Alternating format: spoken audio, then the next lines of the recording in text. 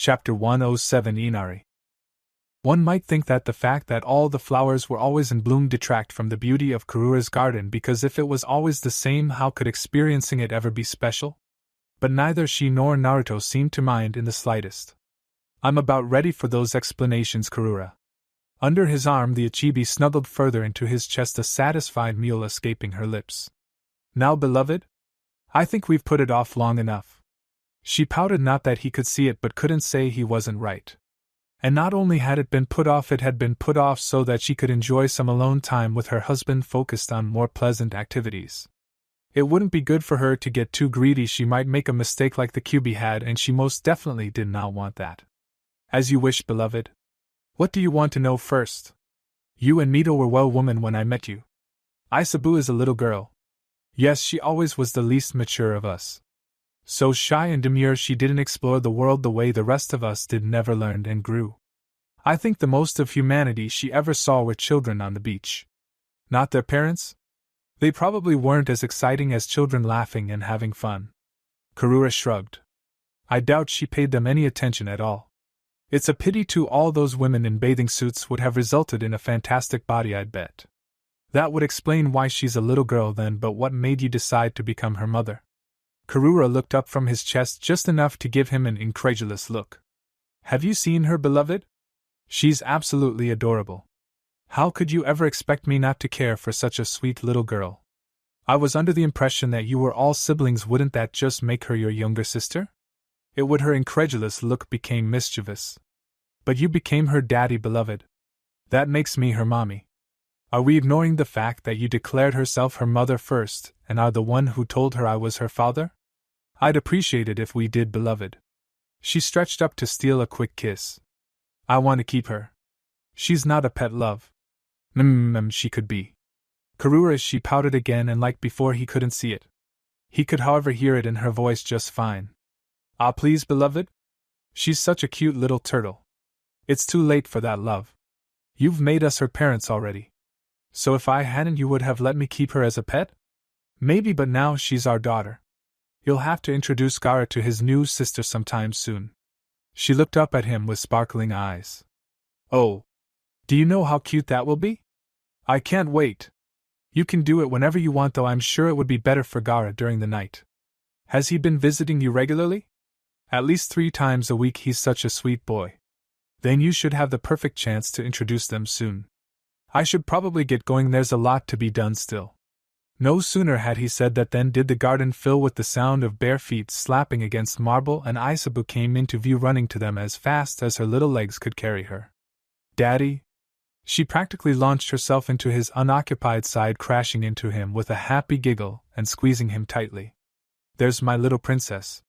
His left arm wrapped around her waist without hesitation, returning the hug until she pulled away enough to plop down into his lap. How have you been? Good. His name seemed to be just about the only thing she spoke above as whisper, but there was some part of him that quite enjoyed that. She gave her mother a small smile before copying her, and placing her head against her father, earning herself a small kiss atop her head from the Ichibi. Didn't you need to get going, beloved? She didn't need to look at him to know his gaze had shot directly to little Aisabu resting against him. She also didn't need to look to know that his purple eyes had softened considerably at the sight. I suppose it can wait a bit. She's already got you wrapped around her little finger, doesn't she? His only response was a grunt, but they both knew it was true. And if her smile was anything to go by, Aisabu knew it too. Gods help him. Another skewer of some sort of spiced meat found itself relieved of its burden as he dragged it against his pointed teeth. He wasn't sure what it actually was, but it was good, and it had been cheap, and that was what was important to one Hoshigaki Kisame. Normally he would dispose of the now useless skewer by tossing it over his shoulder, but Toby had shoved the last one he tossed into his shoulder rather deeply. In fact, it was still there to show that she didn't approve of him littering here in her son's country. His argument that he was putting wood back into nature had not impressed her, but it had been a long shot in the first place.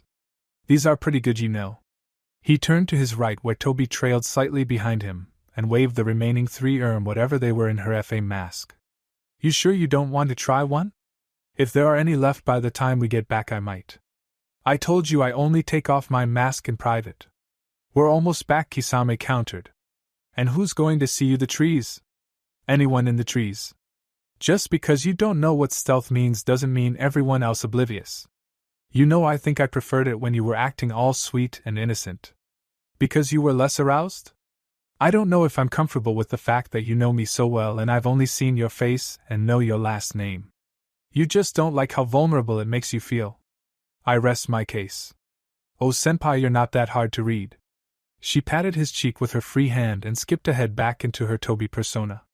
I wonder how much those prostitutes we brought back charge. I could use one about now. Those thoughts were interrupted when he heard Tsukuyami-kun ahead of him in what was most definitely Toby's voice and enthusiasm. He wasn't sure if it was a good thing or a bad thing. On one hand, he would be able to actually meet him for the first time that wasn't locked in combat, which could go either way. On the other, it had just proved Toby right that there were people out here that could have seen her without her mask. He was not so foolish as to think that fact had escaped her even in her excitement. With a sigh, he continued down the path towards the daimyo's palace, taking the turn that brought him through the trees and within sight of the palace itself. It was tall enough that the people of Nami could see it above the trees, but the first thing you saw when you entered the gate that had been constructed was a small forest and a winding path through it. Probably wouldn't stop anyone who actually intended to do harm, or those able to do so at that, but would act as a deterrent for those who didn't actually have business with Tsukuyami. For privacy in that sense it was perfect. For intimidating presence, on the other hand, it was somewhat lacking. Separated from the main city as it was made him seem like a distant ruler, which Kisame supposed he very much was, but that would translate into an unseeing ruler down the line. People would put his presence to the back of their minds without something to constantly remind them of his presence, but maybe that's why it was so tall. Hidden from you and your day-to-day lives, yet always just within sight of his dominion? Kisame was no expert on anything if you didn't consider killing one daimyo expertise in that particular field, but certainly no expert on the sociological and psychological relationships between a lord and his subjects. Even so, he liked the statement of an always-present lord who was simply above his subjects' daily lives and only made sure they didn't forget who was in charge. It certainly fit the way Tsukuyami had talked, though was a pretty big contrast to the way he had fought. If nothing else, he was going to see which of those represented the real Tsukuyami. Hopefully this time his neck would get out of it unscathed. Tsukuyami-kun. His attention was grabbed from Kabuto-sensei, who had been informing him of the recent operations of the Odo outpost here in Nami no Kuni, to the woman who exited the woods surrounding his palace and immediately shot towards him. He had just enough time to brace himself before she crashed into him, and he ended up spinning her around twice to bleed off the force of the impact. "It's good to see you too, Mikoto-chan." He greeted her as her feet returned to the ground. Her arms had thrown themselves around his neck, and he didn't bother removing his hands from their position resting on her hips. Off to the side, Kabuto gave the mother and son a strange look, but neither paid him any mind. "Staying out of trouble, I hope." "Of course, Tsukuyami-kun." Kisame-senpai was feeling a bit bored in his room, so we went out to try some of the vendors by the docks. The man in question emerged from the same path Mikoto had, though notably less exuberantly, and Naruto only spared a glance at him before returning his attention to the last Uchiha. "I see. How did the villagers react to him?" Some of the adults looked twice, most kept to their own business. He could hear the smile behind her mask with her next words. "The kids seemed to be pretty enamored by the shark man, though. We had a troop following us until we reached the palace walls." "Oh? Sounds amusing." Kisame stopped a good 10 feet away from them, awkwardly chewing on one of the skewers like an oversized toothpick, and Naruto gave him another look, pausing at the scarred flesh around his neck. "And if it isn't our resident daimyo slayer himself. We've met before, but I don't believe we've ever had a proper introduction." He gave the rogue Kiri shinobi an expectant look, and after a second Toby started glaring at him for whatever he was supposed to be doing. They'd never had a proper introduction, but then he had just He was the daimyo. Kisame was supposed to introduce himself first. That would explain both Tsukuyami's look and Toby's glare. Whoops. Kisame gave the back of his head an awkward scratch and smiled as best he could with the skewer in his mouth. "Sorry, I'm Hashigaki Kisame. S-ranked rogue Kiri shinobi daimyo slayer, and one of the senior members of Akatsuki, I think." He had never really left the Akatsuki, so he was still a member probably. On that note, letting them know he was still alive was a good idea. Maybe just a letter letting them know that he was just going to be on an extended vacation until they needed him to catch the Yonbi? Now that he thought about it, Itachi had been assigned the Kyuubi. He wondered who that would be now. He supposed it probably didn't matter too much considering it was the last one they were going after. Hell, maybe Pain himself would decide to do it would save the rest of them a lot of trouble. And it would spare Kisame from being given another partner that sounded good to him. You think from his tone Tsukuyomi was not impressed. Not the greatest second impression then. Wasn't as if his first trying to kill the young daimyo could really be made much worse, he guessed. Toby would vouch for him at least maybe. I am Tsukuyomi daimyo of Nami no Kuni and the head of the Imperial House of Wolves of Hai no Kuni. Welcome to my country. Kisame had the strangest feeling he was being one-upped, though he was also some 90% sure it was just his imagination, but he really didn't have anything to contend with daimyo, not when this daimyo had managed to hold his own against him not too long ago at least. And for some reason he didn't think walking freak of nature would work as either a superior title or as a joke, so he refrained from trying it. Good to be here. Admittedly, that wasn't much better if the 2-3 with Kabuto flat stares he was getting said anything. Quite. Tsukuyomi turned to Toby and briefly squeezed her to him in a hasty hug. With that, I do think I'll take my leave. I have things to see to. Please do your best, Mikoto. Of course, Tsukuyomi-kun. I'll keep him out of trouble. Thank you. Spinning on his heel, Naruto continued his original trek towards the Odo outpost to inspect it for himself, Kabuto falling into step behind him and recognizing that Tsukuyomi had little desire to continue their previous conversation. As he disappeared down one of the other paths through the surrounding woods, Toby spun towards Kisame with her hands planted firmly on her hips where she could still feel the lingering warmth of Naruto's hands. Hey, it didn't go too badly, did it? Kisame asked hopefully. With an exasperated sigh, her arms folded over her chest, and she rested the majority of her weight on one hip. You're hopeless, you know that, senpai? The shark man gave a shrug. Yeah, I figured. Was never very good at being a people person. What are you good at? Killing things? Pissing off attractive women? His eyes brightened considerably as he stuck one of his remaining skewers into his mouth, doing his best to talk around it. Eating. I think I might have to disagree with that last one, senpai. His shoulders slumped, but he didn't stop chewing. And weren't you going to save one for me? Yes. With a defeated sigh, he handed over his last skewer. He really needed to figure out what was on it so he could get more at some point, which Toby snatched away. He looked up just in time to see her remove the mask and start delicately nibbling at it. That sight was much better than eating it himself, he decided, and it was only made better by the fact that he knew she was still irritated at him. He needed a hobby. Or a girlfriend. Or to spend some time with those prostitutes. Had they opened up their own brothel back in the city yet? Someone needed to put him down for 2 appointments. Or just 2 girls. Either worked for him. The outpost wasn't very large, and inspecting most of the basic rooms didn't take long at all. There was one room in particular, though, that had Tsukuyomi's attention, the training room. Of their own volition, Oto forces had extended the offer of training to any youth who wanted to better serve their country. Knowing Orochimaru, he was sure it was one of her plans, and he was twice as sure that her forces had some very specific orders for how to be training the malleable youth of Nami no Kuni. Of course, it was inevitable that not everyone would accept the price of such training when they found out. It was understandable, really. Everyone had their own goals in life, and many were willing to make compromises to achieve them. But not everyone was willing to sacrifice the integrity of their beliefs on their path to their goals. It was almost admirable if foolish. I don't care. You can take your stupid beliefs and take them out of our country with you. And speaking of that specific breed of individual, Naruto shared a brief glance with Kabuto as they drew near the open double doors of the training room. All those who join the forces of Odo are under the command of Denka-sama by the will of Orochimaru himself. The head instructor countered as Naruto stepped into the back of the room.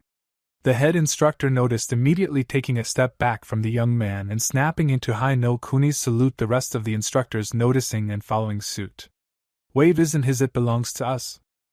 I'll teach this to everyone else in Wave so we can remove him and his wolves from our country. The rest of the students realized the presence of strangers and quickly parted as he walked calmly towards the front of the room, only to stop behind the only person there not to notice his entry. That's a very brave thing to announce, child. He looked down at the boy, who spun around to look up at him with wide eyes. But declaring your intentions so openly is also pretty foolish of you. Why you? Inari fell back a step, taking in the appearance of Nami no Kuni's daimyo in the flesh. Black pants and black boots, a shirt equally black left unbuttoned on his pale seal-covered torso. The sleeves were rolled up, showing similar seals that covered his arms. Purple eyes, cold and observant, peered down from beneath a wreath of crimson hair that spilled almost carelessly down his shoulders. Despite the informal dress, he still commanded a presence of majesty that far exceeded anything Inari had been exposed to in his lifetime. What are you doing here? Whatever I want, boy. This is my country. Naruto paused, examining the boy curiously before leaning down to the boy's level to look him straight in the eye. But you're welcome to try taking it from me. Almost casually, his left hand caught Inari's, halting the kunai that had been aimed in the general area of his kidney. Without breaking his gaze from Inari's horrified eyes, he moved the kunai to the correct location and angled it slightly upwards. That's where you want to aim for, not that it will do you much good when you're so slow. Keep practicing, boy, and the poor instructors who have to suffer you might yet turn you into a half-decent shinobi one day. Naruto released the hand that fell boneless to Inari's side and stood back up, walking around Inari to greet the head instructor with a final comment. But I'm not holding my breath. Go gods above! Panted Kidamaru, all of his hands resting on his knees as he gasped desperately for air. Why are we in such a rush? Does it really matter if it takes us an extra day? His question earned him a glare from Guren. Unlike the rest of the party, she wasn't winded in the slightest, looking over her team with undisguised disdain. Let me put it this way, if Denka-sama sends any kind of message to Orochimaru-sama by courier bird, or even a summon, and it gets to Orochimaru-sama before we've had a chance to report to him, he's going to be furious. Well, why couldn't we do the same? It would have been faster, we could have taken our time, and maybe he wanted us to stay with him, or something. The Khan twins shared a look. You just wanted, started one. To keep trying to convince those girls to continue, the other. Give you a free session. They chorused together. Hey! I guarantee you they've never been with a man with 6 arms before. Not only would that not have changed if they slept with you, Sakan's flat look was mirrored by Yukon, who continued. But I can hardly see a reason why they would want to, you grabby bastard. Knock it off, all 3 of you. Her fist found her hips, and all 3 of them immediately took a step back from her. Like children, I swear. She focused her attention to Kidamaru. There's an easy answer to that question, and I'll provide it in the form of more questions. Do you have a summon we could have sent that would be faster than us? Do you have trained birds in your pocket, or the coin to hire one?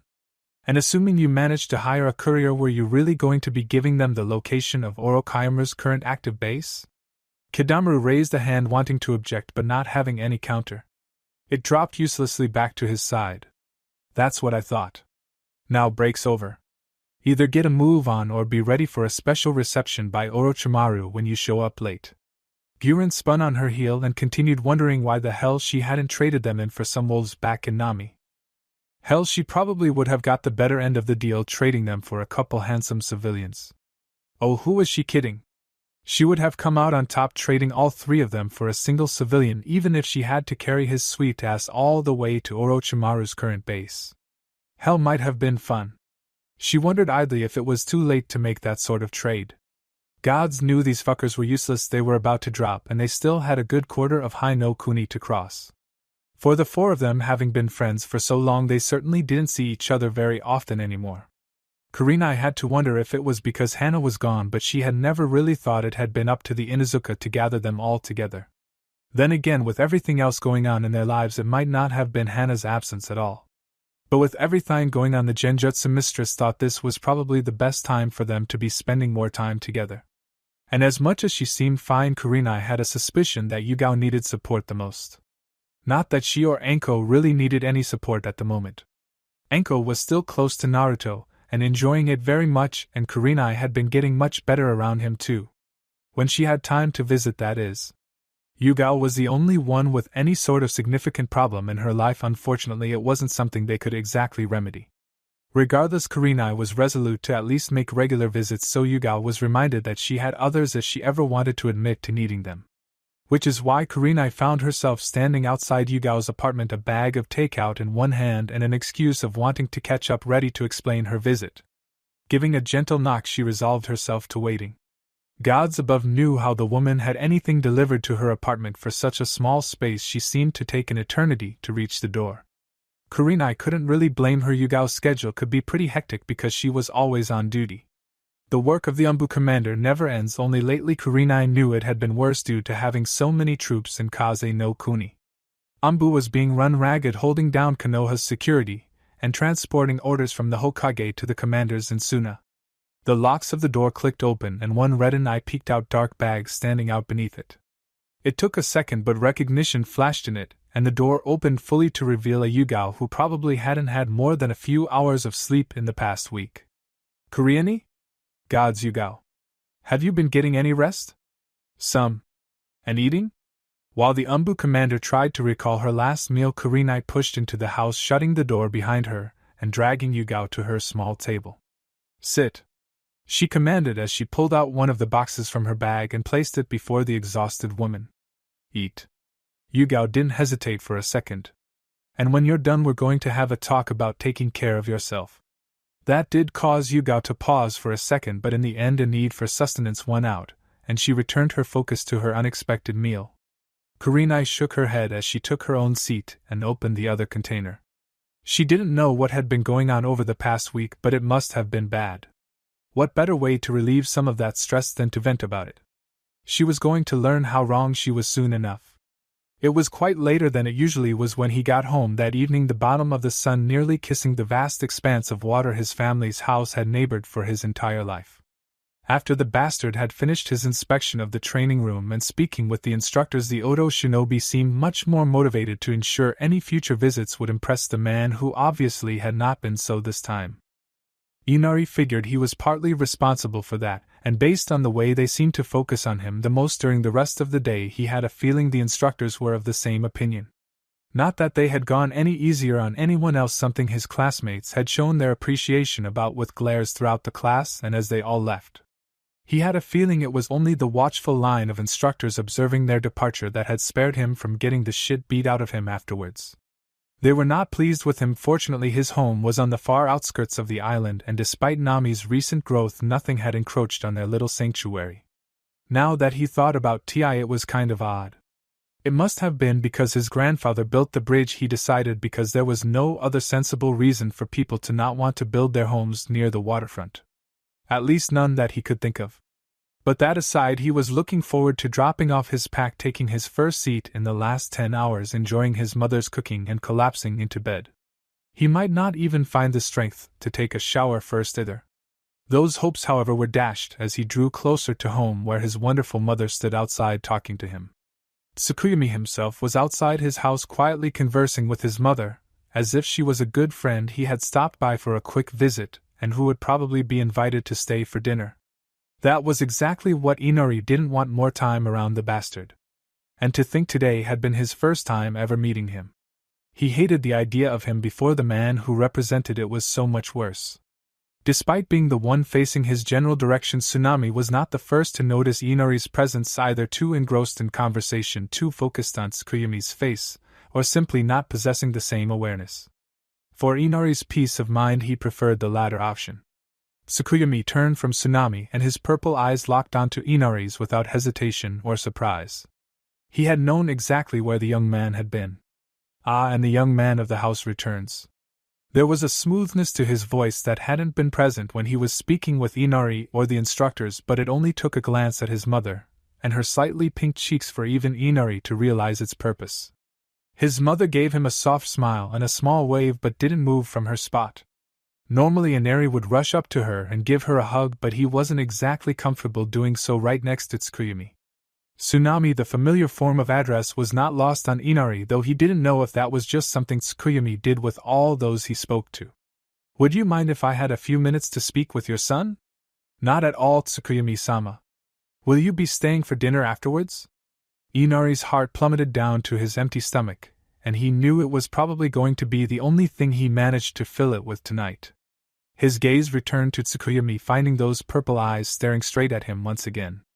Almost as if he knew what Inari was thinking, he turned back to Tsunami with slight incline of his head. As tempting an offer as that is, Tsunami, I'm afraid I must decline. There is still much I must see to at the palace, and I have another trip soon approaching I must prepare for. Perhaps next time I can enjoy your cooking. The pink on his mother's cheeks darkened slightly, and she brought one hand up over her lips as a small giggle escaped her. I'll hold you to that, Tsukuyami-sama. She turned to Inari as her hand lowered back to her side.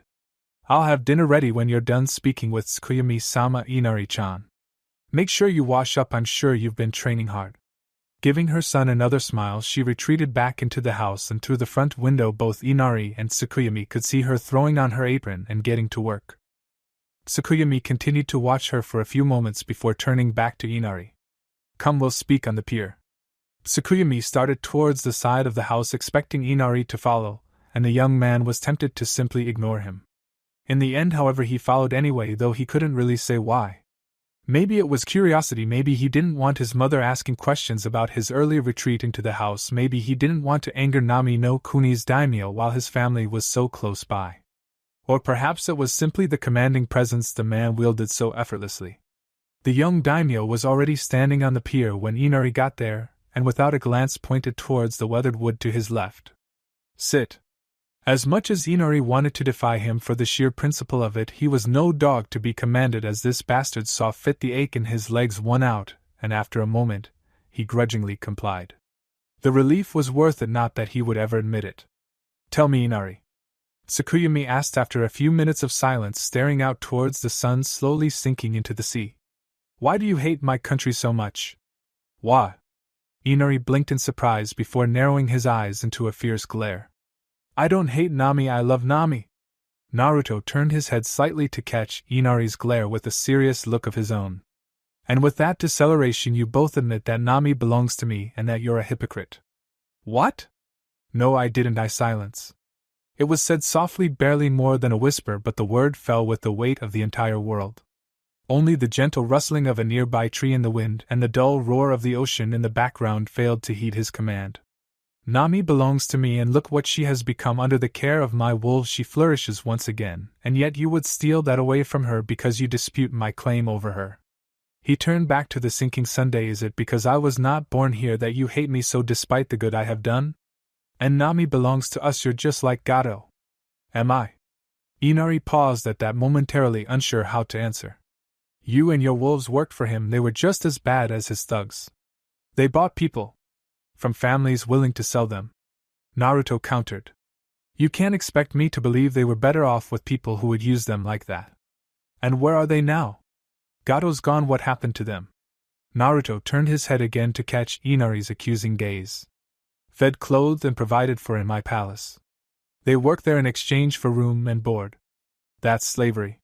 Naruto's expression didn't change in the slightest as he held Inari's glare.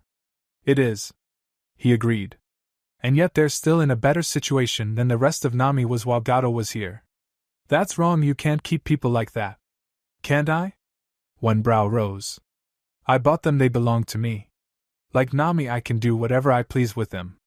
Inari grit his teeth, his hands balled up into fists, and shaking slightly as he tried to restrain himself from attacking someone he knew for a fact could kill him without a second's thought.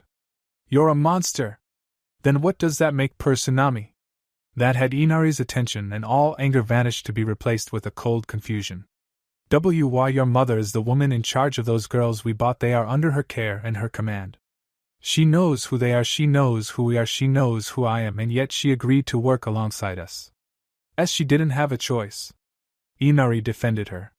She needed the job to support us, she wouldn't have it if she didn't have to.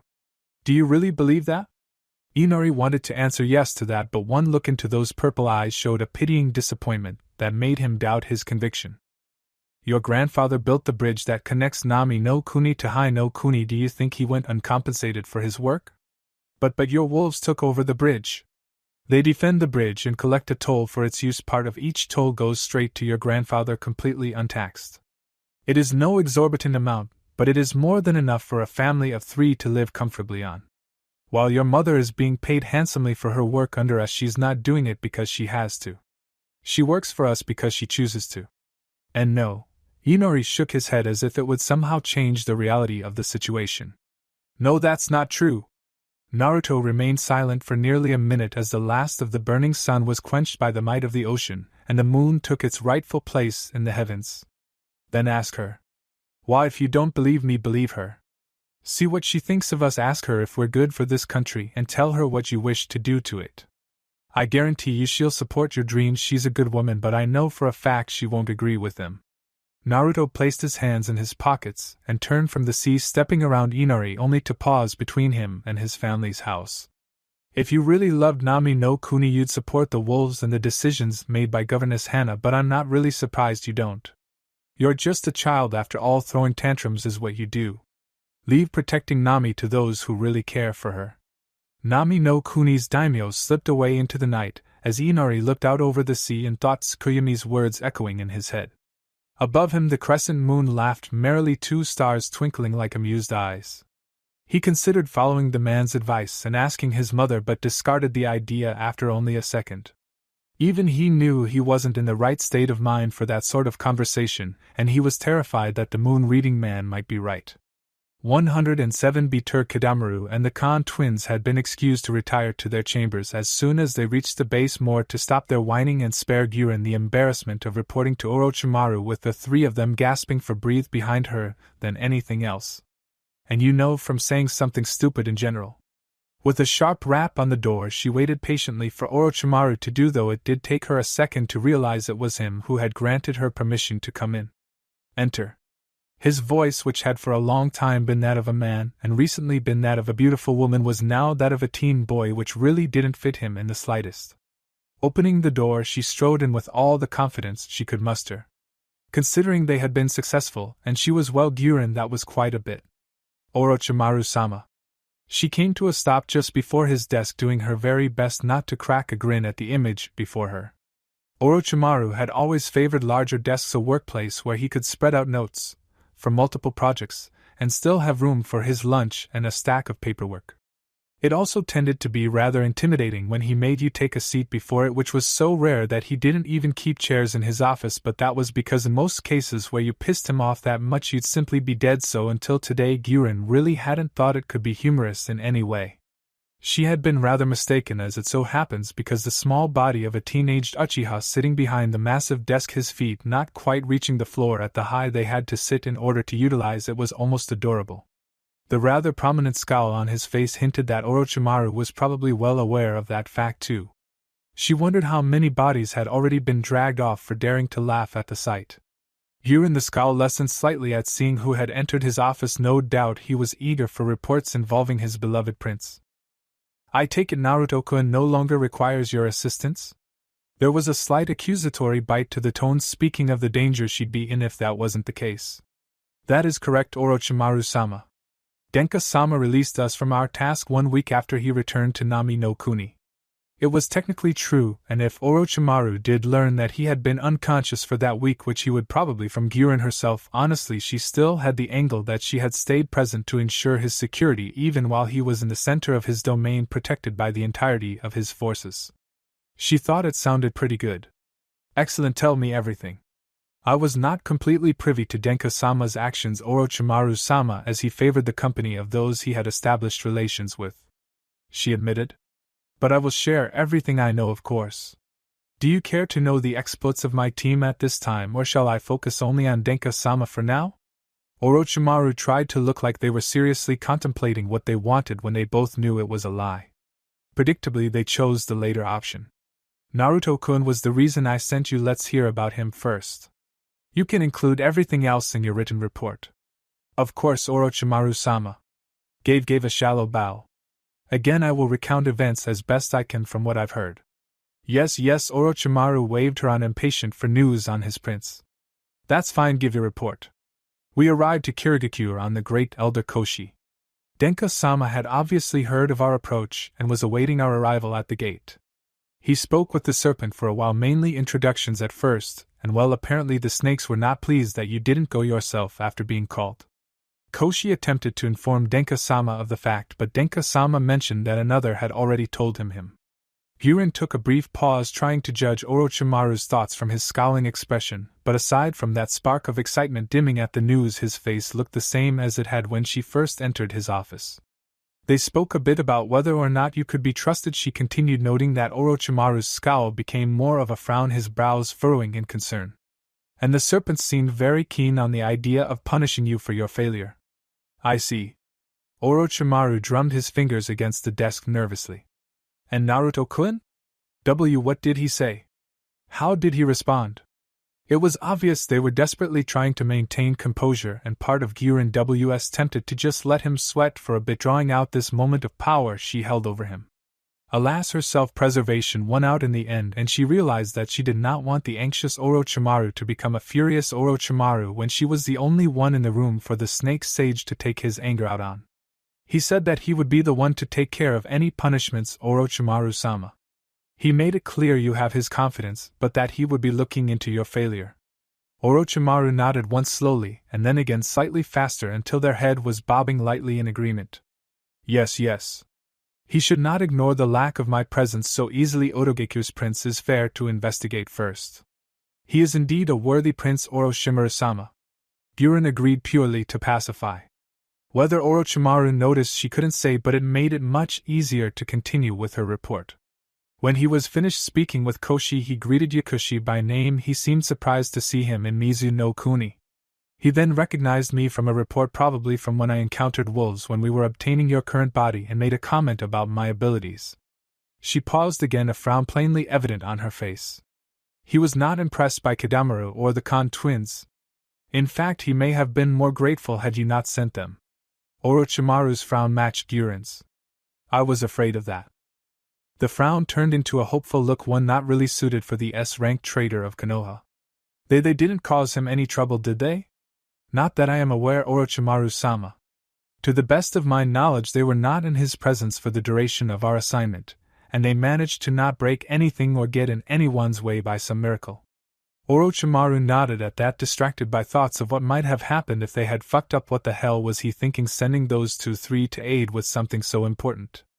Retrieving his next body, delivering messages using a specialized jutsu he had developed for them? Fine, that was nothing, but when Naruto's life was possibly in danger. What the hell had he been thinking? On paper, of course, it looked better to have more able bodies sent to aid his prince, but able bodies didn't exactly mean able minds or competence to any degree. Anything else? He received the locations of your former bases in Mizu no Kuni and left with a good portion of his wolves to clear them out. We were left with his most trusted to ensure Yagura didn't try anything that might harm him while he was away. Orochimaru's frown was back, not liking the fact that the forces he sent to protect Naruto hadn't been with him, but recognizing that they were still serving his intended purpose by keeping an eye out for any treachery from the wolves' tentative allies. I don't have many details about that excursion, but with the rebels launching an attack not soon after, I can only assume they were feeling pressured by his actions and were flushed out to try taking over Kirigakure before he reached them. We held them off until he returned, at which point Gyurin stopped, hardly able to believe she was about to say what she was. He summoned Manda and proceeded to use him as a mount. He summoned Manda? Orochimaru's surprise was understandable. Manda was the boss summon of the Serpent Clan, supposedly only available to those who had signed the summoning contract, and provided him with sacrifices every summon.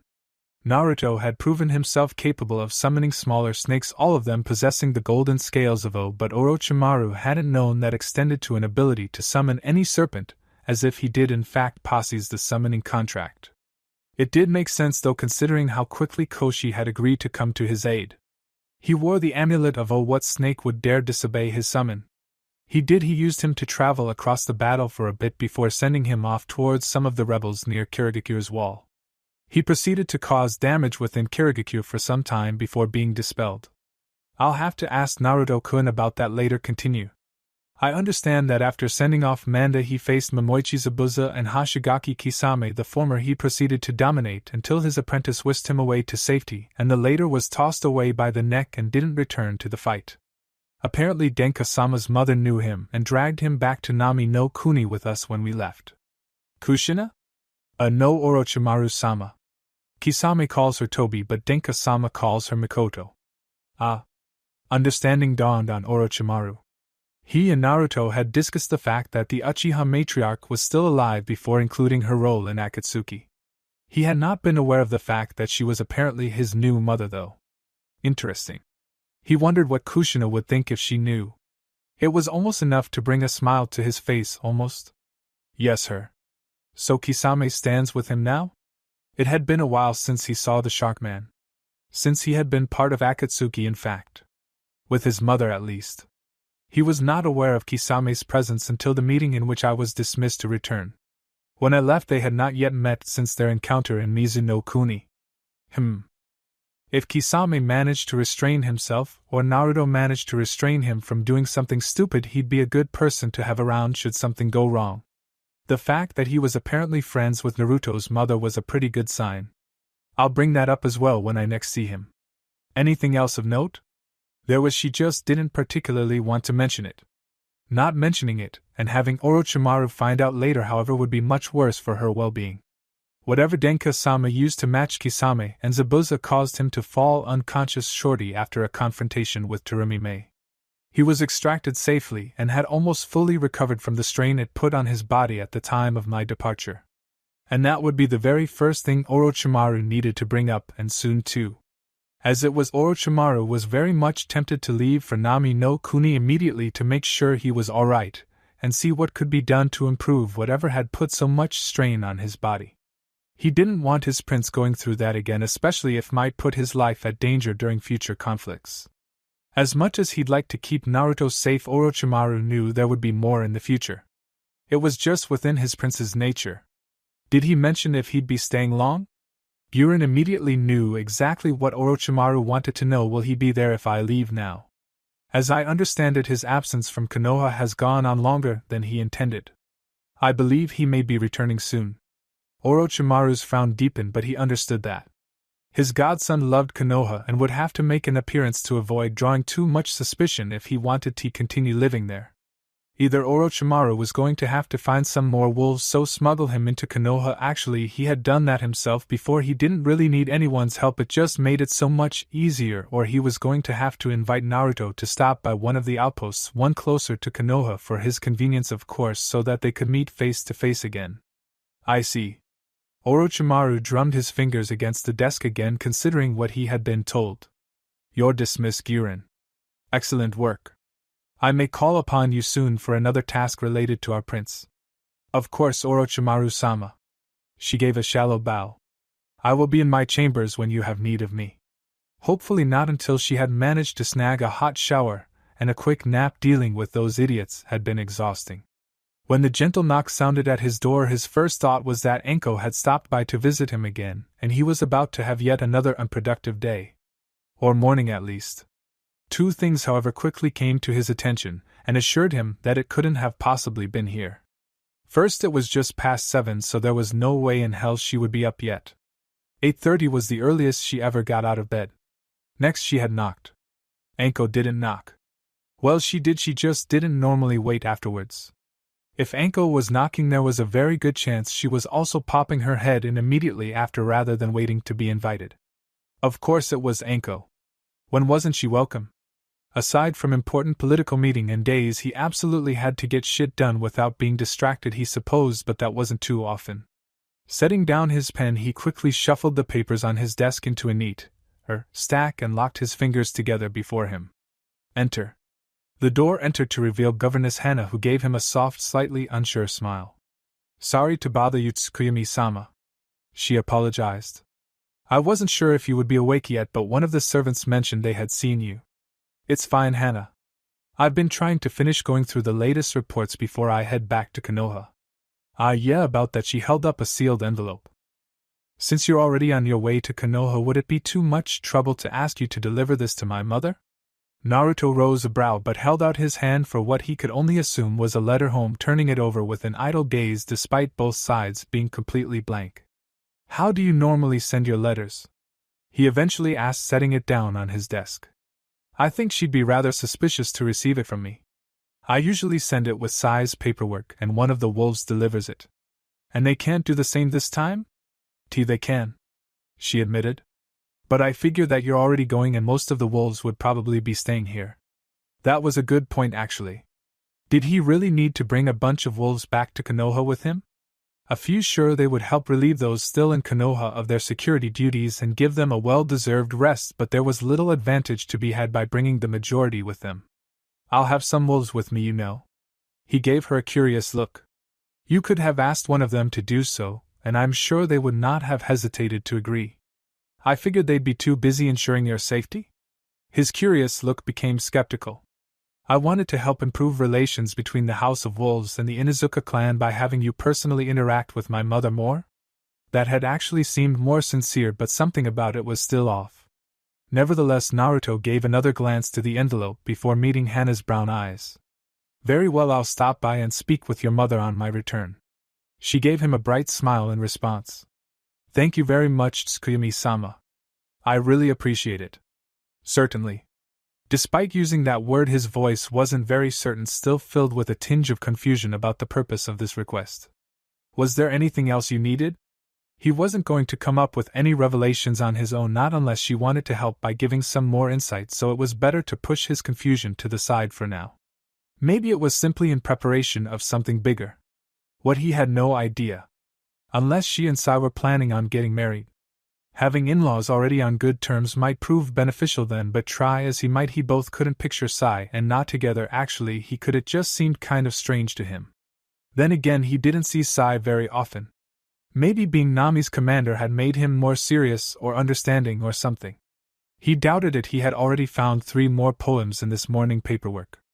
Some things never changed, and he couldn't come up with any other situation in which he and Sim spending more time together might be beneficial in the long run. Other than, as she said, improved relations between their groups. He knew for a fact that it wasn't her only purpose though, and he also knew he would go crazy trying to figure it out with what limited knowledge he did have. Besides, he needed to talk to Sim about her relationship with Mai too. If she thought she could be Mai's first, and then break her heart down the line, she would have another thing coming. It was only fair that Naruto warn her beforehand, especially if it ended up saving Mai the heartbreak in the end. No, that was everything. When were you planning to leave? Part of it was simple curiosity, but another part wondered if there was some sort of send-off the people of Nami could give him. It wouldn't be a parade, but it was better than having to watch him solemnly slip into a carriage and ride away without fanfare. He was the daimyo of Nami no Kuni. For God's sake, it shouldn't feel like he was sneaking out of his own country. Tonight, I think. Possibly tomorrow. He frowned slightly in thought. I want to finish up these reports at least, and I've asked Katsuri to prepare for my departure. The frown deepened. I'm not sure why I haven't heard from her. It shouldn't take too long to pick 5 wolves and ensure the horses are in good health. Hana had a good idea that Katsuri considered preparations for his departure a little more involved than that. Maybe she should find her so they could plan something a bit more grand. Maybe something came up, she suggested. Do you know where she is? If she needs help with something, I might be able to arrange it for her. She was going to check the carriage first, I believe, and then stop by Sai's office to finish arrangements. I'm not completely sure where either of those is located now. Oh, that's right, he hadn't even had a tour of his palace yet. That was far more strange than slipping away from his country quietly. His travel preferences were one thing, but this palace had been built for him as his official residence in Nami no Kuni. For him to not even know the building besides his bedchambers and his office was unacceptable. Hana bit her lip in thought, wondering if it was better to seek out Katsuri to see about arranging something for his upcoming departure, or if she should take it upon herself to give him a tour. She could always find Katsuri first, and then return to give a tour, or find Tsunami and ask that she give him one, but she didn't know where Tsunami was, and who could say how long it would take for her and Katsuri to finishing planning things for him. In the end, she decided that at the very least she would ensure he knew the palace he would be leaving behind, even if that meant his journey wouldn't be marked with any fanfare. Honestly, she thought he'd probably prefer it that way anyway, even if he did deserve some show of appreciation for what he had done for their country. They could always do that on his next visit, or invite him to celebrate the anniversary of Nami coming under his rule. That wasn't a bad idea actually, because it could be incorporated into a celebration of Gato's downfall, which she knew the people of Nami would gleefully celebrate, and wouldn't be too hard to dedicate a feast or a parade or something during the festival, even just having him attend and give a speech before fireworks that night to remind them who their daimyo was and give them a chance to thank him for the prosperity he had given them. It also gave her much more time to plan and another project to work on if she was ever bored. She just needed to figure out the best time for such a celebration. Around that time naturally, but there was a period between Gato's downfall and Tsukuyami being officially recognized as Nami's daimyo. Unless they wanted to mark that very period as a holiday. What was it, a week? 2? A month? They were Nami. They pulled in so much that providing for the needs of their people for that period that unlike Sai's expense reports it wouldn't even come close to requiring a drop of red ink. Hell, maybe she'd even managed to get the month named after him too. And if not the month of Tsukuyomi, maybe something more along the lines of the month of the moon. It would probably be easier to swing really. And on that note, they could call the celebration the Moon Festival or the New Moon Festival, both to honor Tsukuyomi's major part of Nami's new future, and the fact that the celebration was for the anniversary that everything changed and the old lives under Gato were washed away. More poetic than she was any good for, but she was sure she could get Sai to refine it for her later. First, she needed to get it in the works. Correction, first she needed to give Tsukuyomi a tour of his palace. Tsukuyomi-sama, has anyone shown you around yet? Completely? No, but I know where to find the things I need. He gave her a dismissive, negligent wave of his hand as he returned to the reports on his desk, an expression of his complete disregard for the fact that he hadn't been given a tour of his own house. Anything urgent? He rose a brow. I'm sorry? Are any of those reports urgent? Not particularly, no. Good. Hana strode up to the desk and grabbed Naruto's arm, gently tugging him out of his chair. We're going to show you the palace we all spent so much effort preparing for you. His curious brow turned into one of bemusement as she marched him out of his office and down the hall. And I don't suppose I have any say in this, do I? Nope. Chapter 108 Departure. The man's droning voice had lost all meaning long ago, his words slipping together into a hum in the back of the mind you knew was there but for the life of you couldn't be bothered to decipher. Asuma should have been listening. This was important business for Konoha and her future, but he simply couldn't drag himself out of his own thoughts enough to care. What weight did the matter of road congestion hold against the threat that just kept growing? The only thing that could really be argued was that the traffic on Konoha roads was currently a problem and causing trouble, while the growing threat had not fully turned their eyes on them yet. Asuma, however, was not a complete moron, and as stubborn as he could be, even he was able to recognize that his recent attempts to curb this threat may have instead drawn their attention. Attention they were still not ready for. He grudgingly admitted only to himself, made a mistake. Even more grudgingly he admitted that Danzo and his father had been correct. At least about the daimyo happily playing both sides if nothing else. Asuma had sent a report to him as soon as Yugao's team had returned, and Iroha's response had come right before the meeting. Flowery and excessively redundant as only letters formed the Imperial Fire Court could be, its message had been simple enough: the rebels had won their civil war without the aid of any of the other 4 great villages. He was free to offer them aid now if he so wished. This was perhaps the only result from that conflict that didn't immediately put the daimyo in a favorable position despite playing both sides. Admittedly, Asuma took some satisfaction in that. The wolves were good for something, he supposed. Naturally, Asuma would be offering them support, especially knowing that nearly the entire village had been reduced to ashes in their conflict with the wolves. It was evident the aid he had given them during that conflict hadn't been nearly enough if that was the result, and both personal pride and sympathy for another enemy of the wolves demanded nothing less of him. The fact that the wolves had done so much damage, however, both proved him right in treating them as a threat, and simultaneously made him look like a fool for not taking them quite seriously enough. They had reduced a hidden village to ash. Kirigakure had been having problems for many years, but it was still one of the 5 great villages and had been laid to waste by the forces of Nami no Kuni. As small as it was not lacking in power, evidently. The wolves were rapidly going from a potential threat within the walls of Konohagakure to a force that might actually rival Konoha's might. Knowing that they were currently in Konoha just as they had been in Kirigakure did not bring him any comfort in the slightest. Konoha didn't need any extra vulnerabilities for them to exploit, and Asuma knew they wouldn't hesitate to use them against him. So on one hand it was a damn good idea to double down on his efforts to get them out of his village. On the other, he probably didn't want to draw their ire while they were still in Konoha. Especially not after what Danzo and his father had told him. Targeting civilians? Not while he was Hokage, even if that meant holding back until he could ensure their safety.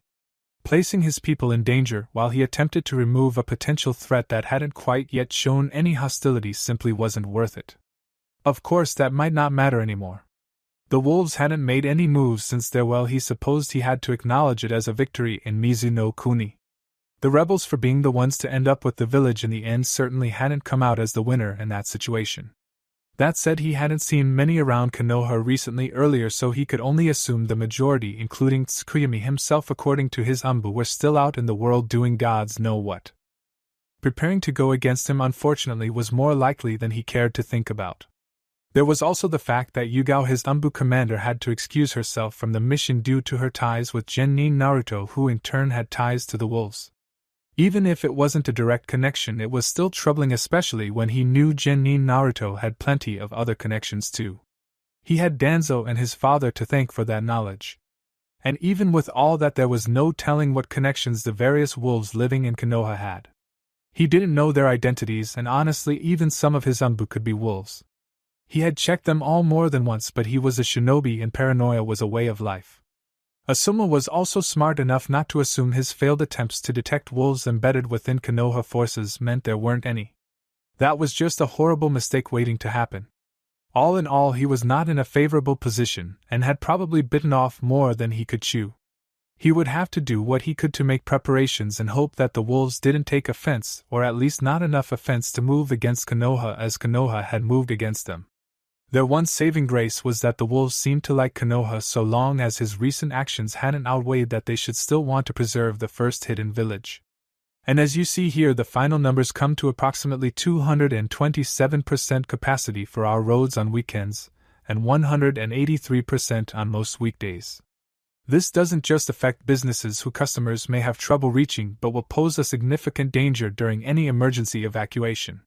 The room fell silent, and it was that lack of droning voice that pulled Asuma from his thoughts. Fortunately, he was already staring at the charts the council member had been using for his presentation. He took a few more moments staring at them, trying to recall what had been said and how he should respond. "Excellent work, council member," he praised hard-heartedly. "This does indeed pose quite a problem to the people of Konoha." While most there, specifically the clan heads, were able to recognize how little Asuma actually cared quite like themselves, the council member gave a beaming grin at the praise. "Because of the dedication and attention to detail you've shown, I want you to come up with various ways this issue might be addressed. Have them to me before the next meeting so I can look over them and they can be put to a vote." "Oh, of course, Godame-sama." He hadn't been expecting that, and grabbing his presentation and the Eyazahrid had rested on under his arm, he gave an enthusiastic bow to the active Hokage before scurrying back to his seat, satisfaction pouring out of him in almost visible waves. "Did anyone have anything else for this meeting?" he inquired, hoping that no one would say anything. After 10 seconds without anyone offering to speak, he continued with much more enthusiasm. He didn't even try to hide the fact that he was eager to draw the meeting to a close, a sentiment mirrored within the clan heads and a good portion of the civilian council members. "No? Excellent." Asuma rose from his seat for his own announcements, quickly meeting the eyes of everyone present before speaking. "As has come to our attention, Kirigakure's civil war has recently come to a close, with the Bloodline Rebellion emerging victorious against the tyrannical Mizuki Chigura." There was some polite clapping from the council, more out of principle than any real excitement. Their victory, however, has not been without cost, and most of Kirigakure was destroyed in the final battle. Asuma figured the first step to buying time to properly rid himself of the wolves would start by avoiding drawing their ire for the time being, and that included keeping others with ties to Konoha from getting any bright ideas to provoke them. As such, he didn't mention their role in the fight yet. "Kanahigakure, with the blessing of Hai no Kuni's Imperial Fire Court, will be offering her aid to help get Kirigakure back to its feet. We hope to foster good relations with Kirigakure and Nizu no Kuni to further solidify our rapidly growing global influence."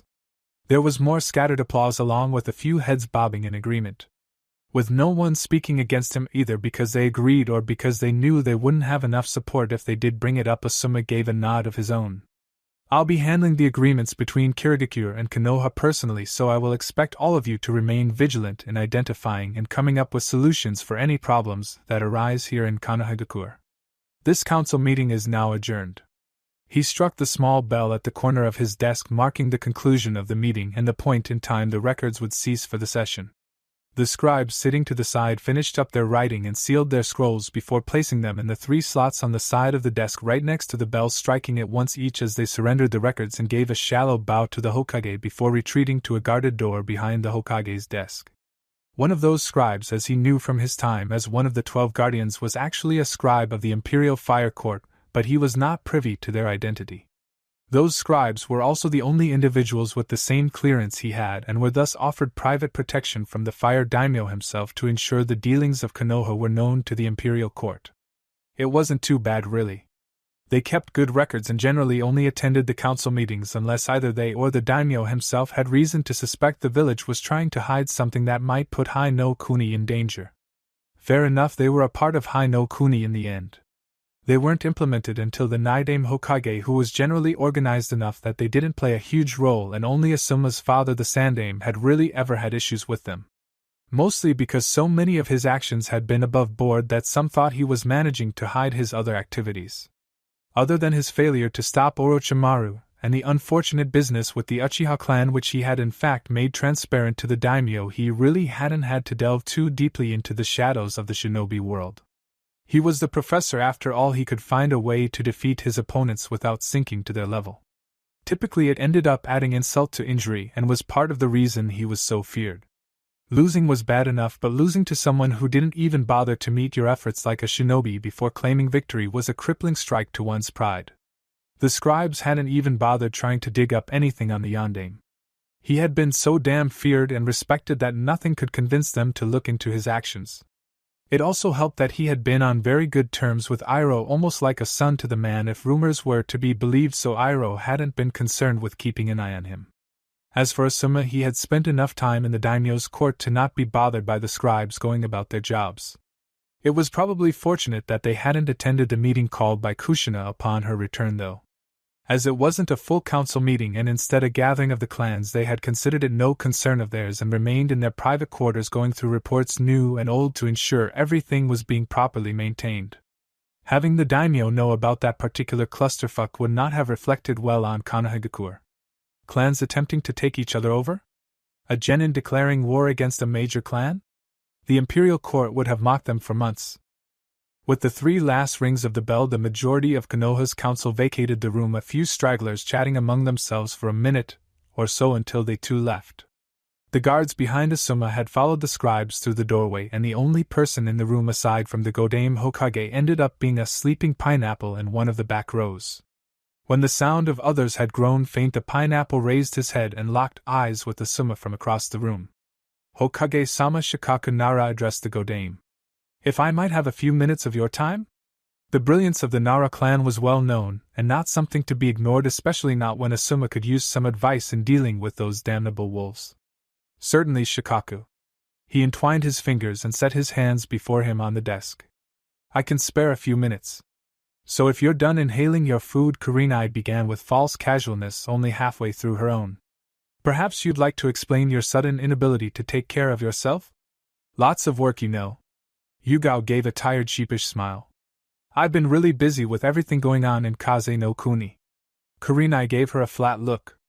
Even so, you should be able to find enough time to eat and sleep. You're not even in Kaze no Kuni, which means there has to be time between reports for you to get some rest. What else is going on? It's nothing, Kurenai, don't worry about it. Yugao. Her tone was warm but stern. I'm still going to worry about you. What's wrong? Let me help you. The Umbu commander looked away for a few moments, gathering her thoughts before turning back with a sigh. I've fucked up, Kurenai. Massively, she admitted. And I have no idea how I can possibly fix it.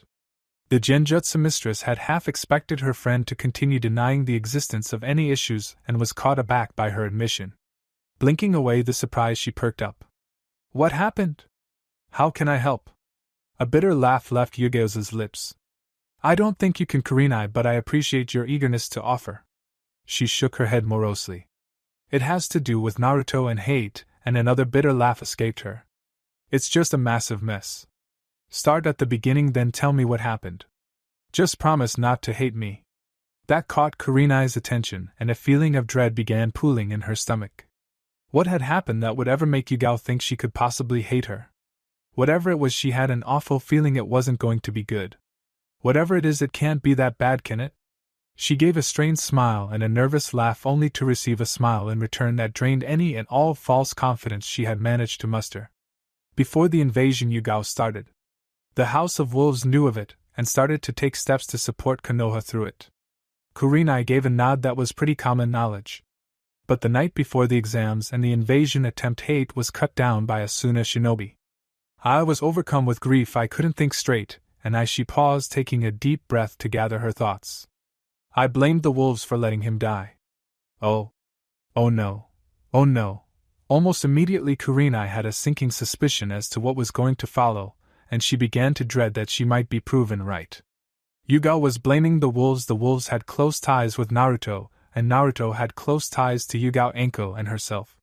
If Yugao was asking her not to hate her, it had to mean something happened between Yugao and Naruto. It was probably a good thing she was learning this before Anko had a chance to. Anko was far less understanding than Kurenai was. She was also much less patient and had a tendency to act without thinking. You don't really think they did, do you? Kurenai asked carefully. No. Yugao's purple hair shook to either side. The wolves couldn't be everywhere, and they weren't the only ones to know about the imminent invasion. But right after I lost him, I didn't think about that. I just needed someone to blame. She gave another bitter laugh, a regretful smile pulling at her lips. Of all the people I could have chosen, including the one to actually kill him, I suppose I chose pretty poorly, huh? You know who did it? That was the first Kurenai had heard about it, and it would hopefully direct the conversation towards a more positive note. She didn't exactly hold out hope for it, though. The laugh was hollow and humorless. I do, thanks to Naruto. A last gift he had prepared before knowing what I did. When he discovered it, he gave him to me anyway, maybe as a parting gift, and maybe just so he didn't have anything around that would continue to tie him to me. And you're sure it's him? Kurenai decided to focus on the more positive side, trying to avoid what she knew was coming. I wanted to make sure. A faint smile began tugging at Yugao's lips for the briefest of seconds. So I went to Inoichi to see if he'd be willing to help me. The first thing he did when he saw me was ask if I needed any help, making him regret his birth. I hadn't even had a chance to greet him. The smile disappeared. He had been the one to confirm his identity for Naruto before he gave the bastard to me. I tried to take out my anger on him, Baki of the Sand, but while it would have helped me feel better about Hate, every time I struck him I thought about Naruto, and how this was only possible because of him. Her smile returned, this time filled with a bitter amusement. I think it was actually hurting me more than him, and the worst part was that he even seemed to recognize it. Her brown eyes locked with Kurenai's crimson. He was feeling pity for me even as I did my best to cause him pain. She shook her head. I couldn't take it, and handed him over to Inoichi. I know he's doing a better job than I was, but I just can't seem to enjoy it. Compared to losing both Hate and Naruto, I just can't bring myself to care about some Suna Jonin and his fate. Losing Naruto? Gods, how bad was it? This sounded like more than just a little fallout between friends. And maybe you should continue? Kurenai suggested. Yeah, I probably should. The tired smile she gave Kurenai only made the Genjutsu mistress' heart grow heavier with dread. I started to hate the wolves, and I started to resent Naruto for choosing them over me. When he trusted me with information about some of the wolves' future plans, I thought it was a perfect opportunity to get back at them. You didn't. Yugao hung her head in shame, a curtain of purple hiding her face. I did, she admitted. I brought it to the attention of Asuma, knowing that he had no love for them.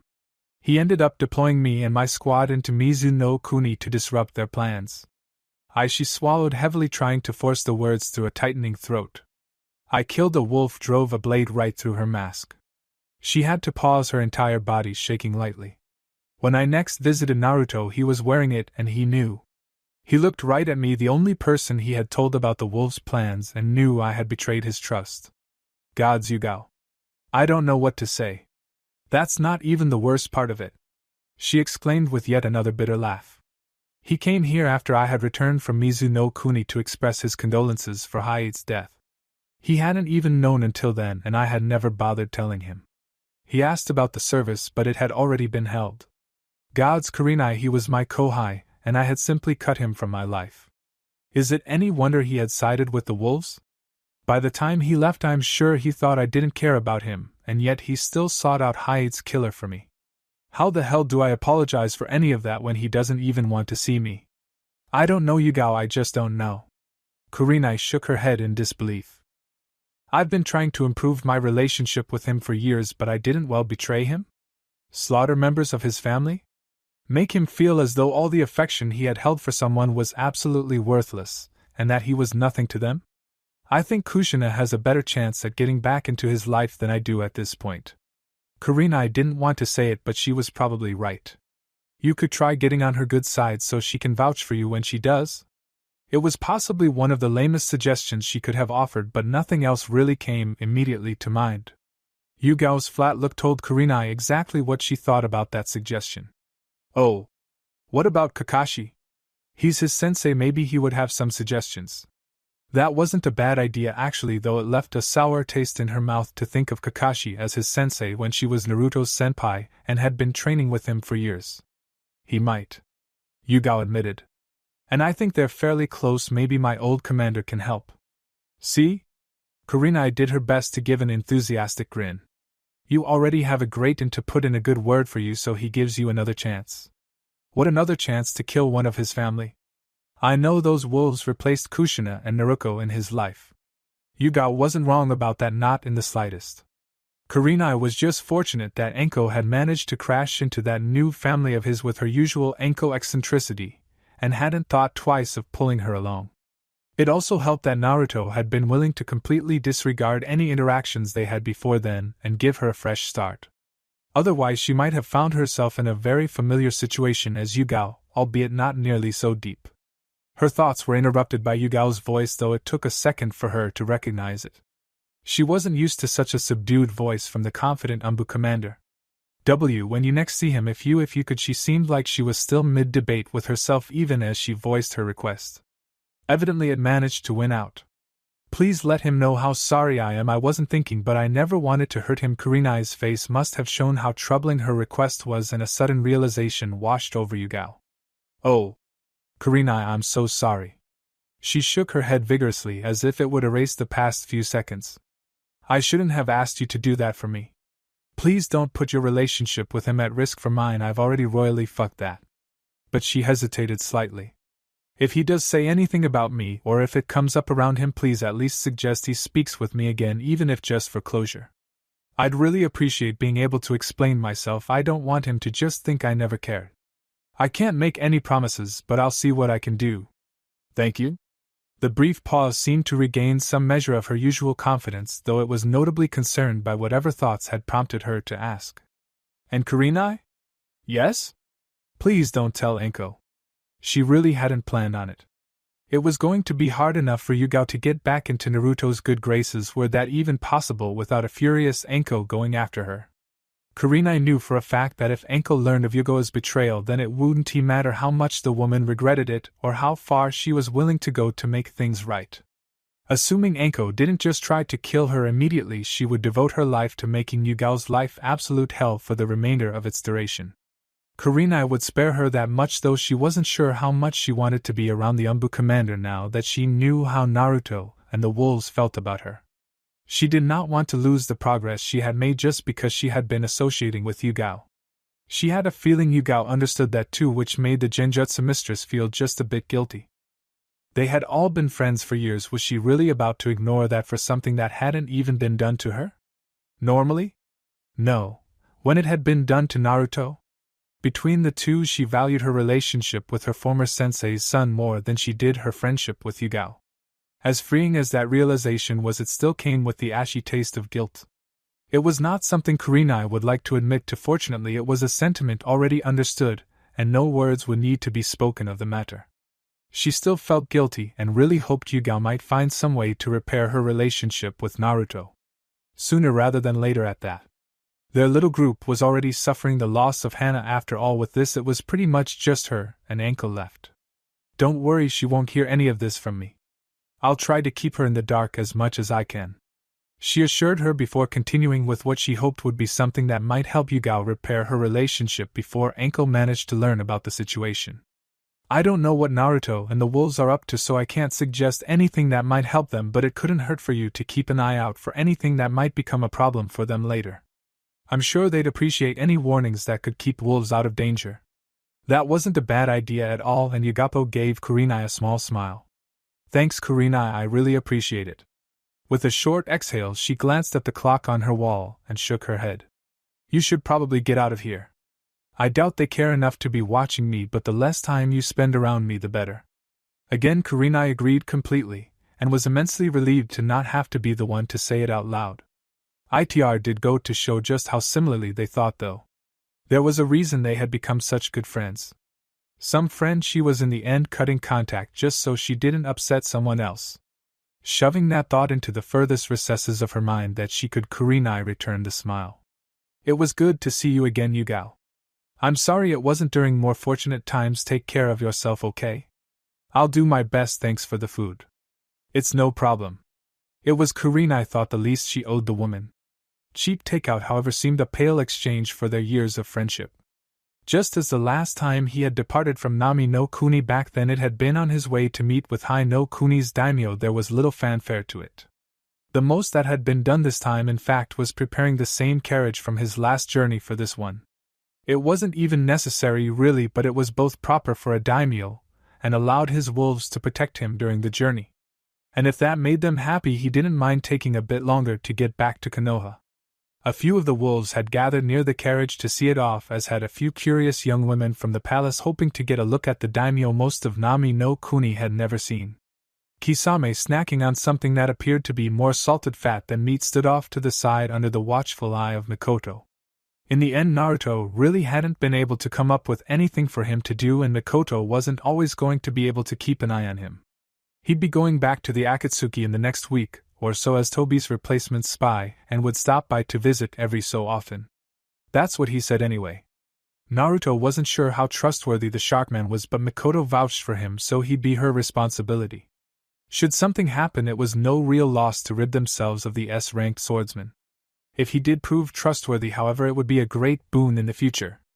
Naruto himself stood next to the carriage, dressed in a simple robe of black silk and a deep purple sash. He had been intending to simply wear his combat outfit on the way back to Konoha, but Hana, Mikoto, Tsunami, and Katsuri had all quickly vetoed that. They pointed out that it would both take a while to reach Konoha, and that if anyone saw him in it they might become suspicious of where he had been for all this time. He had a feeling that wasn't the only reason for some of them anyway, which was supported by the fact that being seen walking around in silk robes would also arouse suspicion. He kept his outfits simple after all, and sometimes that went as far as not bothering to put on a shirt. Wearing needlessly extravagant robes, in his opinion anyway. Why silk? Would be a much larger red flag than a shinobi dressed as well as shinobi. Even so, he hadn't argued. Whatever their reasons, wearing it seemed to please them, and it was a small price to pay to make them happy. It was also admittedly quite comfortable. His thoughts were interrupted by the arrival of Katsuri, and the wolves she had picked to escort him back to Konoha. He skimmed over them quickly and was halfway through an approving nod before he caught himself looking back up at them again. 1, 2, no, he had counted properly. There were only 4 of them for some reason. Katsuri? Yes, Tsukuyumi-sama? I was under the impression you wanted 5 wolves accompanying me. Has something changed? No, Tsukuyumi-sama. The 5 of us will be accompanying you. Naruto's purple eyes met hers curiously, as if the pools of black looking back at him would hold in their depths all the answers he sought. They didn't hold any such answers, but they did hold other things. There was hope and a tinge of fear, but mostly there was determination. She wanted this. An almost defeated sigh left him as his will crumbled. He couldn't think of any possible reason to deny her, and those eyes looking at him were practically pleading for him to allow her to join him. How could he say no to that? It didn't help that as much as parents claimed otherwise, they had favorites. Katsuri happened to be one of his favorites, and not just because of that afternoon named Kirigakure. Besides, he figured if she wanted it this bad, it could be her reward for her performance as High Captain in Mizu no Kuni. Very well, Katsuri. I'll trust your judgment.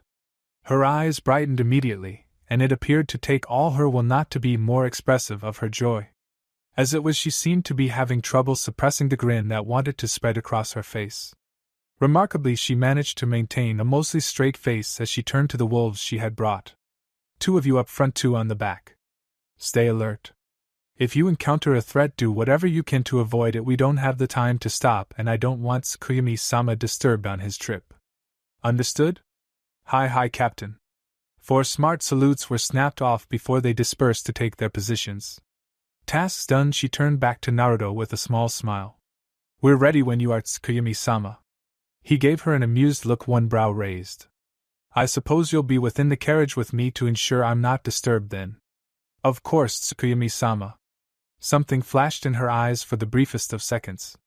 I'll make sure you're taken care of during the trip. He had a sudden suspicion that her reward was going to end up being more than just joining him on the journey back to Konoha. You are aware that Anko will be joining us, aren't you? She shifted slightly at that, either nervous or uncomfortable, but still did her best to continue giving him a smile. I had hoped that I might be able to convince her to spend some time aiding the wolves on their guard, but I'm prepared for her to refuse. I see. He might need to ask Anko to leave himself then just to make sure Katsuri had a chance to enjoy her reward. It was going to cost him later with Anko, he was sure, and it was probably a bad idea when he knew Tayuya was going to drag him away when he got home, but good work deserved a reward. He supposed he could give her some private time later too, but it was going to be a long time to wait until both Tayuya had finally released him and he had managed to recover. She should at least have something to tide her over in the meantime. That reminded him he was going to have to make his Kage Bunshin before he left the carriage later, just to make sure he could get some work done while Tayuya had him hostage. It also wouldn't be a bad idea to be the one to drag her off to the bedroom either. If nothing else, it might slightly lessen the frustration she no doubt felt towards him at the moment. That could be the difference between walking out of the room in a week or being pulled out by concerned wolves. With a glance out to the small crowd of wolves and palace staff that had gathered to watch his departure, he grabbed hold of the carriage door and swung himself in. All we should be waiting for is Anko. If she's not here in 5 minutes, please have someone find her. The doors shut, the closed curtains on the windows blocking him from view. A few of the palace staff chose that time to leave, realizing that they wouldn't be seeing anything more, but most stayed to witness the actual departure. It wasn't like much else was going on in the palace at the moment anyway, they might as well hope for a show. And a show they got. No! Tsukuyami-kun, don't leave without your Anko-chan. Rushing towards the carriage, it was evident Anko had been more than a little pressed for time. With her trenchcoat grasped firmly in one hand, she shoved a scroll most likely containing the rest of her things into its inside pocket.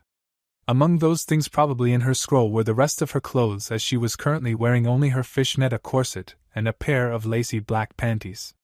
She did her best to wrap the coat around herself as it flapped behind her, but by the time she had reached the carriage it still hadn't done anything at all to maintain her modesty. Katsuri, standing next to the carriage, gave her a rather flat look before opening one of the doors to allow her in. Anko? Well, never mind, I won't ask. Giving a sheepish smile and a nervous laugh, Anko scratched the back of her head before clambering into the carriage, and if Katsuri had to guess, right into Naruto's lap. The High Captain struck the dark wood of the carriage twice with her palm before pulling herself in. We've wasted enough time, get Tsukuyami-sama home. With her final orders given to the wolves escorting them, she closed the door and made sure the curtains were completely shut. If not for Naruto's sake, then to spare anyone he caught staring at Anko.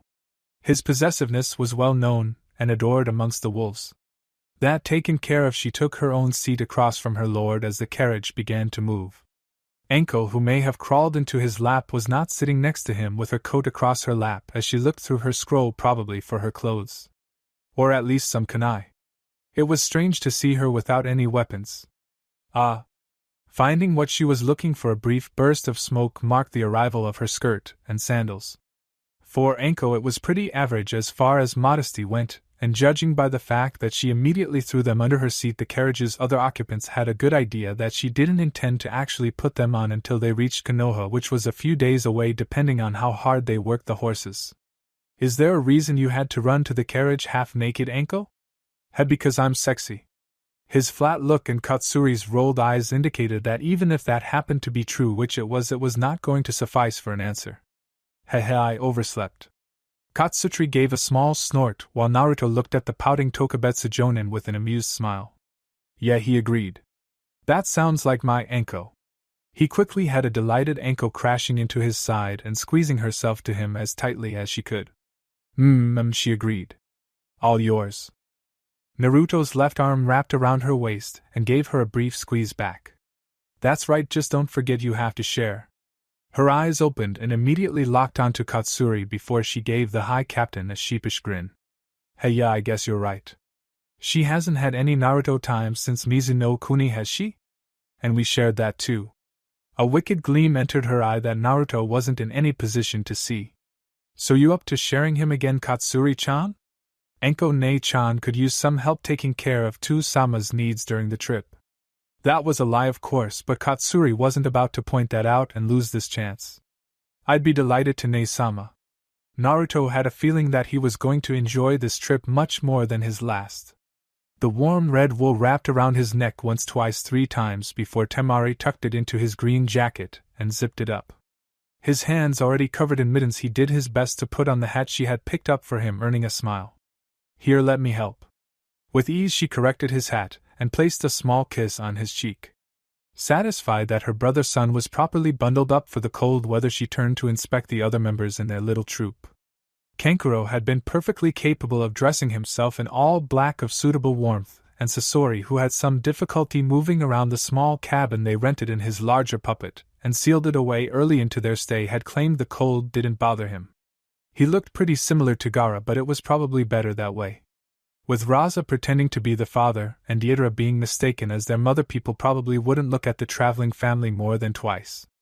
Because with such a cute little raccoon, how could they not take a second look? But speaking of Deidara, the feminine-looking man had found a beige sweater and a pair of tight brown pants that were tucked into boots with a fuzzy trim. Temari was almost positive it was women's clothing, but a lifetime with Kankuro had gotten her so used to it that she didn't pay it any real mind. As long as he was warm, she really didn't care what he was wearing. She personally had gone for a purple jacket and thick black pants. She had boots suspiciously similar to Deidara's. Kankuro had to exert visible effort to keep from laughing when he first saw them, and that was saying something. That came up nearly to her knees. Raza was wearing the exact same thing he had been wearing since they left Nami no Kuni a month ago. She wasn't even sure if he had changed outfits, and quite frankly she was kind of scared to ask. If he was, it had to be getting some sort of wash, simply because she would have smelt it in the cabin otherwise. That too she'd rather not dwell on. What she did know was that he had frozen his ass off on the way here and was probably going to be doing again as they headed back. Desert nights could get damn cold, easily below freezing, but her father disliked the cold nearly as much as he hated the ocean, and was home by sundown every evening without exception. The night Gaara was born, he ended up staying in the hospital, not to make sure the sealing went well or to spend time with his son, but because he didn't want to walk outside in the cold. The fact that he was also grieving for his wife also played a part in it, and he really hadn't wanted to move anyway, but Temari knew that if her mother had survived he still would have stayed overnight, if only to avoid the evening chill. It was kind of pathetic actually, but her father really had never been that impressive in the first place. He had, however, been a fantastic leader. That couldn't be denied. He was no warrior god, but he looked out for his people, and they loved him for it. There was a reason so many had followed him to the safety of Nami no Kuni, and there was a reason he had stepped onto a boat to make sure they got there safely when he'd much rather die in his beloved desert. Even if he wasn't impressive, he always did his best. Well, until now. The loss of his Kaze no Kuni was hitting harder than anything else ever had, and he seemed to regularly fall into a catatonic state. Fortunately, he snapped out of it often enough to at least eat and take basic care of himself, because Temari probably would have forgotten to do so, and would have a dead Kazekage by this point. Part of her wondered if they should take a rather large detour to drop him off back in Kaze no Kuni so that he'd stop moping, but she didn't particularly care to try the generosity of the wolves that had provided for them thus far without at least telling them what they were doing, and she also didn't want to be even partially responsible for anything stupid her father might do in his grief. At least back in Nami they could either leave him there or ask that they send him back to Kaze no Kuni so she didn't have to deal with him anymore. It was a good thing he hadn't ruined their vacation, because Temari would have damn well killed him for that. Instead, he had moped around like a wet towel and generally sat out of the way in a corner where he was easily ignored. It worked out best for everyone that way. All right, everyone ready? She didn't wait for an answer, though she was able to see Gaara obediently nodding his head beside her. Good, let's go. Grabbing Gaara's hand, she marched out of the cabin and into a world of white that until recently Gaara hadn't ever seen. To be perfectly honest, neither she nor Kankuro had ever actually experienced it, either only ever seeing it on distant mountains. It was nice, she supposed, but nowhere near as nice as Kuni. She was half tempted to stop for a second vacation on the way back. Naruto wouldn't mind too much, probably. He finished putting his robes back on as the carriage rolled to a gentle stop along the side of the road a mile or two from Konoha's west gate. Katsuri was sleeping peacefully on the bench across from him, worn out by the journey, while two arms wrapped around his torso and tried to gently pull him back into a very naked Enko's embrace. "Come on, Naruto-kun," she pleaded. "We can have another round or two while they rest the horses." "We've arrived," he countered. "They aren't resting the horses." "So? We've got the privacy of the carriage, still we can have some more fun before you sneak back in. I doubt your siblings will appreciate waiting around while we do, and I know for a fact I still have a very needy Taiya impatiently awaiting my return. Don't be greedy." He didn't need to turn around to see the pouch she was wearing, but the hands dropped from his chest with a sigh as she gave up her attempts for now. "If I have to. Do you need help getting in? I can cause a distraction or something." He turned back to her just as her face lit up excitedly. "Oh.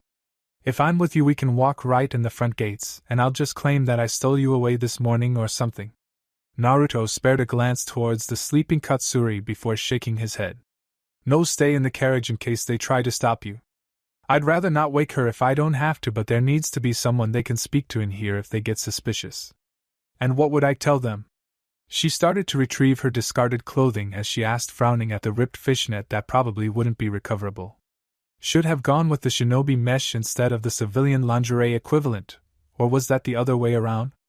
But the thinner fabric had been much more comfortable. "I don't have a mask. If anyone stops you it will probably be Izumo and Kotetsu, so I'm not too worried. You can let them know that the wolves reached out to you to provide protection for a high-ranking commander in an under-the-table sort of mission. Feel free to mix in something about wanting a female guard so you could be around Commander Katsuri at all times." She hummed in thought for a moment. "Yeah, I guess something like that will work. How are you getting in?" "I'll go over the wall while the poor umbu patrolling it are giving the carriage suspicious looks. With Konoha's recent actions I'm sure they have orders to observe wolf activity more closely." Enko gave him a rather prominent frown, her brows furrowing with worry. "You can't walk up the wall, there's chakra in that makes it damn near impossible without ridiculous chakra control. It's too high to reasonably jump, scaling it would take too long, and you'd be noticed, and the only parts that go over the wall are near the gates and well guarded.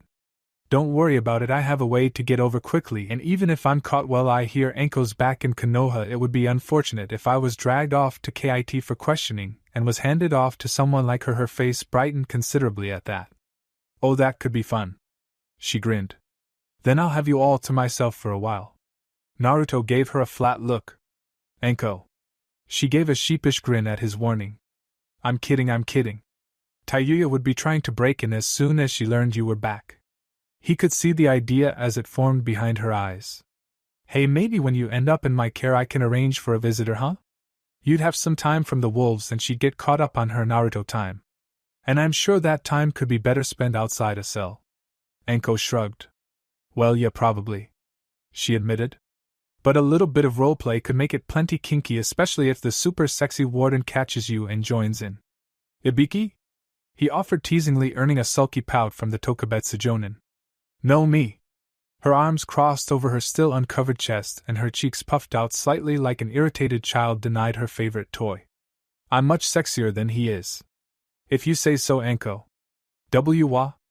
Her displeasure turned into aghast horror. "You don't actually mean that, do you, Naruto-kun?" "I don't know," he shrugged. "Tall, dark, handsome. Always super serious like a mountain of iron, always there to support you. And those scars," he gave a mocking sigh. "Didn't you know, Enko? Scars are sexy." He found an irritated Enko hungrily attacking his lips before he could blink, and as soon as she broke away he found her kunai slip down the front of his robes to rest against his bare flesh. "I'm not losing you to Ibiki of all people, Naruto-kun, and if you ever say something like that again I'll give you a couple sexy scars of your own. Only if you promise to clean off the blood with your tongue again." He countered, grabbing her wrists and pulling them behind her back as he pressed into her to steal a kiss of his own.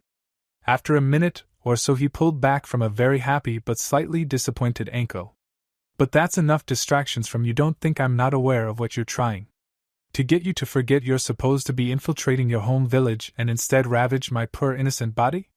Never, Naruto-kun, I resemble those accusations." "You sure do."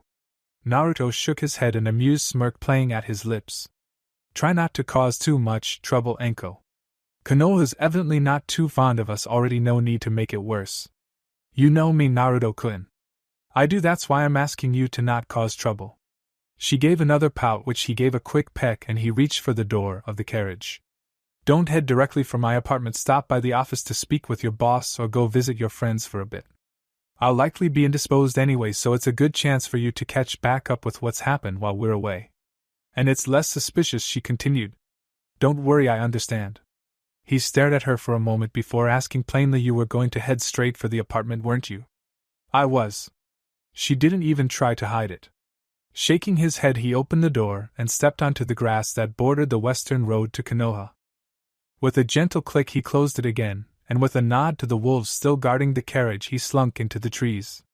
They were cut back a bit closer to the wall to provide visibility for the guards, but that wasn't going to be too much of a problem. He waited until the sounds of the carriage to grow faint, and then for the faint creak of its wooden body as it was brought to a halt just outside Konoha's west gate. Moving slightly south, 2 black chains crept out from within his robes and shot out at the wall. He was sure they made more noise than he would have liked as they wrapped around the metal railing of the upper wall, but he didn't have time to dwell on it. Retracting the chains, he rocketed up to the top of the wall and flung himself over the railing as the chains dissipated.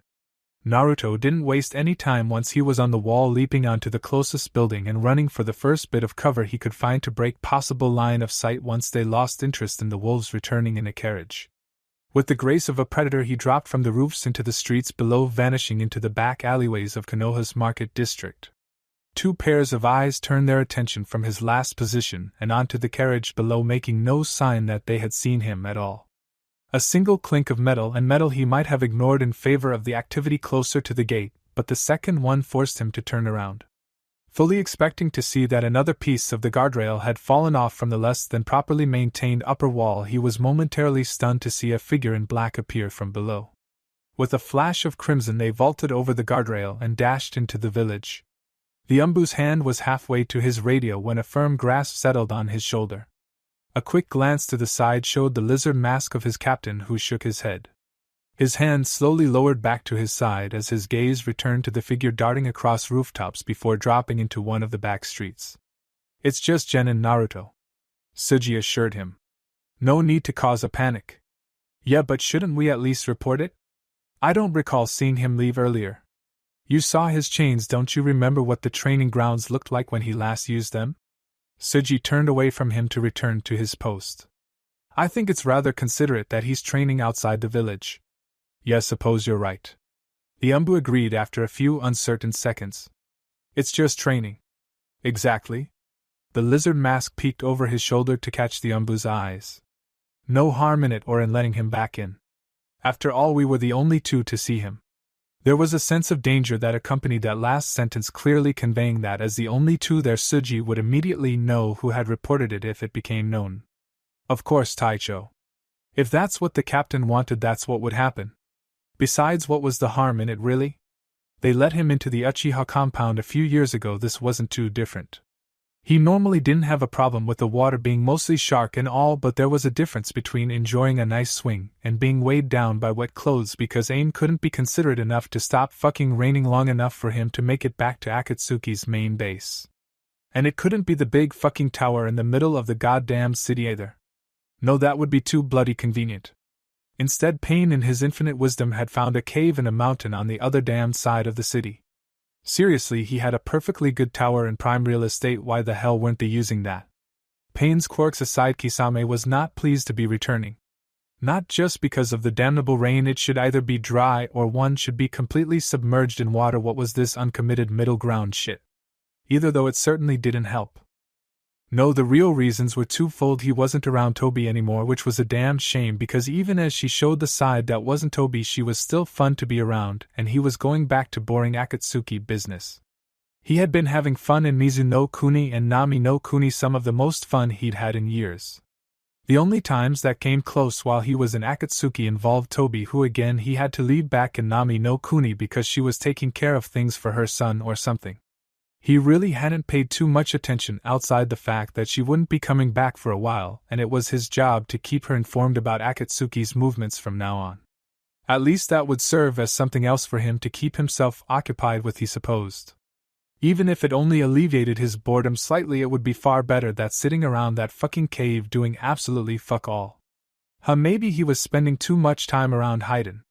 The Japanese vocabulary was starting to bleed into his thoughts. It was only a matter of time before he spoke like the fanatic too. Kisame was going to have to find a way to fix that. He was also going to have to see who he end up getting as a partner. With Itachi dead and Toby otherwise occupied, he had no idea who he was going to have the pleasure of being teamed up with next. Maybe if he was really lucky, someone else's partner had died and he'd get paired with someone fun like Deidara, or actually Deidara was probably the most fun Akatsuki member after Toby and himself. That was kind of sad. But if he was really lucky, Pain might pair him up with Conan. That could be fun, if only because no one had really had the chance to work with her yet. If nothing else, it would be a new experience, and there was a certain charm in that. That charm could quickly wear off if she wasn't actually any fun to work with though, and that would just be a damn shame. She had been amused by his difficulties with that one festival though, so she at least had a sense of humor, and while he was no professional comedian, Kisame liked to consider himself a decently humorous man-shark thing. To be perfectly honest, even Kisame didn't have the slightest fucking clue what he actually was, which is the main reason he never gave anybody a straight answer when they asked. If he fucking knew, he would damn well tell him, but at this point he was waiting for someone else to tell him what the hell he was. A few doctors he had run into, and even Orochimaru of the Sannin, had absolutely no idea, and seeing as he hadn't had any family for as long as he could remember, he didn't really have anyone he could ask. No one in the world thus far anyway seemed to have any recollection of there ever being bipedal shark people before, and Kisame figured that would be something difficult to keep hidden if they were anything like him, so it was entirely possible that he was the only whatever he was in existence. He liked to think one of his parents fucked a shark personally, but he could never decide if he'd prefer having been born to a shark in the ocean or a shark fucker on land. Either way, it was a pretty badass origin story if he did say so himself. And he did, by the way. You know, in case there was any doubt. Were he a more scientific man, Kisame may have tried forcing a woman to be impregnated by a shark and having a man fuck one, neither of which he knew if was actually physically possible, to see if it created anything at all even slightly resembling himself. He supposed he could probably get Orochimaru to do it, if only because of how strange it was, which honestly would yield much better results than Kisame trying to do it himself. Science-wise, Kisame was not. He also wasn't very patient, so at least handing off the task to someone else would allow him to distract himself until the results were available. Or Orochimaru could just shake his head and tell Kisame how much of a fucking idiot he was. He was used to that, honestly, and it didn't really bother him at this point. Because really, Kisame knew damn well he wasn't the smartest person around. The Sharkman didn't want to be either. What was the fun in knowing how everything worked? He'd much rather be surprised and delighted by what other people did. It was one of the only things that kept fights interesting. Fights like that one he had with Tsukuyomi recently. On one hand, he really wanted to know what the fuck was going on there when none of the Biju were unaccounted for. On the other, he'd like another opportunity to fight the young man so he could throw himself at that power once more, and didn't want to be able to expect anything during the fight. He had to say, of all the daimyo he'd encountered, Tsukuyomi was most definitely the strongest. Kisame really wanted to figure out exactly how strong, but he had a feeling Toby might not like that. And believe it or not, he didn't want to upset her. Well, no, he did, just because he found irritated women immensely attractive. Drawing her ire was fine. What he wanted to avoid was drawing her wrath, or worse, pushing her away. Kisame considered Toby to be a friend, and he didn't have too many of those these days. He'd rather not lose those he had left. And if those prostitutes from Mizu no Kuni were still hanging around Nami, he wouldn't mind making some new friends either. Chapter 109 Workaholic. It didn't take long to reach his apartment, and he slipped quietly through the door to find the first wolf he could. Fortunately, they were close, sitting in his original kitchen with a cup of tea, with their mask hanging from the back of the chair, and a lazy gaze blankly staring out the window. Those green eyes turned slightly to see who had entered the room, only to widen significantly when they recognized their lord. Tsukuyomi-sama! They scrambled out of the chair to give a hasty salute. My apologies, I hadn't noticed. Naruto raised a single finger to his lips, halting the man immediately. Calm yourself, child. I've only just returned. Of course, Tsukuyomi-sama. Welcome home. Thank you, child. I trust there have been no issues in my absence? None, Tsukuyomi-sama. Good, where is Taiyuya? The wolf gave him a funny look, having completely expected him to ask after Mai first, but answered to the best of his ability regardless. I think she was in Mai's office trying to keep herself entertained, but they might have moved when Shizen and her team stopped by earlier. That didn't surprise Naruto too much that she would be annoying Mai to amuse herself anyway, but he was slightly surprised that Shizen and her team would be stopping by for a visit. He supposed they might have been bored of each other, and looking for others to speak with. He hadn't really given them any projects to be working on, which meant only Shizen had anything to do if she was still teaching Hanabi. Excellent. With a small burst of smoke, his Kage Bunshin came into existence beside him. Naruto here is in charge, but may need to make some public appearances soon to reduce suspicion. When he's gone, continue directing reports and questions to Mai. Of course. Where will you be, Tsukuyumi-sama? I owe Taiyuya for what happened the other week. Don't disturb us unless it's an emergency. As you command, I'll pass it on to the others. Good luck, Tsukuyumi-sama, his Kage Bunshin bid him. You'll probably need it. Don't forget some bandages. Yeah, he was going to need those too probably. Find me some, please. He commanded himself. It'll be a few minutes as I find Taiyuya. If you can have them ready in her room, I would appreciate it. His clone gave him a sharp salute. Of course, Tsukuyumi-sama. I'll see to it at once. Thank you. Giving them both a slight nod of his head, he passed through the kitchen to go find the leader of the Sound Four. He really needed to come up with a new name for his Kage Bunshin. It worked fine when they both stuck to one representation of himself, but now that they were switching back and forth as necessary, he needed something more consistent, even if only for his own sanity. Unfortunately, nothing really came to mind. Maybe he'd ask Mai for suggestions later. Until then, he had an apology to make. Kakashi's exposed. I drifted up from the glory of Jiraiya's written word to the treeline that marked the edges of Training Ground 7. One slow blink became 2, then 3, and by the 5th their guest had become visible. Naruto paused only to immediately regret the decision as she narrowly ducked under one of Sakura's kunai. They were supposed to be blunted, but lately the pinkette had been forgetful about which of her kunai were for training, and typically at least one of the kunai she was using at any given time was meticulously sharpened. Had it not been for the fact that she aimed at non-vital areas, Naruto might honestly suspect that the girl was trying to kill her. Sakura, well, unless it was her idol Enko or her senpai Naruto, she really couldn't give a damn about a visitor they may or might not have, and so without sparing them even a glance, she continued to do her damnedest to draw blood from her opponent. She had done it before, and it had a unique taste that she sort of liked. She wondered if Naruto's might taste similar, considering they were siblings, and more importantly, whether he'd let he try it. Kakashi raised a curious brow as the obviously off-duty Yugao began making her way to him. Not one, not two, Kakashi called as she crossed the grass.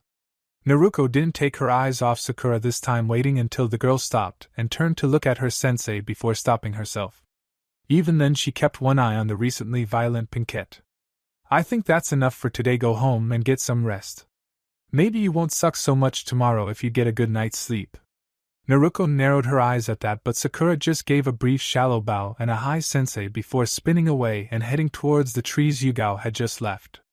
The Uzumaki heiress gave a frown and a curious glance to Yugao, but eventually gave Kakashi a small nod before doing the same. It's not like he'd explain himself anyway. If they asked, might as well use the time he was giving them. When the two young women were away, Kakashi didn't know whether to be proud or disappointed. When neither bothered to try eavesdropping, he closed his book with a snap and set it safely within his back pouch. It was the only thing that went in that pouch and would resist just about anything it was subjected to. Only the best to safeguard Jiraiya's masterpieces. Kakashi the Umbu commander trailed off. Yes, Yugao?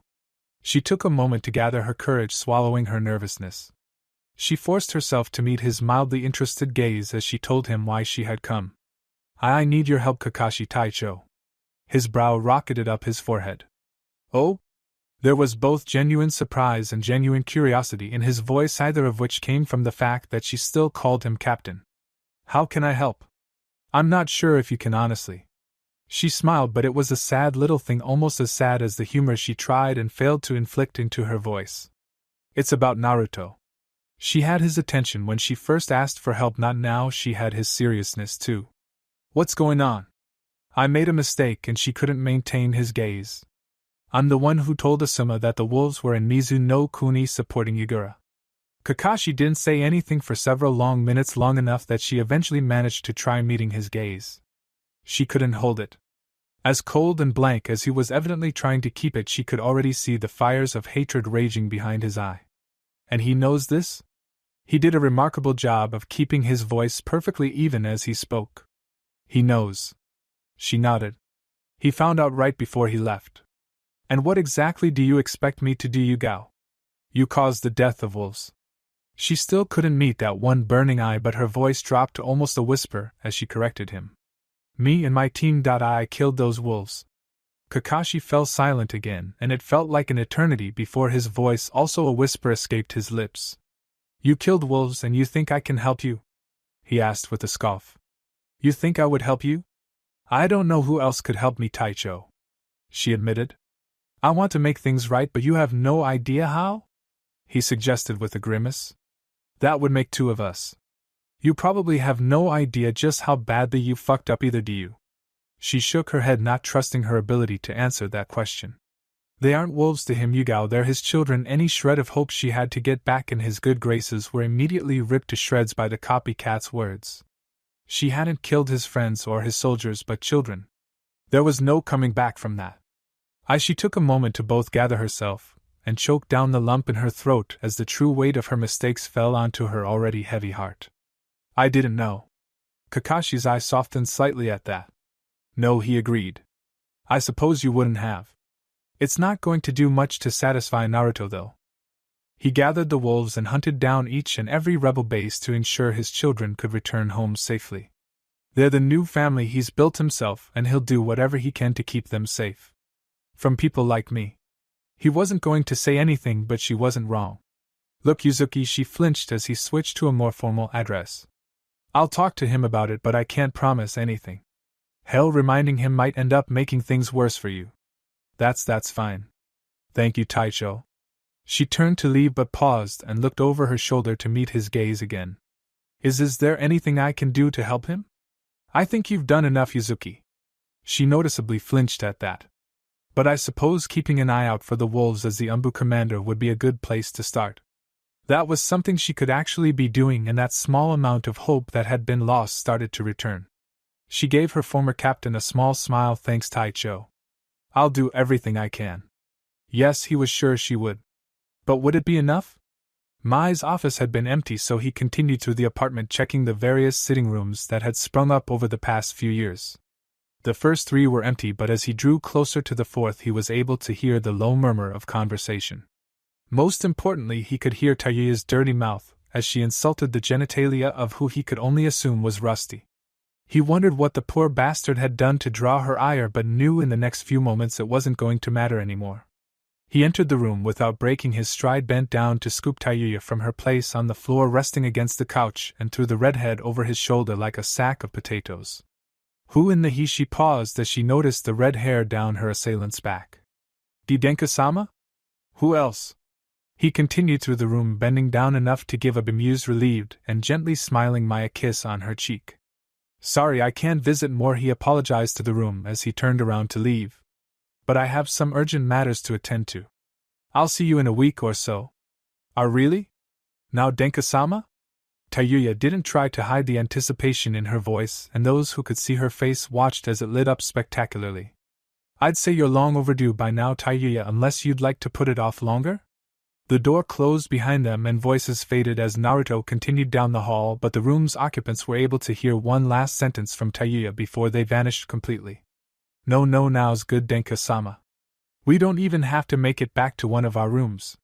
Naruto's response was too muffled to make out, but Mai was still able to make out the flat tone he would have used, and could guess his response to her suggestion well enough. Tayuya, he would have started. We're not fucking in the hallway. Naruto's favorite was also pretty confident that Tayuya's response would have been something along the lines of please Denka-sama? Just this once? As amusing as it was, Mai was also somewhat irritated. Where was her Naruto time, damn it? She had long accepted that he would be with other women, but the fact that Tayuya was getting first pick sort of rubbed her the wrong way. To be fair though, she did remember Tayuya mentioning his clone disappearing right before they got busy, so she could grudgingly admit it was only fair that she finally get to finish what she had started. Didn't mean she had to like it. Before the conversation could resume, the door opened again and in walked Naruto. Just like with Taiya, he walked straight into the room and bent down to scoop up his target, and Mai quickly found herself slung over his shoulder. The original said I was to take care of things while he was busy, the now identified Kage Bunshin explained as he left the room. So I figure the first thing I need to take care of is you.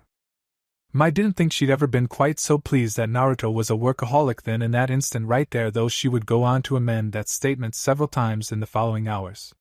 His work for the day had been finished an hour prior, but despite the rare instance of having it complete at a decent time, Asuma made no move to vacate his office.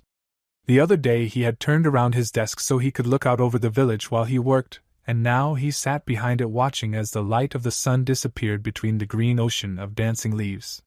His talk with Shikaku was still fresh in his mind, and Asuma found himself rolling them over in his head as the village he loved grew in activity to welcome the first few hours of night. Unsurprisingly, the man had been well aware of the wolves for quite some time now. That by itself was nothing special. Most of them had heard of them after the Yamanaka fiasco. No, what stood out about Shikaku and his knowledge stand out was the fact that he had known about a completely different side of the growing threat. Specifically, he had known about clans aligning themselves with the wolves. Asuma had been made aware of this by his father and Danzo, but the Nara clan head knew about the Inuzuka and suspected the Yamanaka of, if nothing else, trying to join them. Despite knowing, Shikaku had kept quiet about this for some time now, waiting and watching to see what would become of it. Shikaku had not been given much to work with, honestly. Matters of the wolves were generally kept quiet, and Asuma himself hadn't shared anything he knew with anyone else. Which is what prompted the conversation after the last council meeting. Shikaku needed more information and knew Asuma would have it. Asuma needed a fresh perspective and advice which the Nara clan could provide. It only made sense for them to work together. And so Asuma had told Shikaku everything he knew about the wolves, including their recent interactions in Mizu no Kuni, and what he had learned from Hiruzen and Danzo. Shikaku was understandably concerned with the news. After a few minutes of silent contemplation, he met Asuma's gaze and told him very plainly exactly what would be best for Konoha. We need them on our side, he said. Not as our enemies. They already have too many of our people to be safely removed from Konoha. The man was right, unfortunately. The wolves were a cancer so deeply entwined with the powers of Konoha that any attempt to rip them away would cause more damage than good.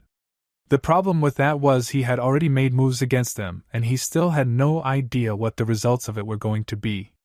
Which led to Shikaku's other suggestion, meeting the wolves. It left a bad taste in his mouth, but he couldn't deny the sense in the man's words. If nothing else, it would help him know who he was up against, which he had to admit he was woefully lacking information about. It would also let him know just how much he had fucked up. He could think about how poorly he had acted, all he liked, supported by what he was told by both Danzo and Hiruzen, but he wouldn't know for sure until he actually met this Tsukuyomi. Reaching out to the man would be through one of two ways. Either he could entrust Genin Naruto to deliver it to his friends in the wolves, or he could send it to the capital addressed to the House of Wolves of the Imperial Courts of High no Kuni, which could take upwards of a month to actually go through the proper channels and make it to Tsukuyomi's hand. Considering that Asuma didn't actually know where Tsukuyomi was, though he'd suspect either Nami no Kuni or in High no Kuni's capital, there was no telling how long it would take for Genin Naruto to get it to the Lord of the House of Wolves. He was probably better off sending it through the courts then. Especially because then they'd have records that he had at least attempted to reach out to the house before relationships further deteriorated. It was good for covering his own ass and keeping him from losing too much face in the eyes of the imperial courts, which honestly was more important than most people realized. When your village operated by the grace of the fire daimyo, and it was his pocketbook ensuring financial stability when work was sparse, you typically wanted to make sure the people who had his ear liked you, lest you find yourself deemed an unnecessary expense. There were only so many conflicts a village could start to maintain regular employment of its shinobi before the common people became too suspicious. After all, a village needed a patron to prosper. Well, that or some other way to generate the necessary cash flow, but when so much of High no Kuni was covered in forests, the lumber industry wasn't exactly pulling in any fortunes. Really, it just saved them a bit of money on repairs. So a village like Konoha was dependent on the favor of its patron to ensure its citizens shinobi and otherwise were able to lead relatively comfortable existences. They could survive without a patron, of course, that was easy enough, but the quality of living would decrease dramatically, and the number of shinobi going rogue would increase exponentially. You can't buy a man's life with a pebble after all. With a sigh, Asuma reached over for a piece of clean paper and quickly jotted down a first draft of his formal invitation. He'd refine it a few dozen times. It would undoubtedly be looked at by the nosy nobles of the courts after all over the next few days as his workload permitted. The sooner he had this taken care of, the sooner he could return his attention to the really important things like trying to bring stability to Kaze no Kuni. Sand, it so happened, was not the most solid of materials, and grains of dissidence kept slipping through their fingers. That was going to cause some major problems in the future unless they managed to take care of it soon, but it wouldn't matter at all if they were being ripped apart from the inside. Wolves first, sand after. Retreating from that wasteland wouldn't really cost them anything but perhaps Iroha's irritation, but when he had sent his own samurai to aid them, he couldn't be too upset when everything fell apart. No one had been prepared to conquer a country. They had simply seized the opportunity, and were doing their best to make it work. Time would tell how well they managed to pull it off. The soft bed beneath her was almost a dream compared to the years she had spent in the damp rubble, despite how simple and plain it was. The single bed was tucked into the corner of her new space, covered with a few thick red blankets and 2 pillows of the same, but she couldn't tell if her appreciation was caused more by the time she was without or because it represented Naruto being some part of her life again. Like the bed, the rest of her home was also plain. Wooden floors reflected the dim, orangish light, giving everything a cozy glow, and the middle of her space contained a black couch flanked by a pair of armchairs. The wall they faced was dominated by a bookshelf for her to keep herself occupied with, and a small ever-burning fireplace right in the middle. On the left side of her space, directly opposite of her bed, was a small kitchenette that she thought was probably more for show than anything. She didn't need to eat food, though she did enjoy it, but she also couldn't cook worth a damn. There were a few books in the bookshelves and a few more on the kitchen counter she could attempt, but she thought that might end up being something to do for the sake of staving off boredom more than anything. She had lost her ability to control any part of this world, with the sole exception of being able to create any food she was able to envision. Even then, she could only pull it from the oven or the fridge as if someone else had placed it here, anticipating her needs. She liked to think that Naruto was paying that much attention to her, but she was well aware his focus was elsewhere. Between that kitchenette and the bars of her cage sat a sturdy wooden table. There were chairs for 3 people, but she knew only one would ever be used at a time. Unless Karura came to visit, but that was unlikely. Well, not the visit gods knew Karura would enjoy taking the opportunity to gloat while she still could, but Mito highly doubted the woman would be staying for dinner. Not when she had a palace of her own. That was another thing she tried not to dwell on too much, the fact that while she was here in this simple one-room house, her younger sibling was living in a sprawling palace. Mito could only see a sliver of it, but what she could see far exceeded even what she had before her catastrophic mistake. Her jealousy tended to flare up when she thought about it, especially if she entertained the thought that it was representative of how much he loved them, but she was usually able to beat it back down with the rationing that Karura had earned her palace by being there for him when Mito had not. It also helped to remind herself that she had been given an exquisite realm of her own when she first met him, and Karura was simply receiving the same treatment. Naruto's skill and imagination had certainly grown tremendously while she was gone to be able to create something even more grand. Of course, the bitter thought that she could be enjoying his increased skill had she simply stayed all those years ago cropped up regularly, and had to be smothered often by the simple fact that there was no way for her to change the past. The biggest thing keeping her raging jealousy smothered, however, was that she didn't even deserve what Naruto had been so generous in providing her. If she didn't even deserve this small cozy little home, why on earth should she be getting jealous of those who had more? She should be, and she was beyond grateful that she had even this much. What she really wanted, however, was just Naruto. She could live wet and naked, covered in cold and filth at the bottom of a deep dark hole, and she would be the happiest woman in the world if Naruto only stopped by once a day to peer down at her to offer an honest smile. That would be a heaven far greater than any realm she could ever be gifted. And if she ever wanted anything even close to such an existence, she was going to have to regain Naruto's trust, his favor, and eventually his affection. It was not going to be easy now that she had lost it all once, but if she could find a way to be of use, any use really, she would have somewhere to start.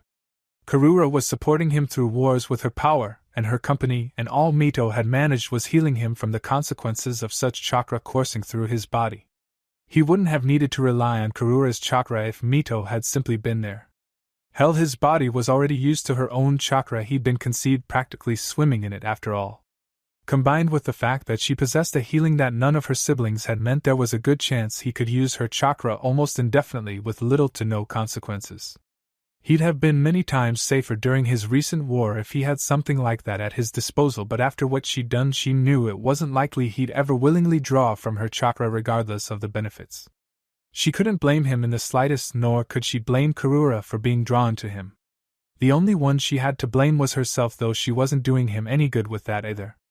With a sigh, Mito did her best to chase away those thoughts, shaking her head lightly as if they would be physically dislodged by the action. It worked slightly, but when all she really had to do in her prison was think to herself, it was inevitable those thoughts would be drawn to Naruto, and how horribly she had failed him, all because of her childish jealousy. Really, if she had simply left him alone with that Yamanaka woman, she would have been the only one Mito had to share him with. Instead, she had left him, and he had apparently found himself with several lovers and a child. Now that she thought about it, she would have been perfectly content with him having more lovers, particularly in the physical realm where she couldn't take care of him so long as she came before them. In fact, her ego would have enjoyed that immensely. So rather than Naruto just having multiple lovers vying for his attention, she had to accept that each one of them had an established relationship with him, and would come before her every time until she managed to regain her rightful place as his favorite. Fuck, she'd take second favorite at this point so long as it was only Karura above her. The Ichibi would be insufferably smug about it, no doubt, but she honestly deserved it more. That did not mean, however, that Mito wouldn't be striving to become Naruto's favorite. It was just coming to terms with the fact that her ultimate goal may very well be impossible. Her goal of having more of his favor than any of the other women in his life was still very much attainable if she just managed to get the right chance to start getting into his good graces. And then when she was so close to the top, well, it would be a shame if Karura ended up doing something to lose his favor and raise Mito up as his favorite. She still needed to figure out what, but she'd have plenty of time after she managed to get that far. Despite wanting to set them aside, Mito's thoughts had her so wrapped up in them that she didn't even notice her visitor until the ringing of one of her prison's bars drew her from them. Crimson eyes turned their attention to the world beyond her cage, and she was greeted by the less than welcome sight of her youngest sibling standing by one of the iron pillars with a faint smirk playing at her lips. What was most interesting, though, was the little girl on Karura's hip. She was what, 5? 6? Whatever her age, she was dressed in a light blue sundress with a white ribbon around her waist, and her dark green hair, Mito almost mistook it for black in the dim light near her home, had been done into a thick braid that was currently tossed over one shoulder. There was something eerily familiar about her, especially those eyes. One yellow and one blue, she had seen them before long ago. It could bed coincidence, but there was a nagging voice in the back of her head that told her it was important. It was a miracle she had been able to see those eyes at all, really, considering the fact that the girl seemed more interested in hiding her face in Karura's neck than actually facing the eldest Biju. Her curiosity had her taking frequent enough peeks with all the subtlety of the Hachibi in the middle of a city in his giant ox-topus form that Mito was able to get a good look at her too. She was that cute. Maybe adorable was more appropriate, but Mito wouldn't be admitting to either. The fact that she was in the seal wasn't a good sign for the Kyuubi. Normal beings didn't end up in here. Or they hadn't yet. She was sure that if Naruto wanted it, he could find a way, and she didn't doubt that for a second, but she had yet to hear of any reason he would ever want such a result, or whatever benefits it might provide, whatever those would be. She didn't really see any good that could come of it. The child aside, Mito had to wonder what brought Karura to her domain. The Ichibi stood there for a minute or so, peering through the bars to observe the Kyuubi's realm, probably comparing it to her own with relish, but she eventually broke the growing silence. Mito, she greeted. Karura was returned. A small pout waved down the Ichibi's lips. Oh, is that any way to greet your beloved sister Kyuubi? I think I'd favor that bitch Nibi with such a title before you, Ichibi. She's not a bitch, you just don't like that she'd beat you to claiming fire as her domain. I was creating fire and earthquakes and storms long before any of you even existed. Choosing one to call your own means nothing to me, especially with how you all squabbled over who would get what. Fools, you all had elements you couldn't change already. We were young. You still are. Oh ho? So you're really just jealous that we're young and beautiful while you're here getting old? Karura teased with a smirk. The difference in maturity was never a question, Karura, but I'm as gorgeous as ever. Oh dear, I think you might have gone senile already. That earned a glare from Mito which put a broad smile on Karura's face. Hit a nerve, did I? What did you want, Karura? What can I come visit my poor aging Nei-chan? Only when you want something. Karura gave a pout. Just because I want something doesn't mean it's bad. You could want it too. So you've come to announce that you're giving up on Naruto-kun and sending him back into my loving arms? Haha, funny. The pout disappeared as she shook her head. I'm not foolish enough to make such a mistake, I just thought you might like some company. Is that why you brought her? Mito gestured towards the girl with her chin. How kind of you to bring me a pet. That's a pretty mean thing to call your niece Mito, but I suppose you can't help it. She is just an adorable little thing, isn't she? Niece? Yes, Mito. You do know what a niece is, don't you? I know what they are, I'm questioning how it's possible. Well, I suppose I'll have to teach you then. Of all people to not know, I'd never suspect you. So when a mommy and daddy love each other very much, and the daddy takes the mommy into the dungeon he hid in her palace, I know how it works, Karura. Mito gave a deep frown. It didn't take a genius to realize she had been taking the opportunity to insinuate that she and Naruto had been up to some raunchy activities. Even if it did happen, which Mito very much preferred to not be the case, Mito wanted to hear about it even less. If Naruto did end up using Karura, she would just have to accept it. Mito had been gone for some time after all, and Naruto would certainly have needs. She couldn't blame him for using what he had available to take care of them. I'm wondering how you apparently have a 6-year-old daughter already. Though with Naruto-kun, end of that sentence went unsaid, but they both knew she had avoided it on purpose. I've taken her in as my own adoption, if you like. I just couldn't let such a sweet little girl be left all alone, you know. Then should I instead be wondering how you managed to get her into the seal? I didn't. She admitted plainly. Naruto-kun brought her into the seal, and when I saw her she simply had to be mine. Karua paused for a second, a thoughtful look on her face. I suppose I wasn't completely accurate when I said she was your niece. Oh? One of Mito's delicate brows arched in as much curiosity as she'd allow her countenance to display. Mito, meet my daughter Isabu, your niece and younger sister. The second brow quickly joined the first, and Mito found herself blinking a few times as she tried to process what she had just been told. The Sanbai? She eventually managed. You're calling the Sanbai your daughter? Of course I am, I've adopted her. She already calls Naruto-kun daddy, so it's only appropriate. That made a certain amount of sense, not that she'd admit it, but Mito had a feeling that Isabu believing Naruto to be her father was not the start of this odd little arrangement. The result? Probably. The cause? Not in the slightest. Mito didn't end up voicing any of that out loud, however, instead settling for something completely unrelated to any relationships that may or may not exist. She's smaller than I would have expected. She's a child, Mito.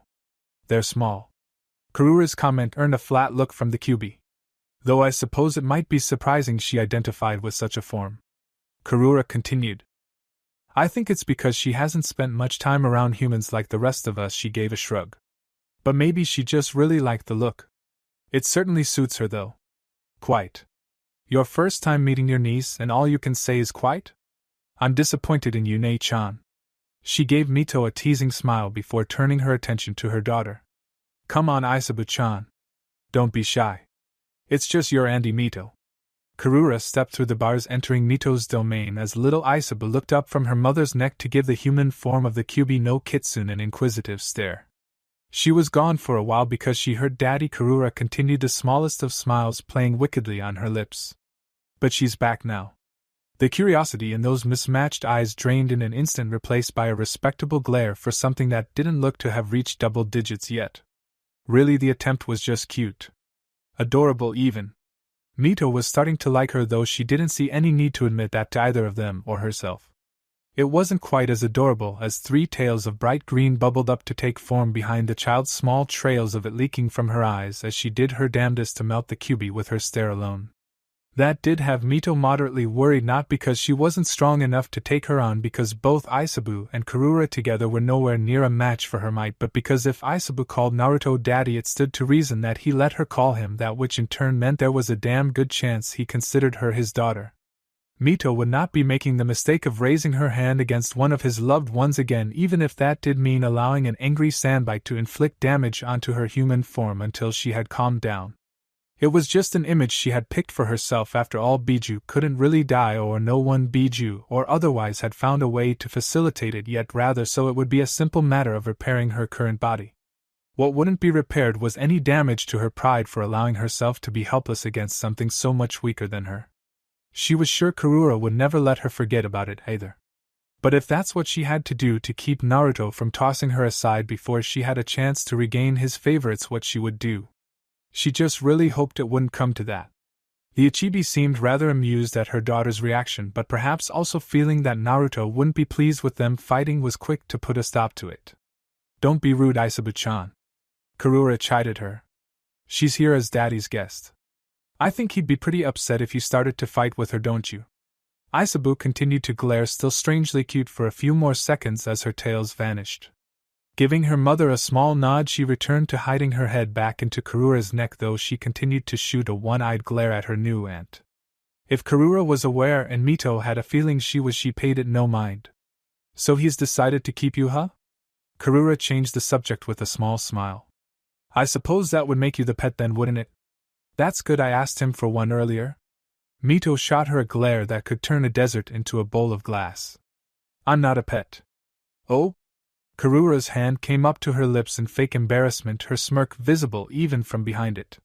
"My bad, I just couldn't think of any other reason for him to keep you around." "Maybe because one of us can actually heal him?"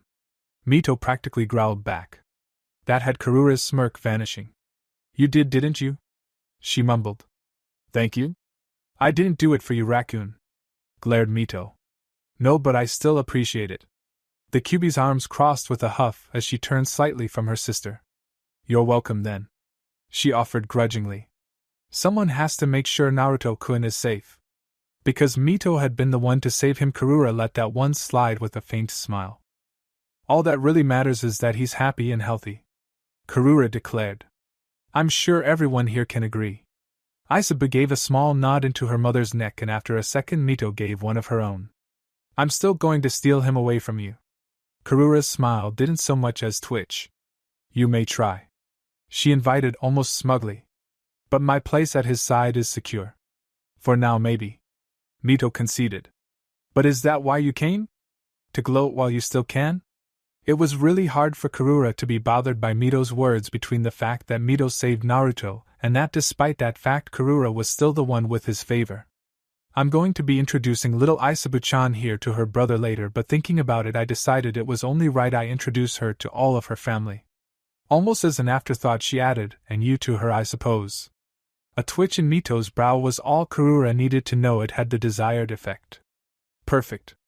And who exactly is this brother of hers?" Mito's brow rose slightly. As much as she didn't want to be, she was still curious. She had missed quite a lot these past few years, and there was only so much to do in her prison, even if it was far nicer than it was just a short while ago.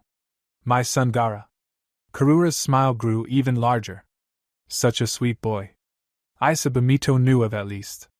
She hadn't really cared for her siblings or what they got up to since their creation, so Aisabu's appearance and personality had certainly been a surprise, but she was absolutely positive none of the other Biju were named Gaara. Though to be fair, she had only started going by Mito recently herself, so it was entirely possible Gyuki or Son Goku or someone else had found a name they liked better. But the way Karura spoke of this Gaara made it seem like he had been her son for quite some time now, and she certainly didn't recall Naruto sealing any other Biju into himself. Unless it had happened after she left. That was entirely possible, but not something she really cared to think about. Almost as if she knew the questions running through her sister's head, Karura continued. "He should be turning 13 soon, and I have him to thank for introducing me to Naruto-kun.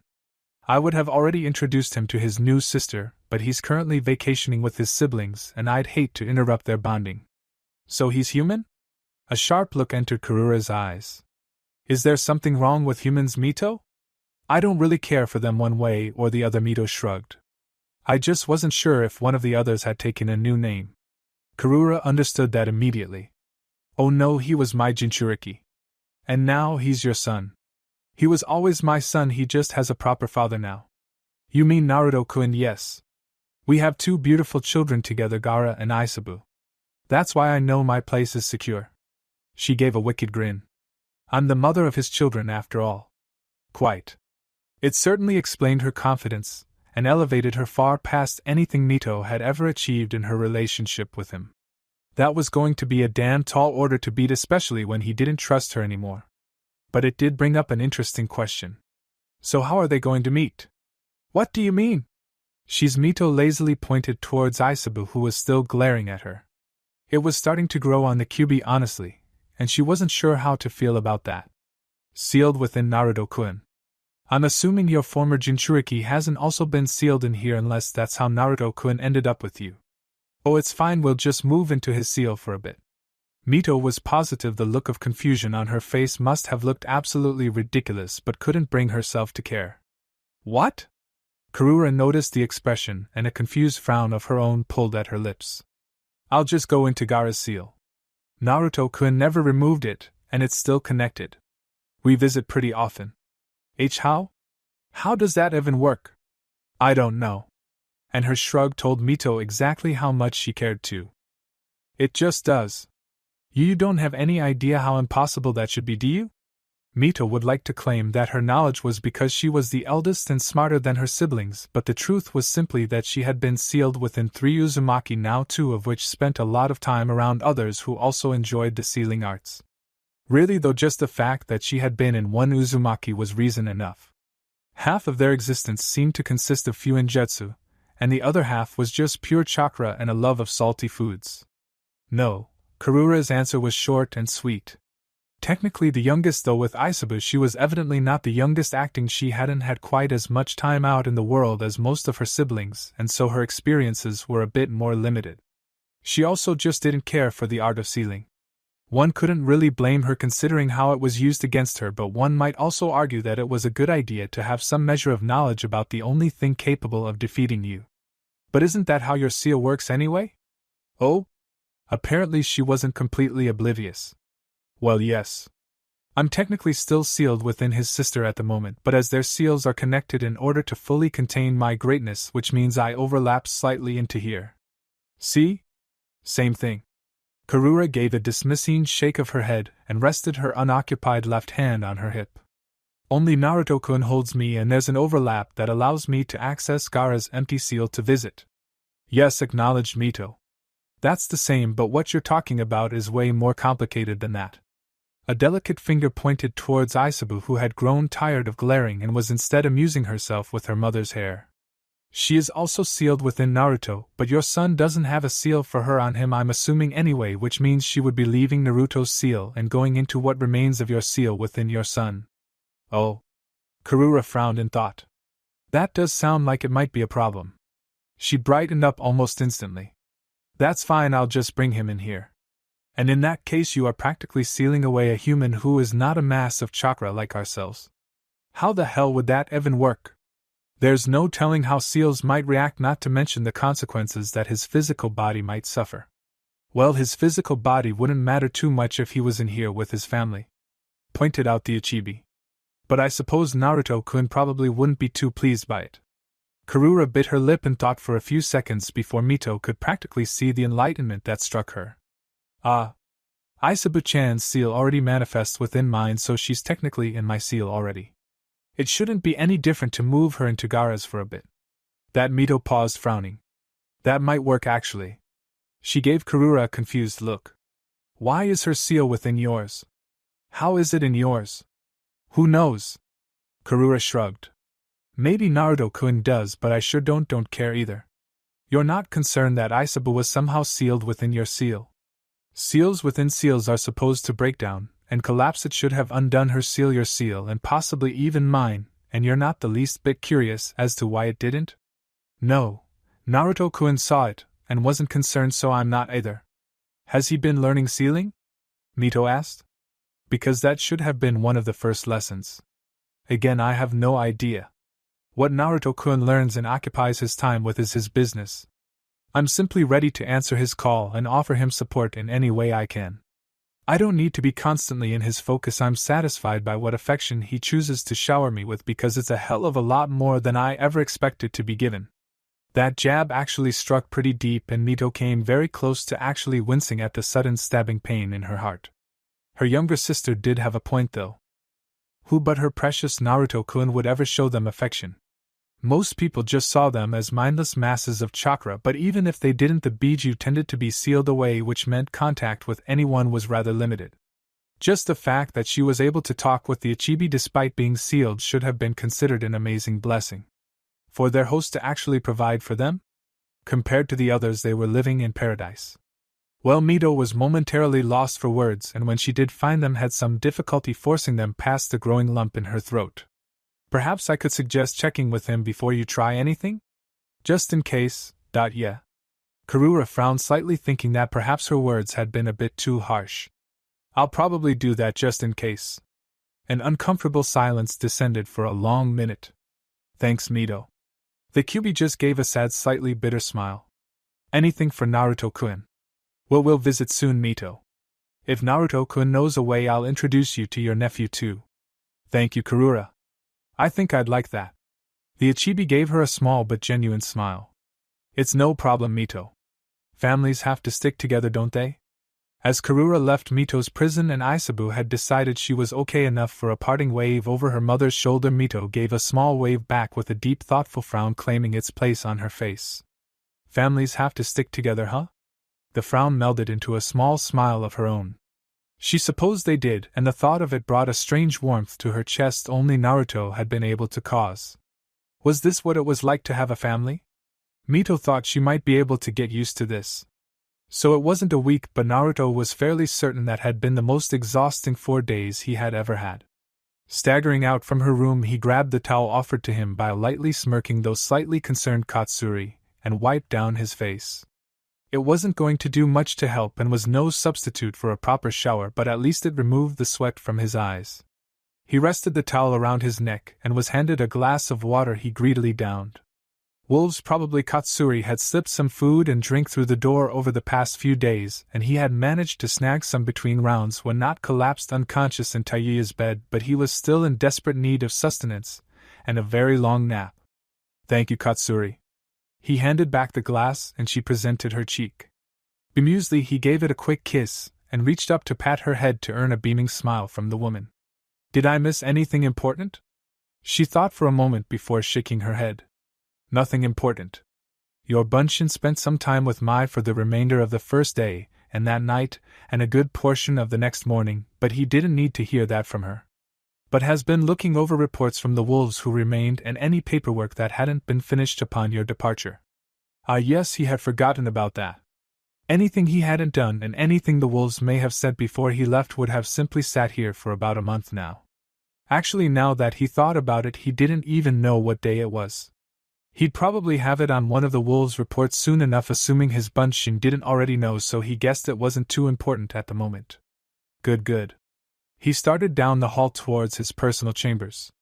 Tayuya's room had an attached bathroom, but he wasn't going to risk her waking up again while he was still naked in her room. He had to make his escape while he could because that young woman was insatiable. He used to think the Uzumaki were gifted with stamina, but they had nothing on a horny Tayuya. Or maybe it was just an attention-starved Tayuya? Sexually frustrated? They were probably all correct, really. Regardless, he had a feeling he may have needed some help from Karura in order to go on any longer. He wasn't sure how the Biju, his wife, would have felt about that, honestly. They really hadn't spoken about the other women in his life or her role in it at that. He was her lord, he knew, and she had taken the position of mother to 2 of his children, though he was a father to both of them because of her anyway, but he really didn't have a name for their relationship. Lovers fit just about everyone else very well, maybe friends with benefits, but things with Karura just felt a lot more serious than his other relationships. Probably because, as mentioned, she was acting as the mother to his children. None of the others could claim anything close to that. On that note, did he know? He needed to stop those thoughts now, or he'd be spending way too much time on them. He could do that later after he ensured everything else was in order. Might be a good way to occupy his mind on his next trip, but standing naked in the hallway was not an appropriate time to consider whether or not he would like to have biological kids of his own with any of the women in his life. Oh yeah, he was naked, wasn't he? To be completely honest, he had no idea what happened to any of his clothes after he entered her room, or hers for that matter, and when he made his escape he didn't even try searching for them. He'd need to pick up a change for his shower. No, he didn't. If there was anyone waiting in his room after his shower, they had probably already seen him naked, and unless he was going to shower or perhaps bathe somewhere else, he would just be in his room anyway. Ooh, on that note, a hot bath did sound really good about now, though it would run a very high risk of him falling asleep in it.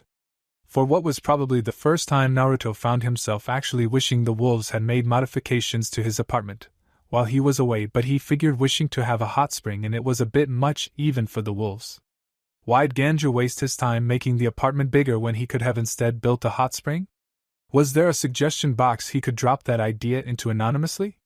He didn't want to encourage that, of course, but if Ganju was just going to do it anyway, well, might as well be something he wanted in the first place, right? Well, couldn't hurt to ask. Pausing in the hallway, he looked over his shoulder to Katsuri, who had followed him without prompting. He'd ignore the fact that she had to look up in order to meet his gaze, though the dusting of pink that sprang across her cheeks suited her well. Any chance Ganju and pals have built a hot spring somewhere in here? Her embarrassment turned to confusion, and she cocked her head to the side slightly. Not that I know of. Why? Naruto shook his head and dismissed the matter with a negligent wave of his hand as he turned his attention forward and resumed his walk. Nothing important, he shrugged. Don't worry about it. A warm bath just sounded pretty good about now. Ah. There was a slight hitch in her voice, one he had become quite familiar with on the journey back to Konoha. Don't you have a bath in your room? The apartment I rented only had a shower. I'm not sure if the others might have more. She was quiet for a few steps before making a suggestion. The room I claimed has a bath. I could draw one for you. He didn't even need to turn around to see the hope in her eyes. He could hear enough of it in her voice. It could have just been from the opportunity to serve. Most of the wolves loved doing so, but Naruto had a feeling it was for an entirely different reason entirely. If you wouldn't mind, I would appreciate it. Of course, Tsukuyomi-sama. Her voice cheered up a bit at his acceptance, and he could practically feel the confidence returning to her as she followed. That confidence dipped ever so slightly as she asked another question. Do you need any help washing? I could join you. I appreciate the offer, Katsuri, I really do, and he probably did need help at this point. But Tayuya's worn me out completely. That would have settled the matter completely, but Naruto made the fatal mistake of turning back around to glance at the High Captain. She did her best to hide it, but it was obvious she was disappointed. Unlike the blush, disappointment was not something that suited her. Fine. He sighed. You can join me. One round if I'm still awake at the end. The light that grew in her eyes made it worth it, even if his sore body would have him cursing this decision later. You'll be doing most of the work too, he added as a warning. Because there's no way in hell I'm going to be able to move once I'm in that water. The light in her eyes became mischievous, and Naruto realized that saying that was a bad idea. True, of course, but not beneficial to him in the long run. That's fine, Tsukuyomi-sama. It wasn't a purr, but for Katsuri it came damn close. I understand perfectly. He should probably run, but he also had a feeling he might end up exciting her more. Well, that or upsetting her. Neither was an acceptable option. He really needed to find a way to make more clones or come up with some sort of schedule, because there was no way in hell he'd be able to get anything done without neglecting these girls. Or maybe he just needed to suggest that they get themselves another lover or two so it wasn't all on him. He'd have to be careful who he suggested that to, though, because some of them probably wouldn't like that too much. Katsuri was one of them, and again upsetting her wasn't something he was keen on doing. He'd think something along the lines of he didn't like it when his daughter cried, but considering what they were about to do, well, maybe that was less than appropriate. Gaara. The former Ichibi Jinchuriki's eyes widened slightly as the voice of his mother whispered softly through his head.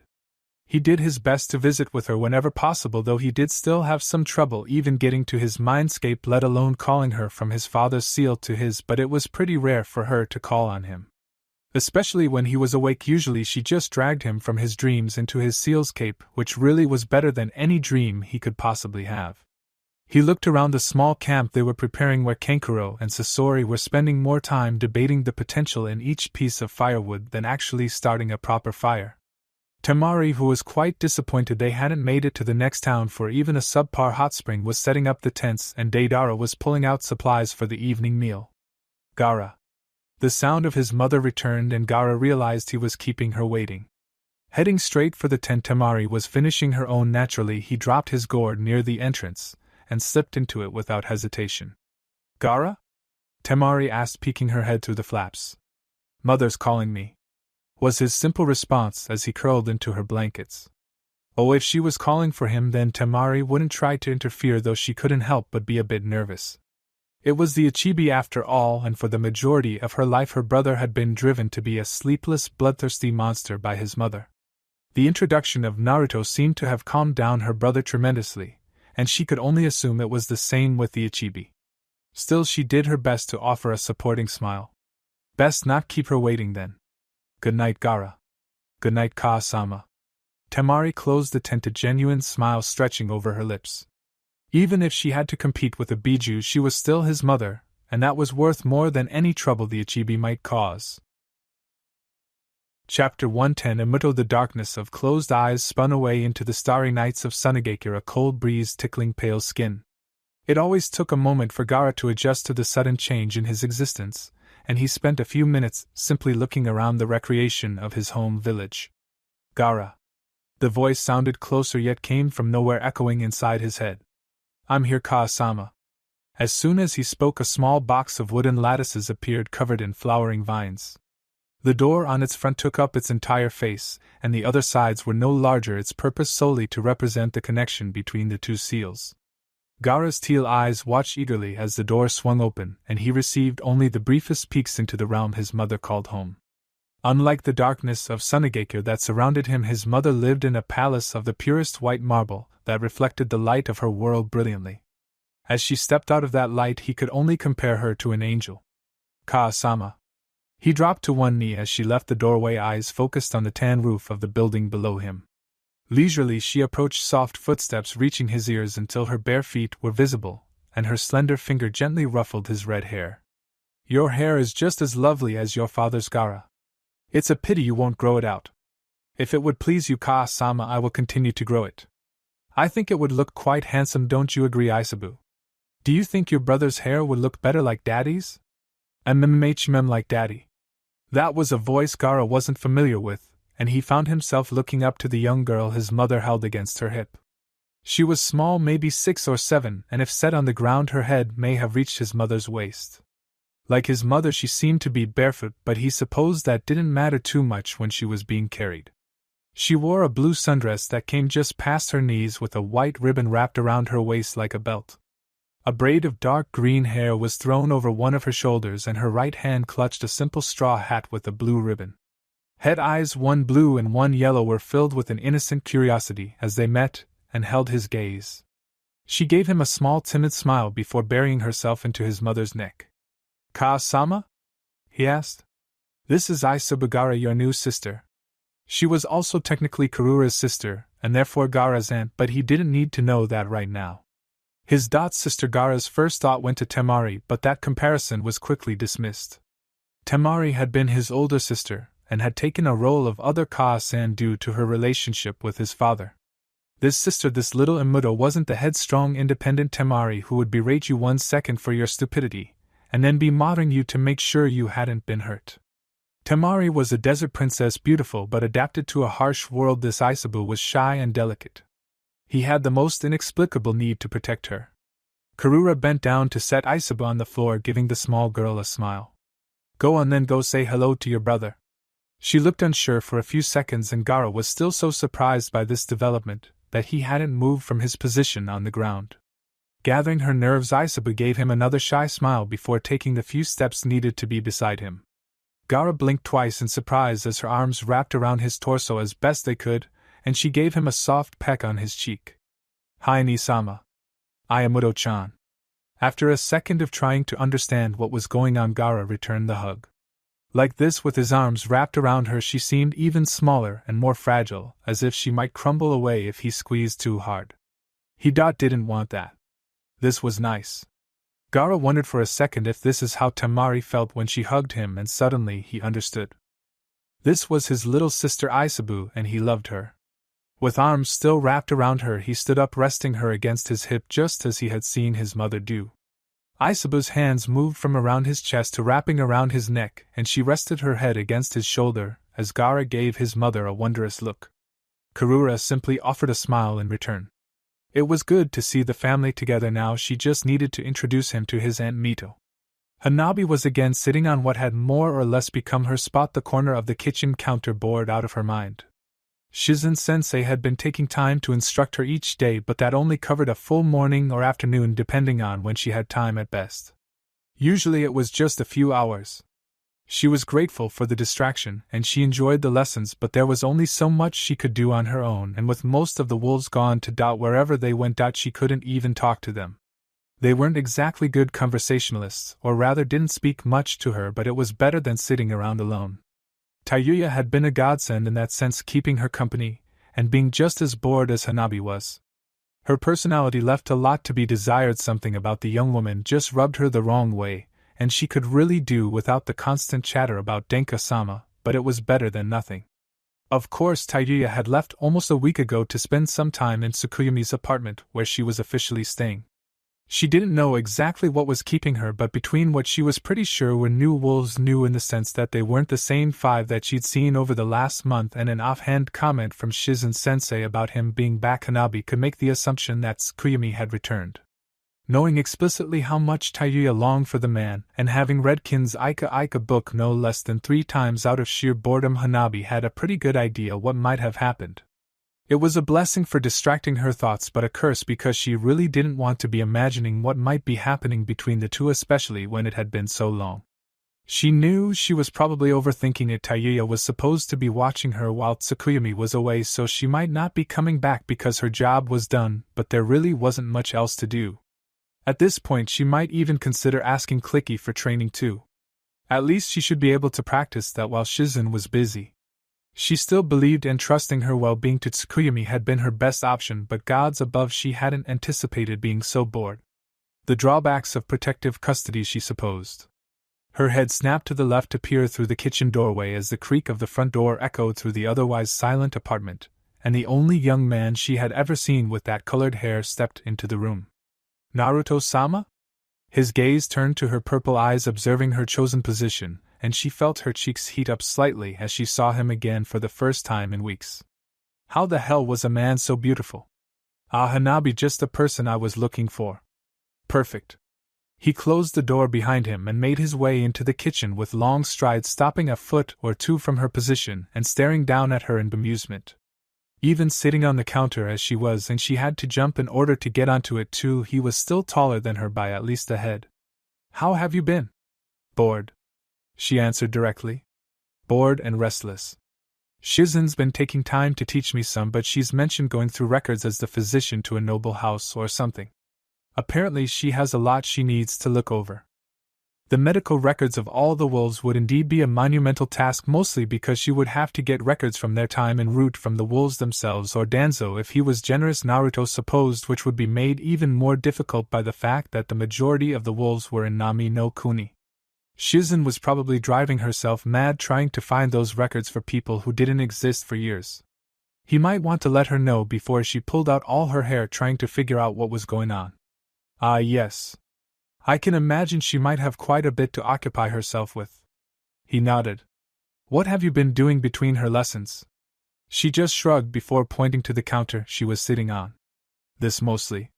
I talked to Tayuya for a bit while she was here. Her cheeks darkened slightly at her earlier thoughts resurfacing.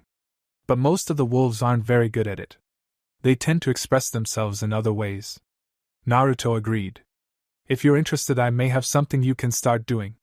It will require quite a bit of commitment, but I'll also be placing significant trust in you. And I won't be bored?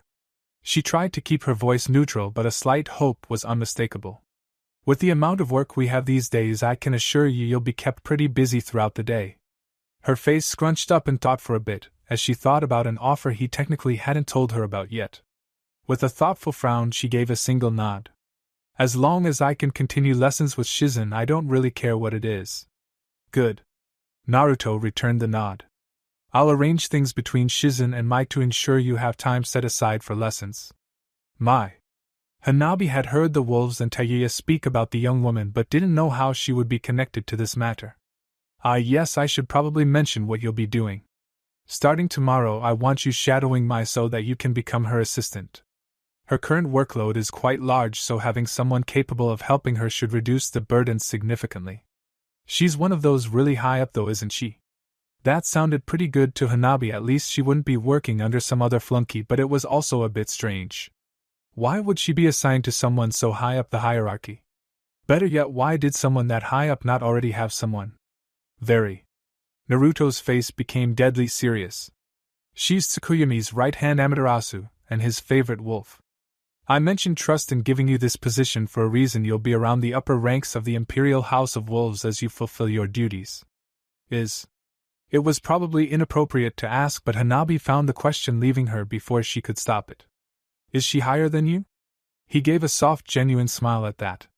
That could vary depending on who you ask. It would be easier for you to think of us as equals, I think. If Mai is Tsukuyomi's right hand, you can consider me the left.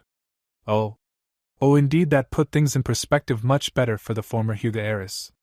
She was being made the equivalent of Naruto's personal assistant, which was absolutely nothing to scoff at. In fact, a position like that, she was likely being raised above even Shizen within the ranks of the wolves. That was quite the promotion, considering she wasn't even a wolf. Or was she? Her face scrunched up in thought again. Am I? She trailed off. Are you what? A wolf? Understanding blossomed in his eyes, and they seemed to shine slightly brighter with the question. Of course. He ruffled her hair with his right hand. Welcome to the family, Amuto. The same warmth in his voice filled Hanabi's chest, a sense of peace and belonging she hadn't realized she was missing suddenly surging through her until her own smile spread unbidden across her lips. Thank you, Nisama. Hanabi hadn't realized how much she had missed having a family, and well, Naruto was always happy to see his family grow. To be perfectly honest, Naruto couldn't really remember the last time they had sat down for a family dinner. There was a tinge of guilt in thinking about that, though not because she had been avoiding coming home or her mother, but because she had begun thinking of family dinners as just her and Kushina. She didn't even know when it had started. It was understandable, though Naruto hadn't sat down with them for a meal in years. With both of them, at least. He had dinner with their mother some time ago back in the Yamanaka compound, and she supposed she had tea with him as they listened to Jiraiya's tales, but all three of them hadn't been together amiably since before she had left on a training trip with her mother. She had to wonder if it would ever happen again, really. Without Yamanaka intervention, that is. Chances were all three of them would be invited and accept that invitation to a dinner by the Yamanaka clan before the three less Uzumaki sat down together of their own volition. Still, despite the fact that they were sharing a meal for the first time in what felt like weeks, they had hardly spoken, both simply slowly eating their meal as they were lost in private thoughts. Naruto looked up from her food to glance at her mother, who in turn was staring down at her meal as if it held all the answers in the universe. She was chewing slowly, but Naruto hadn't seen her take a bite in the last few minutes. It was obvious that whatever was on her mind was taking just about all her focus. It wasn't surprising her mother had always thrown herself completely into her problems until they were resolved, though it didn't always have positive results. Especially not when it came to her brother. Naruto had been intending to return to her food before it got cold, something she felt her mother would probably have to deal with before she finished half of her meal, when her attention was instead caught by a sudden tingling in her stomach. It was small at first, but quickly grew into a buzzing and then a roaring burn that reminded her of Mito's chakra. But this wasn't Mito's. She was familiar enough with that energy to know that there was something wrong with whatever was surging around her seal at the moment. It was hot like Mito's, but there was something about it she could only describe as both deep and wet, but it also had a feeling of age to it, a terrible eternity that weighed down on it. It was as if the world's oceans had drained and she was standing at the very bottom of the dry sea, staring up as it returned to its rightful place. She would be crushed by this power, and if by some miracle she survived, her fate would be drowning in the darkest depths of an alien world she didn't belong in. A strange thought fluttered through her head like a lost butterfly. Was this how others might perceive the chakra of the Kyuubi? Was she simply so used to it, having been surrounded by it since her very conception, that it was no longer alien to her, and she now felt only the burning might of Mito's raw power flowing through her veins? That's how it should feel, right? Strange alien. The Biju were, as far as anybody could tell, giant masses of chakra that somehow achieved sentience in the millennia they were thought to exist for. They didn't even understand how they existed. How could they possibly fathom what was literally that being filling your body with its strength, as you used the chakra that made up its existence in place of your own energy?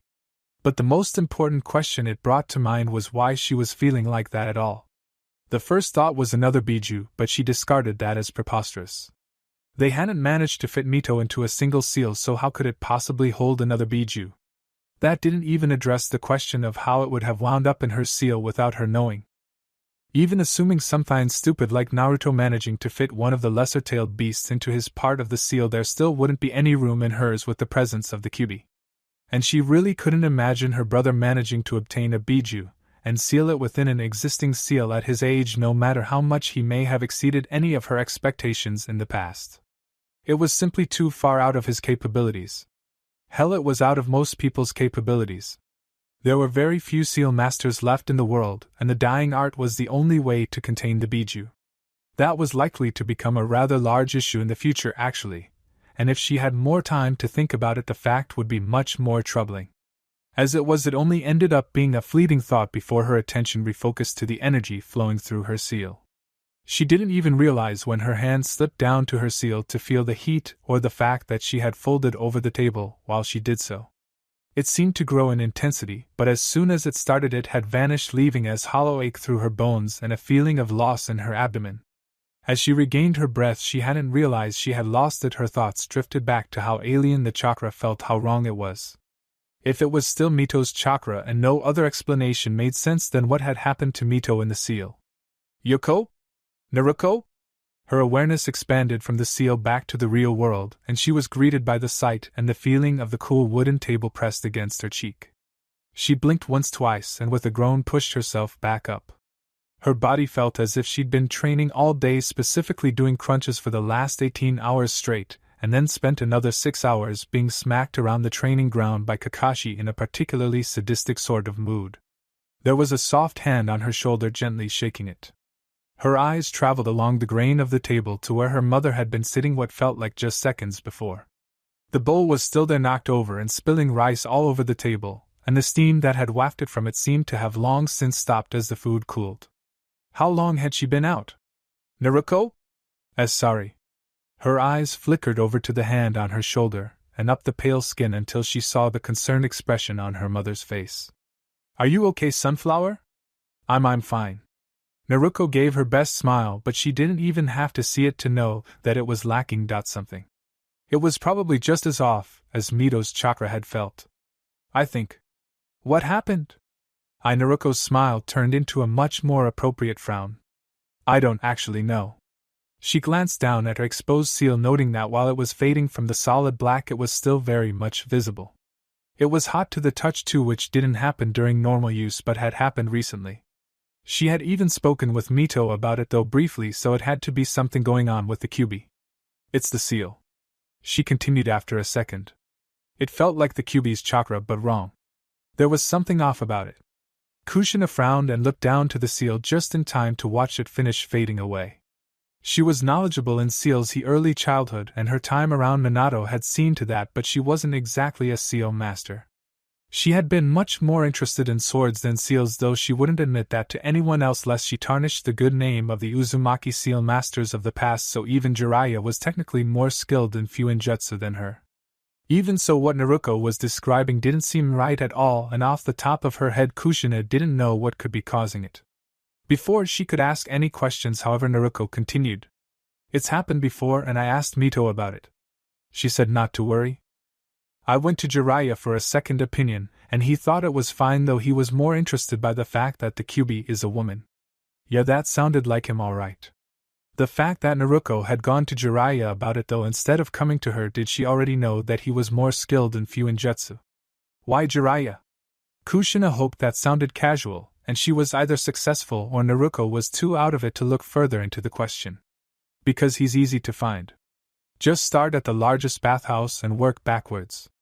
That was also very true, and Kushina gave an internal sigh of relief. She had done her best to try teaching Naruto Fuinjutsu, but the girl, much like her mother, was more interested in the blade. Fuinjutsu really was a dying art. Kushina just really didn't want to admit it.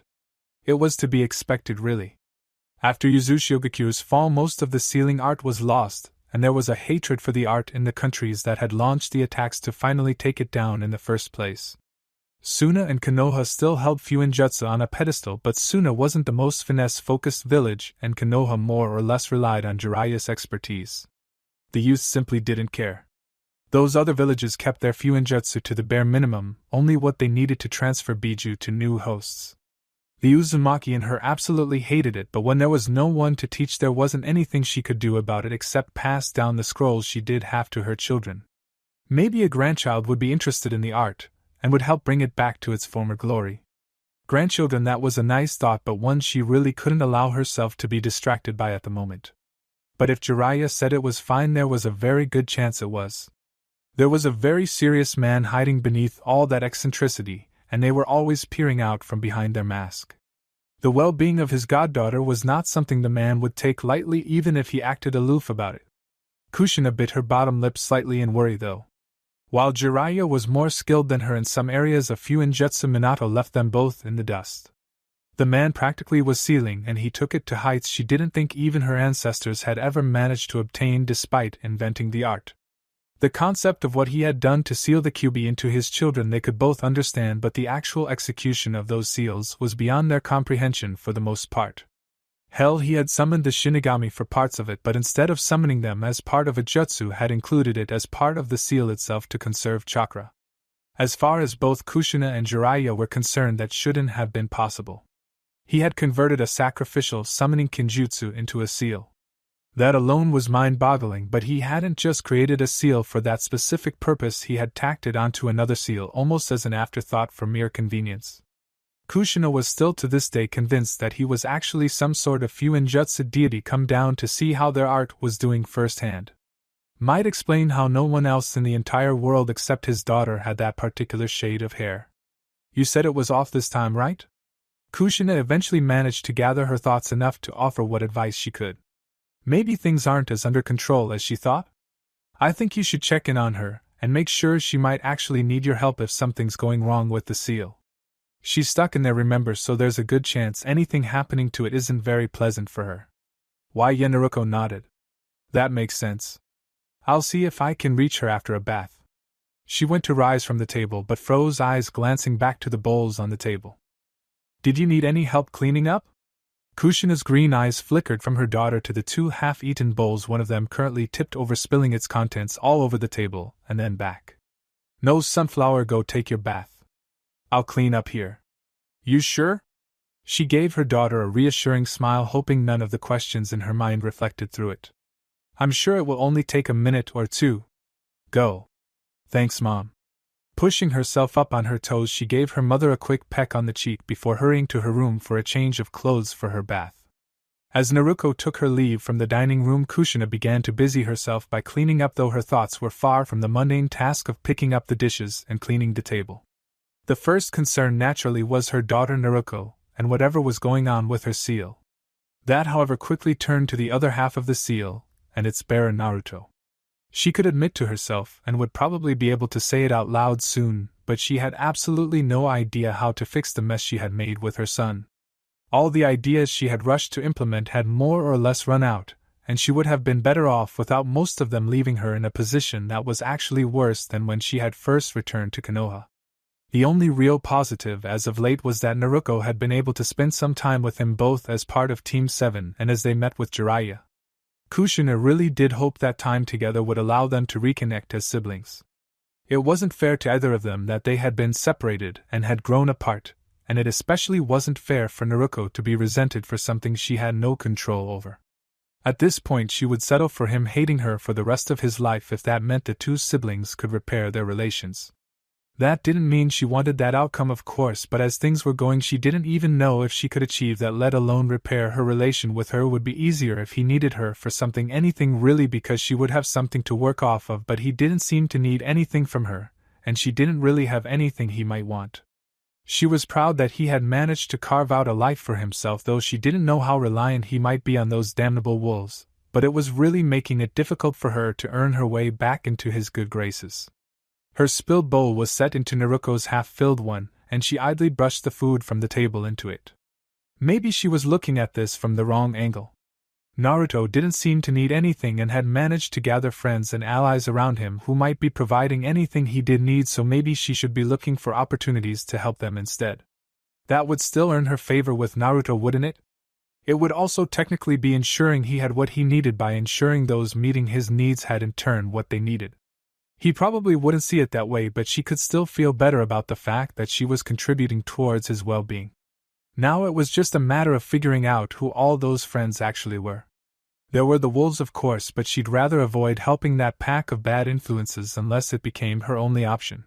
She already needed to speak with Jiraiya about Naruto and her seal, but the man was also conveniently on passable terms with her son, and being a spy master could probably figure out who else was around him without too much trouble. And it wasn't as if the man didn't know all the women around her son already. Figuring out the other half of the friends he kept might not be exciting for the man, but it shouldn't be anything close to a challenge for him. Getting close to one of the girls her son was around a lot, though, probably wasn't too bad of an idea either. Not only could it provide insight to both how he was doing and what he might need in the future, but a good relation with them could help her get back into contact with her son. Even if they couldn't convince him to meet with her, they could pass on messages or at least put in a good word for her. She wanted to be there for him, damn it. She may have missed the opportunity to finish raising him, but gods above, she still loved him and wanted to be a part of his life. Unfortunately, some rather poor, hastily prepared responses to the various situations she found herself dealing with had managed to utterly cripple her ability to bring him back into the family. If she had simply waited a day or actually left him with someone, none of this would have ever happened, but to be perfectly honest, she wasn't sure if the results would have been any better. Her son had grown into a fine young man in her absence after all, and while it sometimes felt as though he did, she was fairly certain that he didn't actually hate her. Not because he still felt something, but simply because he held no passion for someone no longer a part of his life. It was not comforting, but she liked to think it was better than pure hate. Despite being a form of passion, if he hated her, she'd have to work through that hate just to get him into an amiable, civil sort of relationship. With him having more or less washed his hands of her, she was starting at that point and trying to work from there. Then again, if he did hate her, they'd probably clash more often. While bad in and of itself, it would at least result in more frequent interaction between the two of them, which would make fixing things a bit easier. Either way, really, Kushina was not in a good position to pull her family back together and anything close to what they shared before she left. But while she was in this bad position, who's to say it would have been any better with the other things she could have tried? Who would her son be if she had left him with a friend? Would he resent her as much? More? Would he be as uncaring as her, was now adopting others as her parents, and considering her a stranger for leaving? If left with Tsunade, he might not have even become a shinobi, dissuaded by her bitter views of the career, and if left with Mikoto, well, Kushina tried not to think too deeply about what might have happened there. Either not having Mikoto watch him saved his life, or by not having him there she had played a part in Mikoto's death. The Uchiha massacre even. Sure, they may have tried something with him, but it was unlikely when his sister held the Kyuubi itself. If anything, the presence of an outsider would have made it harder for them to plan anything, and the death of that clan might not have been necessary. Dwelling on such thoughts would help anyone, and so scraping the remainder of their dinner into the trash, Kushina likewise did her best to toss out that train of thought. What ifs were useless to her. What she needed to focus on was finding ways to help him, to show that she still cared and could be both trusted and relied upon in the future. Jiraiya would need to be hunted down, but as her daughter had said, that wasn't a difficult task when he was within the village walls. But even without his insight, she knew a clan of mind walkers he seemed to be fond of, and that would be as good a place as any to start.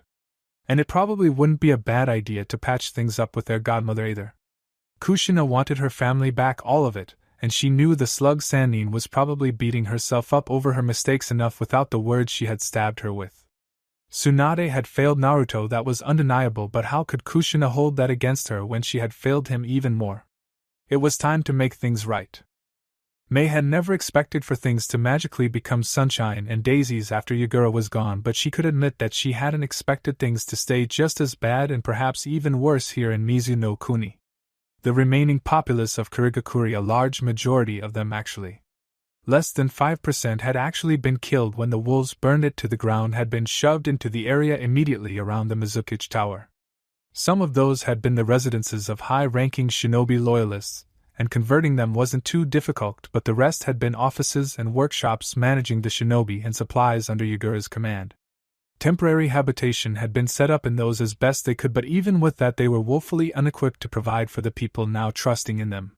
What made it worse was the fact that all their old bases, every last one of them, had been destroyed during the final battle, so they didn't have the option of moving either the former rebels. They still needed a better name, and the civil war was already over, nor the displaced civilians into them, even temporarily.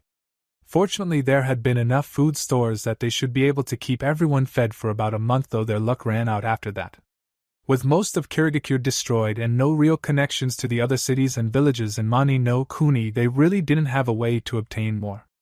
Yagura had more or less claimed the authority of daimyo during his reign, and had simply moved supplies from Namiheim to support the village through the war. Now that he was dead, Namiheim was less than willing to continue giving away their much-needed supplies for free.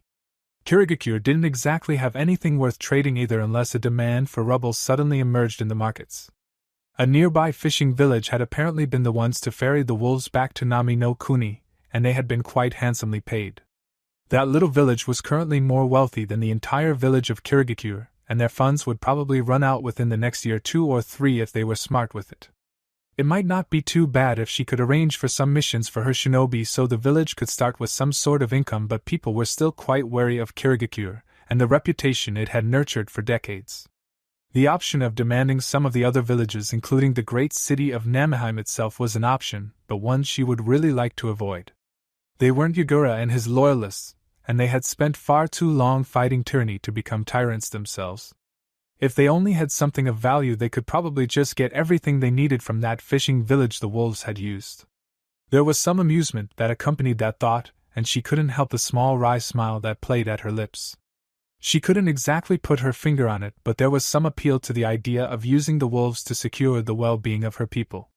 They would trade with the previously ordinary village, who in turn would continue trading with Nami no Kuni. With the increased demand, the fishermen, most of them anyway, would turn to the purchasing and transporting of goods. The increased wealth would attract opportunists of all sorts, and the services they'd in turn demand would turn the small village into a thriving town, and quite possibly a city proper.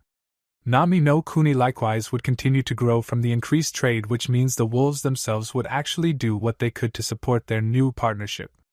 That she could be certain of, because everything she had witnessed showed a very territorial pack mentality within the wolves. In this case, it wouldn't be such a bad thing, not for the village that would have some measure of protection through association with the wolves, and not for a recovering Kirigakure that could rely on a constant stream of supplies from said village due to their secure position. The only real problem with that was again that they didn't have anything to trade for those much-needed goods, nothing but labor. Still, a partnership with the village, before everything expanded, if things went the way she was imagining them anyway, could be very beneficial as they tried to return to being worthy of calling themselves one of the 5 major villages. Her shinobi could do the work needed to help expand that little village so it could support that kind of population and activity. It would just take a bit of convincing on her part to arrange things. Alternatively, they did have allies in Konohagakure.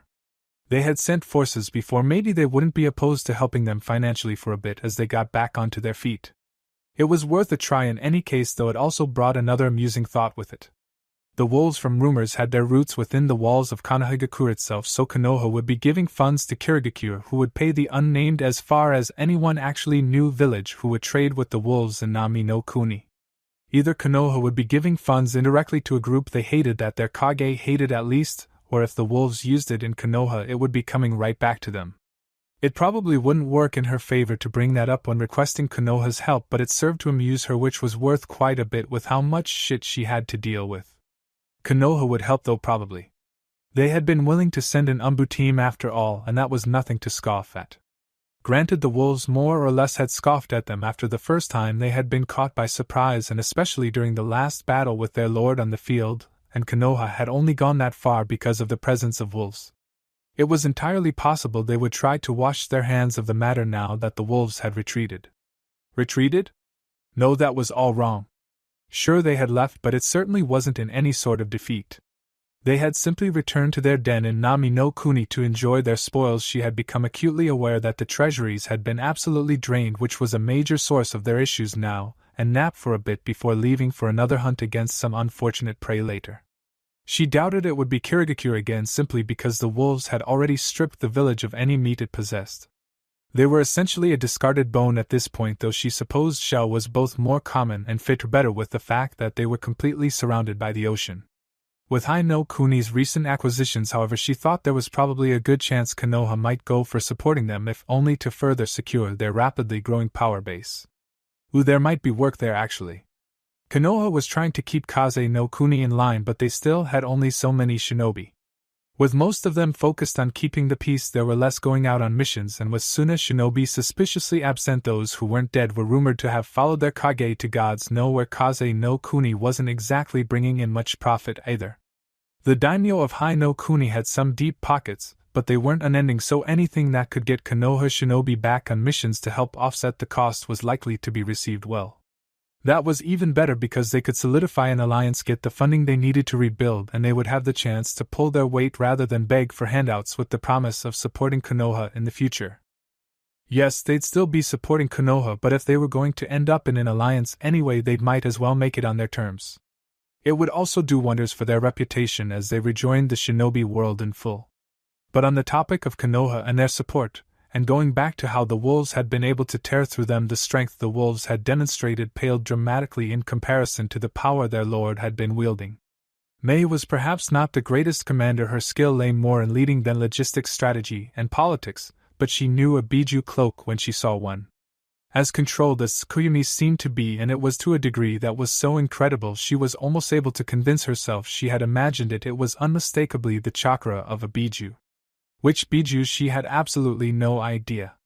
Not only did she not know the actual name of the young man that had stolen away her victory so decisively, but Kirigakure as a whole, even during Yagura's reign, had been severely lacking in global intelligence to that degree. He had of course been focused on other things. What Mei did now know, however, was that this Tsukuyumi now possessed the Sanbai. Just thinking those words sent a shiver down her spine, but that was only the tip of the iceberg. Possessing it was one thing, he had managed to steal it in moments, and seal it gods nowhere. It couldn't have been within himself. As far as she was aware, she had at least enough general knowledge of sealing to know that it should be impossible, but even if he had some sort of item or prepared sealing array in anticipation of the task, it demonstrated a skill in Fuin Jutsu that made her exceedingly nervous. The Uzumaki had been distant cousins of her own, and she had grown up with her mother's tales of their might before the fall of Yuzushiro. Fuin Jutsu was not something to be taken lightly, especially when there were so few these days to still practice it outside the village's traditional Biju sealing methods. What she had seen was far beyond that, as most Biju sealings, even from one host to another, would take at least an hour or two. Konoha, with its old ties to the Uzumaki and the prodigy of the Yondaime, and Kyuubi, who rumors said perfected the art of Jinchuriki, might be able to do it much faster, but she highly doubted they could do it as a god's bedamned attack against a Kage without either very careful preparation or an ungodly amount of skill. And Fuin Jutsu users given the opportunity to prepare was the stuff of nightmares. If she was completely honest with herself, and she wasn't planning on sharing this with anyone else ever, it was probably a good thing he had taken the Sanbai with him. That sounded bad, but the rebels' gods, they needed a better name, didn't really have any Fuin Jutsu users. Like at all. Not a single one. Ao was the most familiar with the art, and even he could only recognize certain seals he came across, which was a far cry from being able to make them himself. So really having the Sanbai taken from their country would save them a whole lot of trouble when it was supposed to reform in 3 years. She hadn't realized that until a few days after everything had calmed down. She had intended to kill Yagura that day, which would have become a problem in 3 years when the Sanbai suddenly returned. If they raised it soon enough, they might have time to try scraping something together, which would more than likely mean getting help from one of the other major villages, but if she hadn't remembered, they would be in more than a little trouble. In a way, he had done them a favor. She was still concerned with what the Lord of Wolves might end up doing with what was evidently a second Biju at his disposal, but for the moment she could focus her attention on making sure Kirigakure at least lasted long enough for them to see. They could deal with whatever plan he had, assuming he actually had a plan, and wasn't just taking it for the sake of having it if they managed to get that far. Village first, bloodthirsty Lord of Wolves with the power of Biju at his command later. So with that in mind, she needed to get into contact with Kanahigakure to ask for more support. She had sent Ao last time back when they thought they might manage to get aid from the wolves themselves. That had probably been their first mistake, bringing their plight and vulnerabilities to the attention of that pack, but it was far too late to undo that now. Ao was always a good representation of the rebels Neo-Kirigakure. There had to be something they could use that wouldn't remind them of the long-fought war that was finally over, or that mentioned blood. That word had been associated with their village in a negative light for far too long for them to do anything that might cause it to continue, but she could very easily admit that she needed him to stay here in Kirigakure to help make sure everything was running smoothly as they tried to tackle the monumental mess they had been left with. That left her next best option as Haku. Not that there was anything wrong with the girl outside of how much time the poor thing had to spend around Zabuza. He wasn't exactly the greatest role model, though he did his best for his daughter, but May thought she should really have others qualified for this sort of task when Ao was needed elsewhere.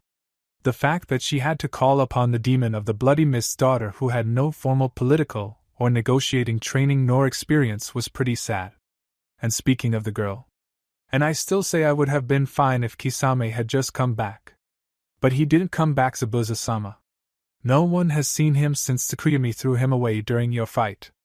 We might have seen him. The door to Mei's office opened to reveal Zabuza, whose complete attention was over his shoulder looking at his daughter as he walked. If someone hadn't dragged us out of the fight.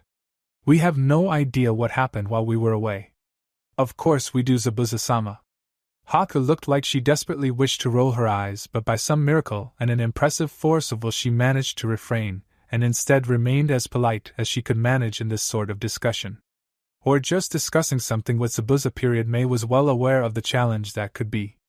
We know that you stayed alive and I had a chance to dress your wounds. And that Kisame disappeared. Mei added. Yes, exactly. Haku shot Mei a small grateful smile for siding with her and trying to get some common sense through Zabuza's thick head. Even Mei knows that avoiding a fight with Tsukuyomi is simply a good idea. Green eyes narrowed at the last of the Yuki clan. Even? She asked flatly. What do you mean even? And what's this about avoiding fights? Ah. Haku paused as she found herself unexpectedly on the defensive. Perhaps I misspoke. Zabwa gave an amused snort, while Mei's narrowed eyes continued to bore into the girl for a few more moments. Quite.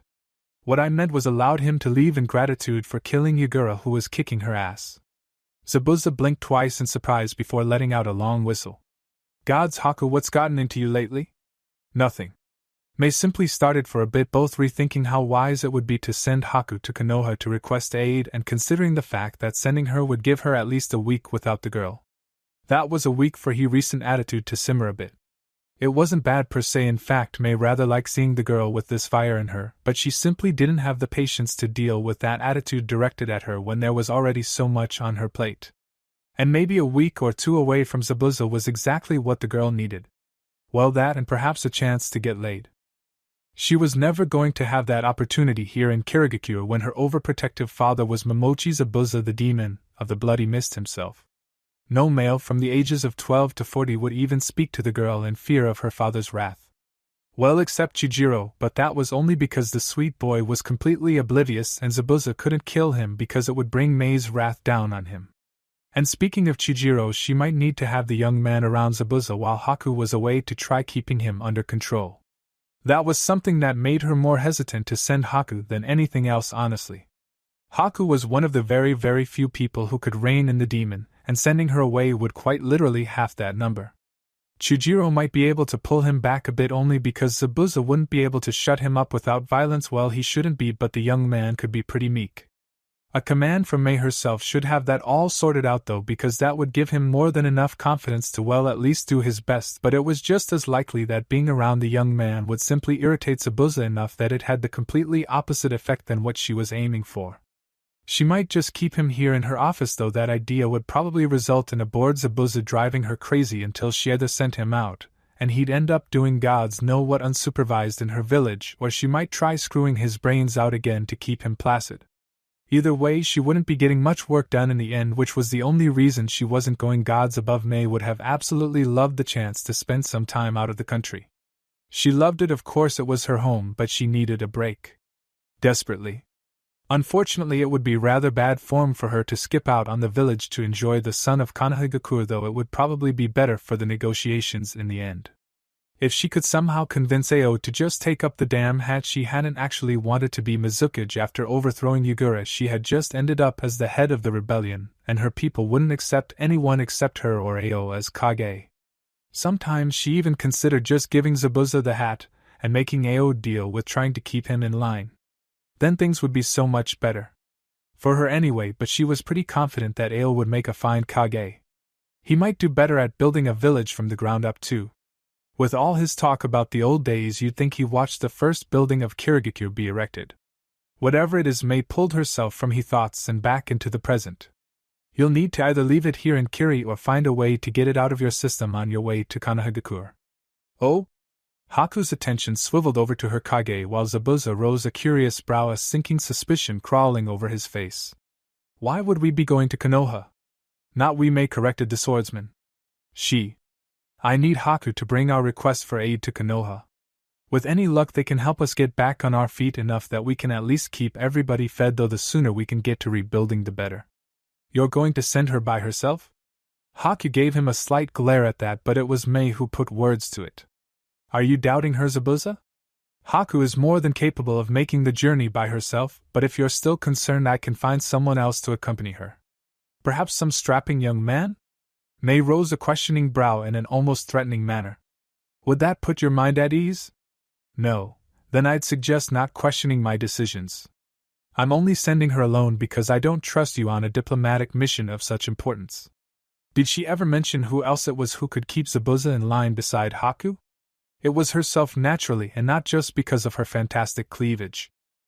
There simply weren't many who could both confidently contest him with their words and not end up with him trying to fight them because of it. That specific combination was rare, but was all one needed to chain down this particular demon. She'd be lying if she said she didn't take some advantage of that fact or of her cleavage. They were both pretty effective, honestly, and she got better results when her persuasions left people in a good mood. Briefly, she wondered if that's why Ao had been so adamant that she maintain leadership in the form of picking up the mantle of Mizukage. He could be a sly old bastard when he wanted to. Yeah, he grudgingly agreed. That's probably for the best then. I'm glad you've come to see it my way, Zabuza. Mei tilted her head slightly to the side and gave a too sweet smile in his direction, filled with equal parts threat and satisfaction. She did throw him a bone as she returned her attention to Haku, giving an exaggerated sigh that had his eyes glued exactly where she had expected them to end up. To be perfectly honest, Haku-chan, you'll be playing the role of courier more than diplomat on this mission. You'll be delivering a request from me to the current Hokage Asuma, and then awaiting for his reply. It may take a few days for a decision to be reached though, and I unfortunately don't have any funds to spare for your lodging. If he doesn't offer something, you'll have to make do. Haku's eyes brightened significantly. Oh, that won't be any trouble at all, Mei-sama. If it's Konoha, I think I have someone I can stay with. Zabuza's attention was immediately pulled from his previous focus, and snapped instead to his daughter. No, what do you mean no? Haku turned to her father, resting a hand on a cocktip. Mei had to exert monumental effort to hide her smile. The girl was growing into some attitude lately, and Mei very much approved.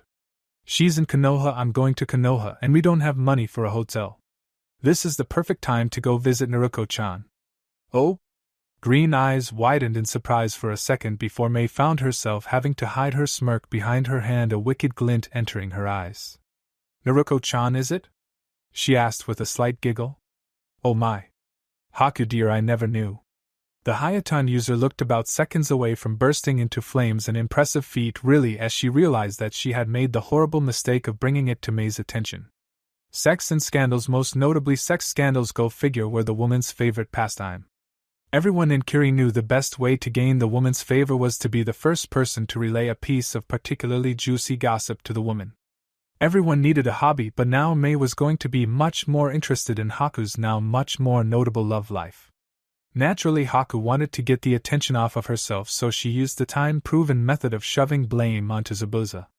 Zabuza-sama's taught me a lot, Mei-sama, including how to appreciate attractive women. A smirking Zabuza found his blood running cold as those words left his daughter's lips, and he froze under Mei's questioning gaze. Oh? She exclaimed, crossing her arms. Is that so, Zabuza? You sneaky little. It was whispered under his breath, and from the corner of his eye he could see the victorious smirk his daughter was giving him. I learned that from you too, was her quiet reply. She had him there. Gods, he had done a fucking fantastic job raising her, hadn't he? If he didn't have such a foreboding sense of impending doom, he might be capable of feeling an immense swell of pride about that. What can I say? He did his best to make the shrug look casual and mostly succeeded. She gets her good taste from me. May gave an amused giggle as she dropped her accusing stare. Well, you do have pretty good taste, I'll give you that. She became slightly more serious but retained a teasing tone. So is the big bad Zabuza scarred? This beautiful Konoha girl is going to steal away his precious daughter? Maybe she won't want to come back. They can get a hotel room together if it makes them happy. This shrug was much less forced. As long as it's not a boy, I don't care who she falls in love with. Haku returned to her previous shade of red. May's teasing was replaced by genuine confusion. Then what's the problem? The problem? The problem is that she wants to go stay with Tsukuyumi's sister. For fuck's sake, even I know that can't be a good idea. What? Zabuza. Her glare was possibly hotter than any lava she had ever used. Explain. Now. Zabuza and Haku shared a brief look. Oh yeah, maybe they should have mentioned that a bit sooner. Whoops. Chapter 111 Delivery. May's expectant green eyes bored a hole through Zabuza's head. The new Mizukage less than pleased to have important information such as blood relations of one of their greatest foes so casually thrown about as if it was common knowledge. She hadn't known, so how long had they been aware? Knowing who he was related to would give them a possible target, would let them know who to avoid crossing to spare themselves his wrath again, and would give them a much better idea of the man who reduced their village to ash. It was important, damn it. Why hadn't she been told? Zabuza shared a nervous glance with Haku, who, while she didn't take an actual step in fear of drawing attention to herself, had leaned as far away from the displeased Kage as she could manage. Did we not mention that in our reports? Haku froze at that, her back straight, and her eyes darting around the room for possible exits she may have to use to get out of harm's way. Zabuza-sama. Her whispered warning was far too late, May's eyes narrowing significantly, which only seemed to focus her glare. You didn't mention anything in your reports, Zabuza. Her voice had gone sickly sweet, but the rest of her face continued to convey the anger bubbling within her. Due to her bloodline, that could have been quite literally too. Zabuza would not like the results of that rage boiled over and spilled out onto him. Mostly because he'd be dead, and liking or not liking anything would be rather impossible at that point. Because I still haven't received any reports from you. Her gaze swiveled over to the last Yuki, though did lose some of its heat. From either of you, I might add. Our deepest apologies, May-sama. Haku quickly fell into a deep bow, more to keep herself from having to meet May's gaze than anything else, and May turned her attention back to Zabuza. Well? She raised a brow. What?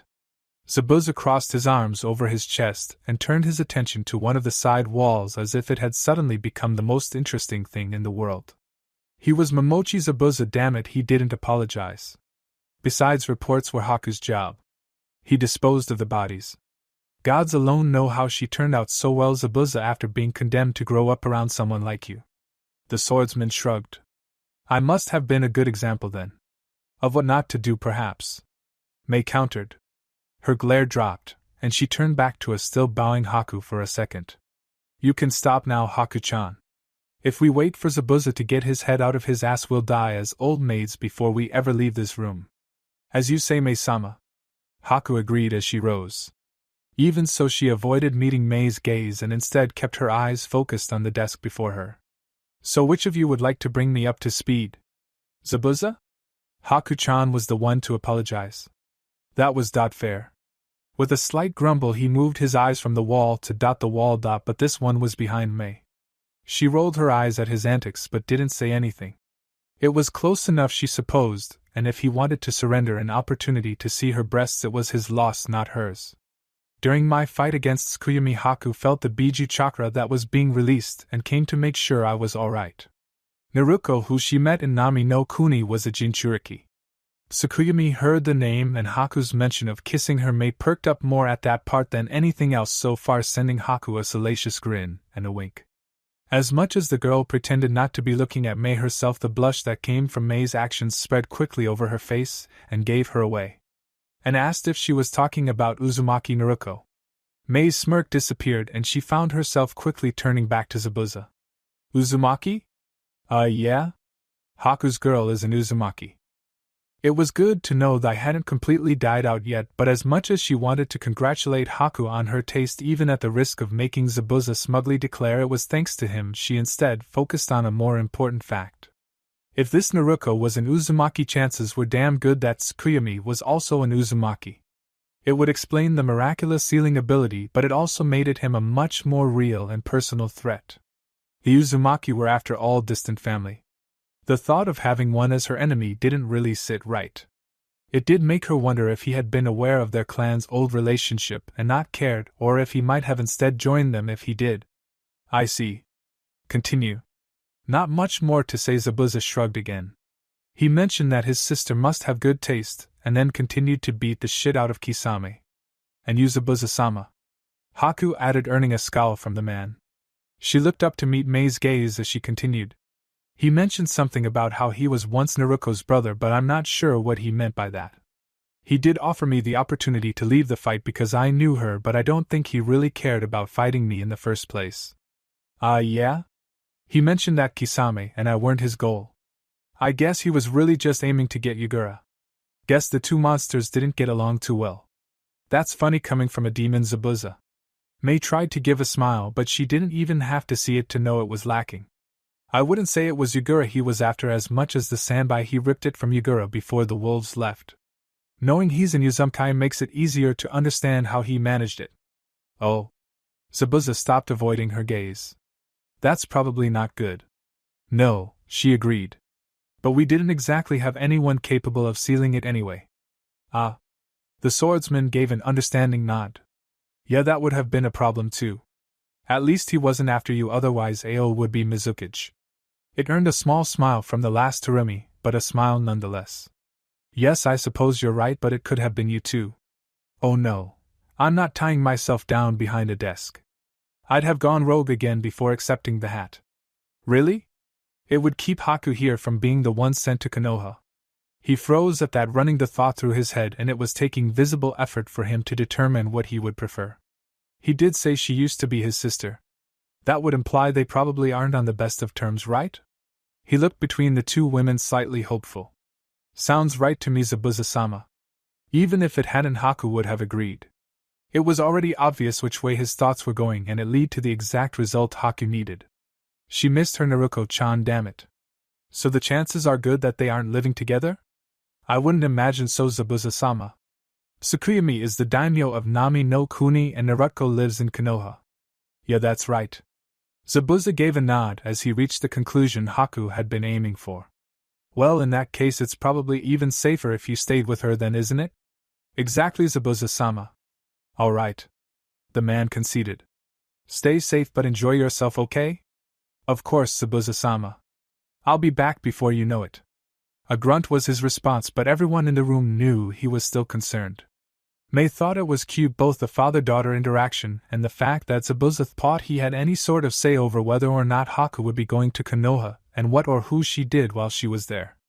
Personally, Mei was rooting for the girl and hoped for some juicy details on her return. She might even need to spend a few minutes with the girl before she left to give her some advice. Just the thought of what Haku might be getting up to with her Uzumaki girl was almost as good as an Ika. On that note, she'd have to ask Haku to keep an eye out for the newer ones on her trip. Mei was quite a few books behind by now because obtaining them during the war was both difficult and by no means a priority. She had to wonder what wonderful smut she had missed lately. It took a few moments to realize that someone was knocking on her door. It had simply been so long since any of her guests had bothered. In fact, with the wolves being the only guests she'd had in years, it was almost fair to say that guests had never knocked on the door of the main house. On the instances Hana and Kiba had invited people over, they usually brought them back anyway, and when they didn't, they'd still be out there to greet them by the time they were halfway from the compound gates to the main house. People simply didn't knock on Sum's door. So it was with some sense of wonder that a partially dressed Sum found herself opening the door and peering out at her unexpected guest. Not only was the young man on the other side of the door unexpected at that time, Sum could honestly say she had never really expected him to visit, period. She supposed that was probably foolish considering she was well aware of his rather high status within the wolves. When she had tied her clan so closely to them, it was only natural that she'd find herself dealing with their upper echelons. She couldn't expect it to always be Mai, though that would certainly be nice either, considering how much the young woman was responsible for. Still, she just had not considered that Naruto would end up paying her a visit. If anything, she'd expect to receive some sort of message requesting her presence for a meeting. Naruto just struck her as that sort of person. Unannounced house visits were distinctly not Naruto. Well, based on what she had witnessed, and what she had heard from Mai anyway. Personally, she hadn't spent all that much time with the young man and couldn't really say with any confidence what sort of person he actually was. His voice broke her from her thoughts, slightly deeper than she thought was completely normal for someone his age, but possessing a melodious quality that took off the edge. She also made note of the fact that he was taller than she had realized, or had gone through quite the growth spurt since the last time she saw him, as his purple eyes were perfectly level with her own. That of course also meant she was finding herself rather close to his face as she peeked out from her door. She was not for the first time finding herself wondering if he was actually he at all. He was prettier than Mai, for God's sakes, though that might explain how the young woman could be attracted to them both. Gods knew some found him attractive, which was a feeling beyond strange for the Inuzuka matriarch. Ah, Naruto-san. She recognized his perhaps too familiar form of address but made no mention of it. I hadn't expected you to be stopping by. She opened the door fully and stepped to the side, suddenly aware that her current clothing was perhaps less than appropriate for someone she wasn't all that familiar with. With how he was addressing her, however, maybe it could be ignored. She couldn't say she was completely comfortable with the young man, my love, being in her house referring to her so casually while she was less than modest, but it wasn't the most uncomfortable she'd even been either. She'd manage, probably. Please come in. She didn't even know why he was here yet, but that was no reason to abandon her manners. As he stepped into the house past her, it also gave her a chance to make sure her bathrobe was securely fastened before she closed the door and moved to lead him to her sitting room. Judging by the twinkle of amusement in those damnable purple eyes, there was a good chance she hadn't been quite as fast as she may have hoped. If he had seen anything, he was at least courteous enough to make no mention of it. Are you thirsty? She found herself asking, cursing herself in her mind. Sim had a growing suspicion that he was remaining quiet simply to enjoy her bumbling as a last-minute hostess. The worst part? Unlike Mai, when she visited, he had waited until a decent time to visit. Sim simply hadn't been up until just before he knocked. I am not, thank you. Of course. She could also admit only to herself and perhaps Mai that she was a bit nervous interacting with the young man for several reasons. The first was, of course, because she was only wearing a pair of tight pants and a generally pretty loose bathrobe. Then there was the fact that not only did Mai like him, but he was Mai's superior, so it was important not to displease him. The third, naturally, was that this visit could be about anything, and Sim really hoped it wasn't some sort of bad news. So to what do I owe the pleasure of this unexpected visit? Sim took a seat on one of the couches, being extra aware of her bathrobe as she settled into the soft red cushions. Naruto did not sit where she had expected him to. Normally, in the beginning anyway, Mai sat on the couch across from her, but she wouldn't have been too surprised if he had claimed the single armchair between the two couches. Really, she thought it might even suit him. Instead, however, he had decided to take a seat on the couch she had chosen. The couches were not large, and she, expecting him to take one of the other two options, had sat herself down right in the middle, which meant as he took a seat on the couch he ended up close enough that his leg was pressed against hers. He didn't seem bothered by this in the slightest, even as he turned to better face her. Sim was painfully aware that at this distance, and in her current position, she probably had a rather significant amount of cleavage currently on display, but on the off chance he didn't notice, and she didn't know who she thought she was fooling with that desperate hope, she couldn't exactly adjust anything without risking drawing attention to the matter. Why couldn't it have been Mai? A tall stool had been placed next to Mai's desk, upon which Hanabi sat watching curiously as her new boss pored over reports and scribbled down notes. Mostly, however, Hanabi paid attention to the various curses leaving the young woman's lips, particularly when a report involved Tsukuyomi or Naruto in some way. As it so happened, that meant just about all of them. The only other person to regularly come up in reports was Mai's brother, apparently, who was overseeing the wolves in Nami no Kuni. She had more than a few choice words for him, too. Hanabi had a small notebook of her own which she had written some of Mai's favored words to use for each of the men she had to deal with, along with what their reports typically entailed. Or rather, that part of the reports had Mai using those words. Sai's was actually the easiest to identify. His reports contained all manner of information about the activities of the wolves in Nami no Kuni, but the most notable part of each was the myriad of red ink staining the page. Even before the reports reached Mai's desk, it was evident that Sai was less than financially gifted. Governess Hannah, whom I had explained took care of the civilian matters of Nami no Kuni, had her signature in the same red ink near the bottom of the pages, showing she had tried to show Sai the issues before his financial reports were submitted. Based on the number of reports and the continuous trend of red ink, it was evident that it wasn't doing any good, and something just wasn't clicking with the man. The problem with reports talking about, or in some cases from Tsukuyomi and Naruto, were much harder for Hanabi to figure out. The first thing she had to figure out was why Mai would have such reports. Those talking about those two made sense naturally; they would be heavily involved with matters of the wolves, but reports that were apparently from them made considerably less so. She actually ended up having to ask about that, despite wanting to figure everything out while asking as few questions as possible, and Mai's answer left a lot to be desired. I'd like to be able to say it's so that we all stay aware of what's going on as we work for the betterment of the wolves, Mai had started. But the truth is that it's the wolves who have been splitting the paperwork and sending it to the desk of the person they think is most appropriate. Hanabi's first thought then was that it meant those were mistakes.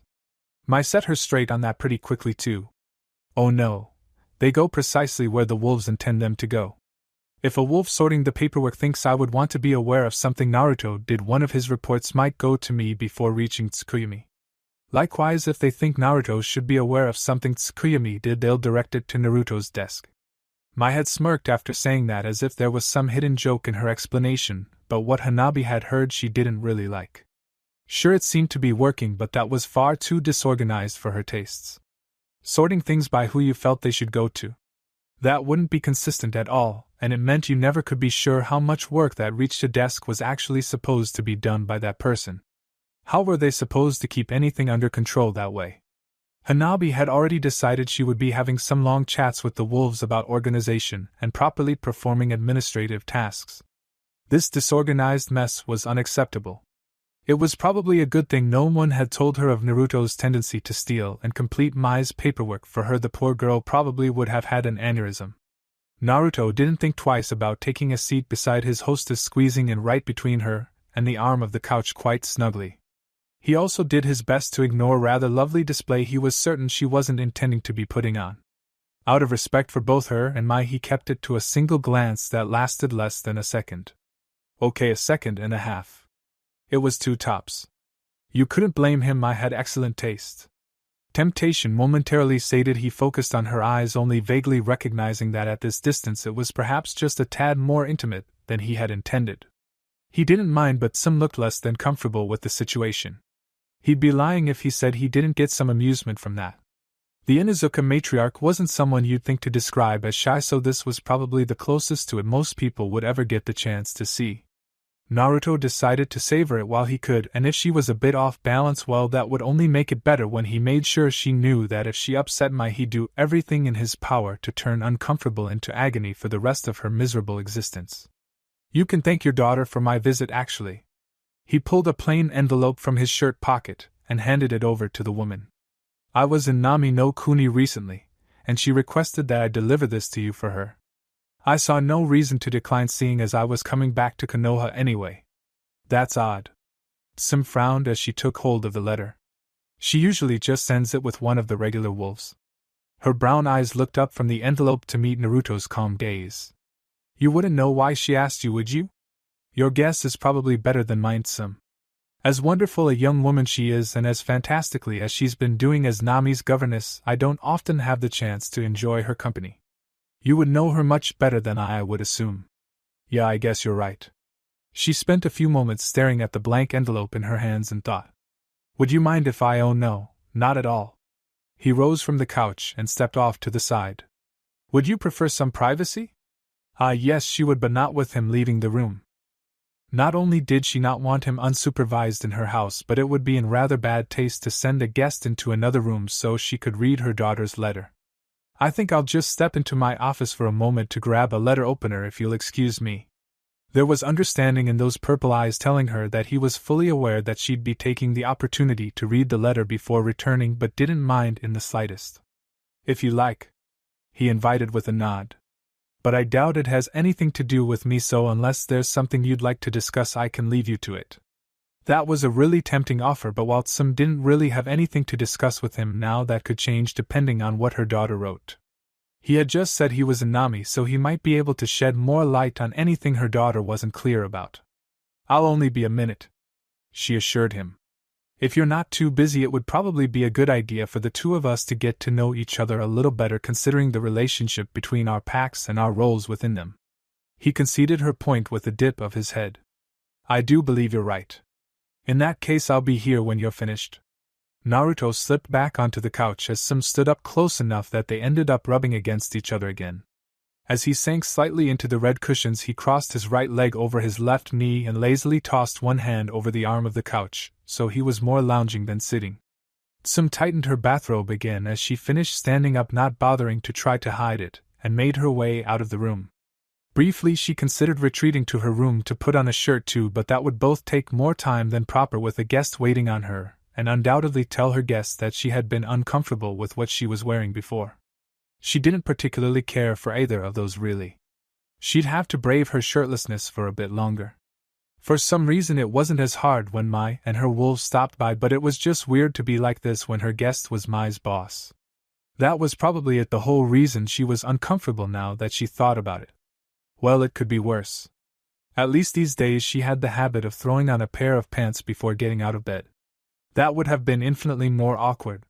She had planned to speak with Mito after her bath. She really did. Unfortunately, she hadn't taken into consideration just how relaxed that bath would make her.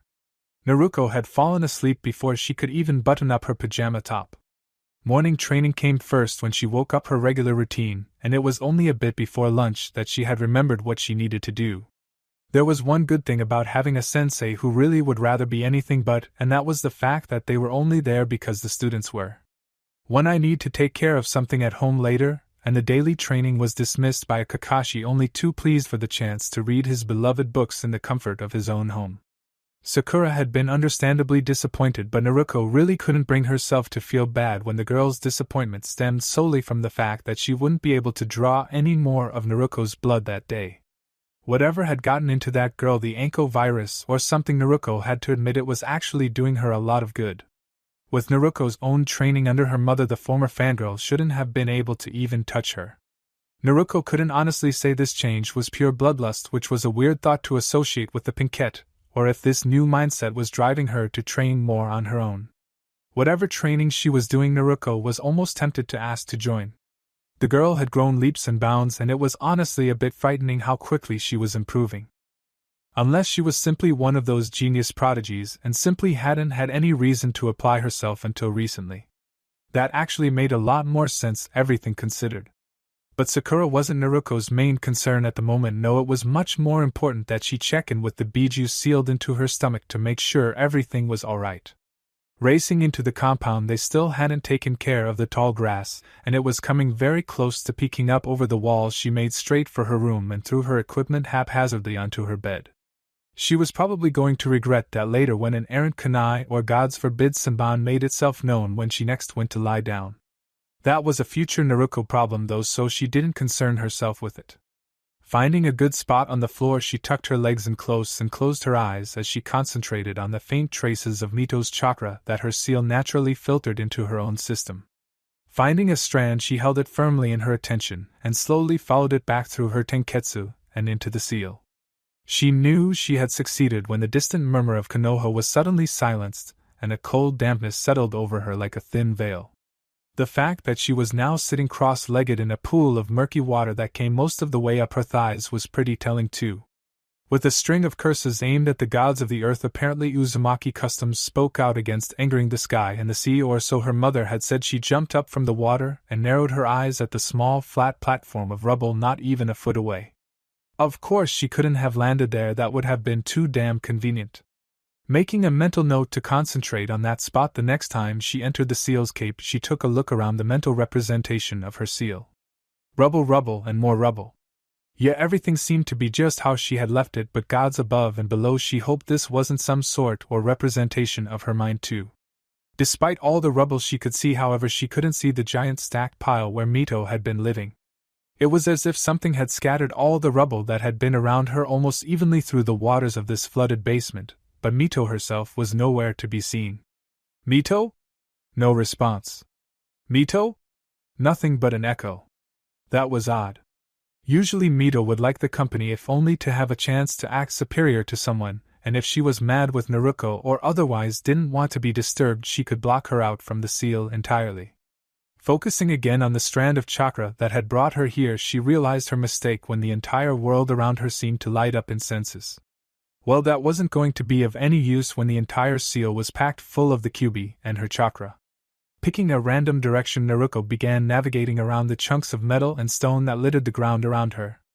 It would have been so much easier with either the water gone or the rubble cleared. She would have been happy with either, really, because together they were a pain in the ass. As far as she knew, she couldn't use chakra in here, and she wasn't keen on finding out firsthand, so water walking was out. Even if she could use water walking, the second her feet touched solid ground, she knew she would be sent flying, and the murky water did a very good job at hiding some of the rubble just beneath the surface. If she knew she could use chakra, she'd make her way towards one of the walls and walk along them instead, but as it was, her only real option was to slowly make her across the rubble as best she could and through the water when she had to. Mito had better be in trouble when she found her, or Naruto was going to be beyond irritated. As Tsum had expected, her daughter's letter had indeed left her with more questions. She just didn't expect anything close to the questions she now had. She didn't have to find a mirror to know that her cheeks were probably aglow.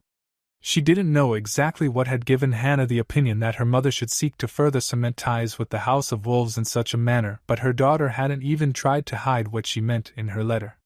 Married Kyuubi? Tsum had maybe interacted with him 3 times since they had allied their packs together, and she still hadn't even seen his face, let alone gotten to know him as a person. Of course, that wasn't exactly what her daughter was suggesting either. A political marriage didn't depend on anything but status and duty, so everything else was irrelevant. Be that as it may, Hana hadn't really said anything about why she was suggesting this particular course of action either. As far as Tsum was aware, their relationship with the wolves was favorable, and even if it wasn't a marriage, wasn't going to resolve anything between the 2 packs. Kyuubi himself seemed keen on the courts, but his wolves and the Inuzuka didn't usually care much for politics and certainly wouldn't be soothed by meeting some courtly requirement. There was also the fact that if anyone was going to be having a political marriage, it would be her daughter, who was already well received by the wolves and was enjoying her time in Nami no Kuni. That some might actually consider arranging, but only if Hana was interested in it. As it was, Hana hadn't really mentioned any interest in one of the wolves, and Sim couldn't see any reason a marriage should need to be set up for either of them. She skimmed over the rest of the letter, picking out a few keywords such as daimyo, princess, Kuni, and attractive. It was the last one that caught her attention, to be honest, and she focused on the sentence to see who her daughter was referring to. She found herself blinking in surprise at the thought. When had her daughter seen Kyuubi's face? She could admit to being slightly jealous simply because she had been wondering what the Lord of Wolves had looked like since she first heard the name Mai had given him. However it was, she had managed to see it. According to Hana, it was a sight to behold. She wondered how it would compare to Naruto and his unnatural beauty. She continued to read the letter and soon knew that her entire face had to be absolutely red. Kyuubi, it would seem, was not one to sleep alone often and made little to no effort to hide his activities from others in his palace. Tsum hadn't realized he had a palace, but upon reflection it only seemed right for a daimyo's residence. He wasn't going to be living in an apartment somewhere. It also reminded her of her own habits with dress within the main house before Mai started visiting regularly. If she had her own palace, you could bet your ass she would be walking around without pants, and she wouldn't give a damn if everybody knew she was having sex on the daily. Why Hana thought she should try for a man who obviously already had a plethora of lovers, Tsum didn't know, and to be perfectly honest, she didn't really feel up to asking. Folding the letter neatly, she stuffed it into her desk and realized that she had been gone longer, for perhaps was appropriate with a guest present even if he had been well aware of what she was up to. Readying her bathrobe, there was no way she had time to throw on a shirt now. She took a calming breath to hopefully decrease the blood currently flowing to her face. She was going to have some words with Na when they next met face to face. She didn't think she could properly express her absolute bewilderment at the idea, and she was equally sure no words Hana could write would ever explain it as well as those that would come from her lips. And waiting a month for a response that was probably going to cause more questions would drive some insane. Not responding would allow her to put it from her mind and distract herself with other matters. Still married to a daimyo, huh? There were certainly worse aspirations. Mai had excused herself for a minute, probably to check on Tsukuyomi, which Hanabi tried to not imagine taking quite some time, and told her to stay here in the young woman's office. Hanabi had perused a few of the files that Mai had deemed safe enough to leave out. Hanabi wasn't so foolish as to believe she would immediately be fully trusted in her new role, but had grown bored of them pretty quickly. So instead she had found herself staring into the empty eye holes of a snarling wolf mask. After a few minutes she quietly declared, "I'm in charge of you now." The wolf just shrugged. Gods above, she hated that one. This was new. Naruto looked up at the wall that filled in the corridor. Normally I'd just assumed this was some sort of dead end and turned away, but this wall was new. Not in the sense that it hadn't been there before. She would have no idea whether or not that was the case anyway. She never had explored this world much, and certainly not enough to memorize every wall, but when compared to the crumbling mildew-covered walls of this flooded basement, it was obvious that this wall hadn't had to endure anything close to what the rest of this world had.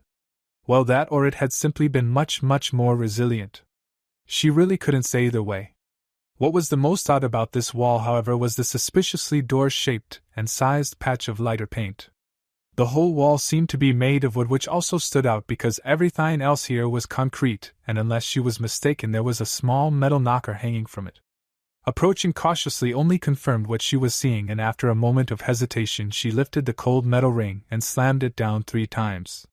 On the third impact she backed up and waited, the sound of the knock echoing through the otherwise empty corridors behind her. Those echoes faded into the distance with no other result. Looking to either side she stepped back up to the door.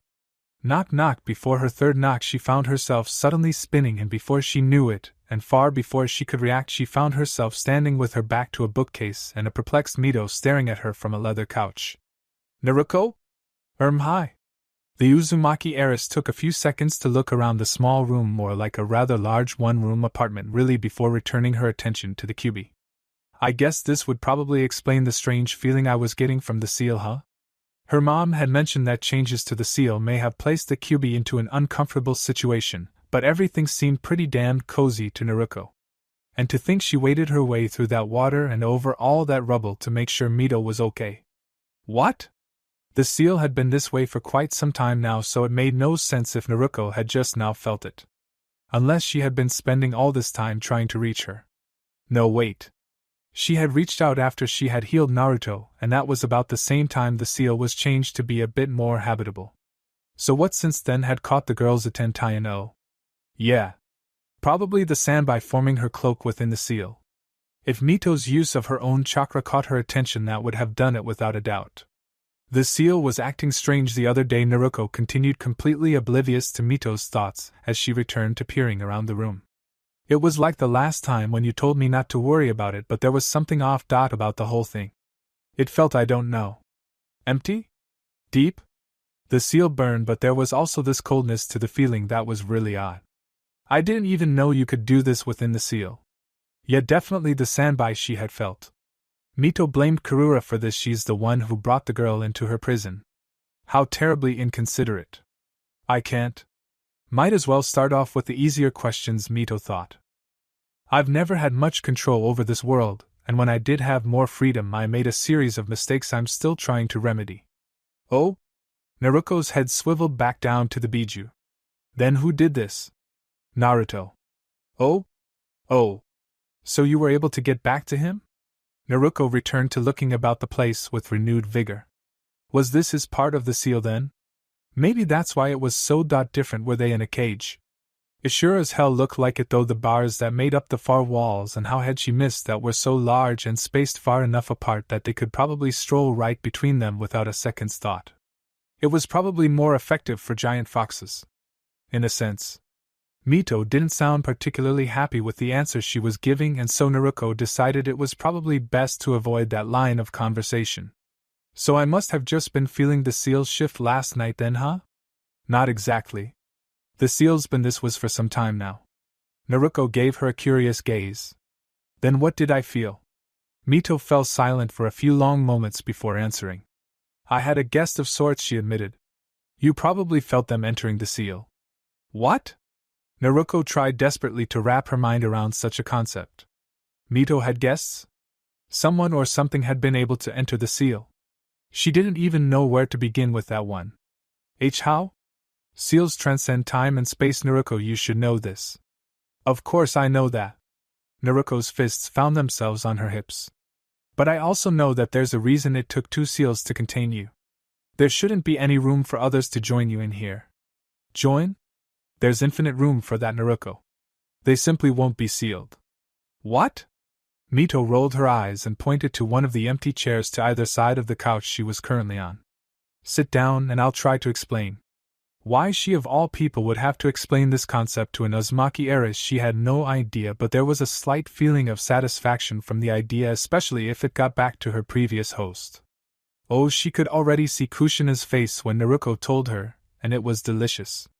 That was reason enough for her to go through with it. The amount a seal can contain is not limited by an amount it can hold, but rather by how much it can restrain and the amount of chakra necessary to do so. Smaller seals for trivial items such as kunai don't have much chakra in them on their creation, but also don't have to contend with the kunai because those bits of sharp metal aren't exactly trying to leave on their own and possess no chakra. Seals for biju not only have to be able to keep the biju from breaking out by suppressing their chakra, but are usually designed to allow the Jinchuriki to access that chakra, which ends up being rather complicated seals. Your mother seal didn't allow much of my chakra to flow freely but kept me restrained with a single seal. Your father, who had not been intending to transfer me to one of you that night, came up with a quick solution to both restrain me and provided nearly unrestricted access to my chakra. How'd he do that? Naruto had leaned forward in her seat as if it would somehow make a huge difference in how well she could hear Mito speak in an otherwise quiet room. By not restraining me at all in your half of the seal. Naruto shot straight up, surprise clearly evident. Wait, but how your father was rather impressive for a human anyway. Mito admitted grudgingly. I'm sure your mother probably described your seal as the container and Naruto's as the lid, right? Naruto nodded. Yeah, that's exactly how she described it. And because the container was exactly the same size as you are, Naruto's seal sits before the entrance so you can't leave. Not quite, but I suppose that was sufficient when she told you. You're more of a net than a container. You set the boundary but are full of holes that can be used to access my chakra. Overall pretty flimsy, and not likely to hold me. Oh, okay. Naruto frowned. Then what is Naruto? Naruto is Mito paused. Maybe that was a bad analogy. She hadn't actually thought that far.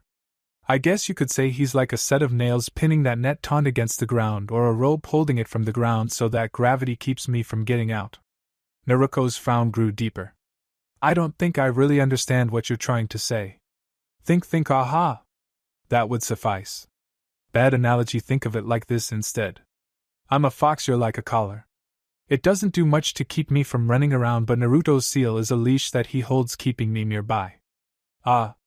Naruto's eyes brightened considerably. Yeah, that makes sense. Mito gave a small smile as Naruto finally understood, and it grew bigger as she proceeded to connect things from there. So the seal yard can have many animals in it, but my collar can only be on your neck. Precisely. Naruto gave a satisfied nod before stopping to blink a few times in confusion. Wait, but who visited you? Oh joy. They were getting into the fun questions now. Was it a biju? It sort of felt like your chakra. She caught on pretty quickly Mito would give her that. Yes, it was. I'm fairly confident in saying you felt Aisabu's chakra. Aisabu? The sanbai. If anything, the answer made Naruto more confused. How did the sanbai visit? There are ways for seals to be connected, such as in the case with you and Naruto, and through those connections the sanbai was able to visit me. But this seal isn't connected to the sanbais, is it? Naruto had a feeling she would know if that was the case. No, Mito folded her arms over her chest with a slight huff. Her seal isn't connected to me at all. Then how? Mito pointed to the large bars behind her. Unfortunately, Karura's is apparently connected to both mine and Aisabu's, and they both stopped by for a visit. While there had been 3 biju within her seal that evening? How the hell had she not known? The standby called on her chakra at one point. That's probably what you felt. Mito continued as if was no big deal. Wait, Karura's was connected? Who and why? Naruko got up from her seat and moved over to the large blackened iron bars peering out into a familiar flooded basement. What wasn't familiar to her was the large pathway of black marble, or the smaller section of white marble that branched out to one of the walls where it disappeared into an elaborate arch. The Uzumaki heir blinked in surprise at the sight through the archway where blue carpets were laid out trimmed in gold, and sunlight spilled through windows too high up for her to see. Who exactly is Karura? She asked without turning to face the Kyuubi. Oh, the Ichibi. My youngest sibling, the bitch. There was something odd about the way she said youngest, but Naruko was too distracted by what she was seeing to pay it too much mind. And why is she connected to you exactly? That's not for me to say. That caught Naruto's attention, and she looked over her shoulder at the orange hair of Mito. What do you mean it's not for you to say? Your seals are connected, for God's sakes. Who could possibly decide that it doesn't concern you? It does concern me, Naruko. Mito didn't need to explain her thought any further. The Uzumaki heiress understood well enough. If her seal is connected to your seal, then it's connected to me, Naruko argued. That makes it my concern too. That's not for me to decide. These matters are Naruto's, and I won't divulge his business to you. Oh, that made a lot more sense then. When she had been so desperate to get back into Naruto's favor again, Naruko never had learned what happened there either. It wasn't too surprising that she didn't want to do anything that might draw his ire. Oh, sorry. A silence fell in the room, only the light crackle of Mito's fireplace filling the silence, and Naruko returned to staring out from between the bars as if it were she trapped within the seal. But she wasn't, was she? The other biju had apparently been able to come and go as they please. Naruko shot another glance back at Mito, who hadn't moved at all. Would Karura tell me what was going on? Mito's head tilted to the side in thought. She might. Why? The Kyuubi turned to look over the couch just in time to watch as Naruko slipped between the bars to step onto the black marble of Naruto's old walkway. It took her a second to realize what she had just seen, and 2 crimson eyes slowly blinked as she processed it. They widened significantly when she finished. Scrambling from the couch, Mito ran to the bars as Naruko took a few curious steps into Naruto's seal's cape, putting her just out of reach of Mito's hand as she tried to snatch the back of the girl's clothes. What the hell do you think you're doing over there? Get back here! What? Naruko shrugged. I'm just going to go ask Karura. Completely oblivious about what it was she was currently doing, Naruko proceeded down the white walkway and through the marble archway into Karura's domain. Mito watched blankly, really hoping Naruto didn't get too upset by this, and more importantly wasn't upset at her for Naruko's actions. Damn that girl. She also tried very hard to not consider the fact that she had just done exactly what she had told Karura not to do with her son. Did no one listen to her? A lounging Naruto watched curiously as Tsum returned to the room and took a seat in the opposite corner of the couch across from him, placing herself as far away as possible. He rose a brow at that and the slight dusting of red on her cheeks, but otherwise didn't comment on it. Everything's going well, I hope? He asked causally, his brow rising higher when Tsum's blush ended up darkening. Now he was getting really curious. What had Hana included in her letter? Ah, yes. She took a moment trying to regain her composure. Everything seems fine. She simply included something I was not expecting to read. Nothing bad? No, just surprising. I'll have to speak with her about it in person at some point. Naruto gave a thoughtful nod, mentally making a note that when he tried to use Tsum to get Mai to take a vacation, he needed to find some way to pull Hana into it too. It looked like he might end up going back to Nami soon in that case. But perhaps after Hanabi had a month or so to get the gist of Mai's regular duties so she could help fill in. Or maybe not. Naruto still had his clone, they could make things work. Wait, was his clone still active? Naruto's eyes widened in sudden realization, and he shot up from the couch. Naruto-san? I'm terribly sorry, but I just remembered something that urgently requires my attention. He managed to take 3 whole steps before his clone, with impeccable timing, finished the backlog of paperwork, and decided it should probably dispel itself. Naruto fell to the ground like a limp noodle, smacking his head on Tsum's coffee table with a resounding crack. Fortunately, the table wasn't damaged in the process. Mai often commented on how hard-headed he could be. Jumping up from her own seat, Sim scrambled over to the bleeding young man and wondered just how many more surprises she was going to be having today. Well, fuck.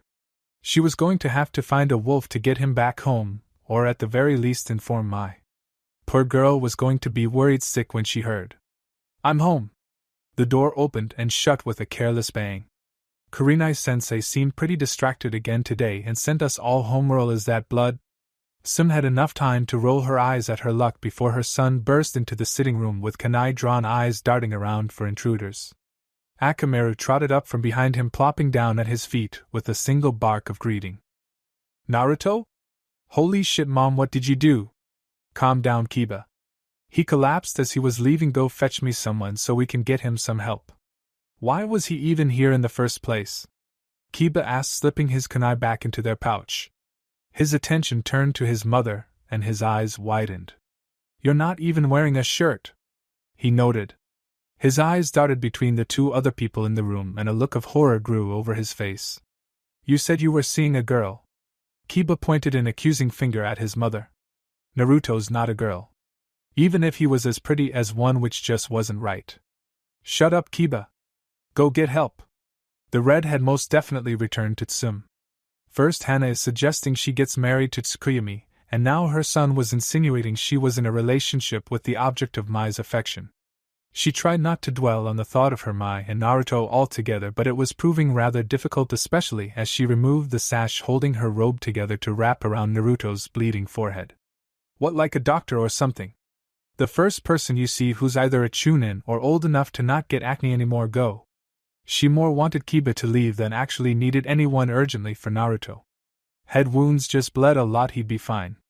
Getting Kiba away and wolves here was all she really needed, and even then she could probably just move him to a bed, or even one of these couches for a bit until he woke up and was able to walk home on his own.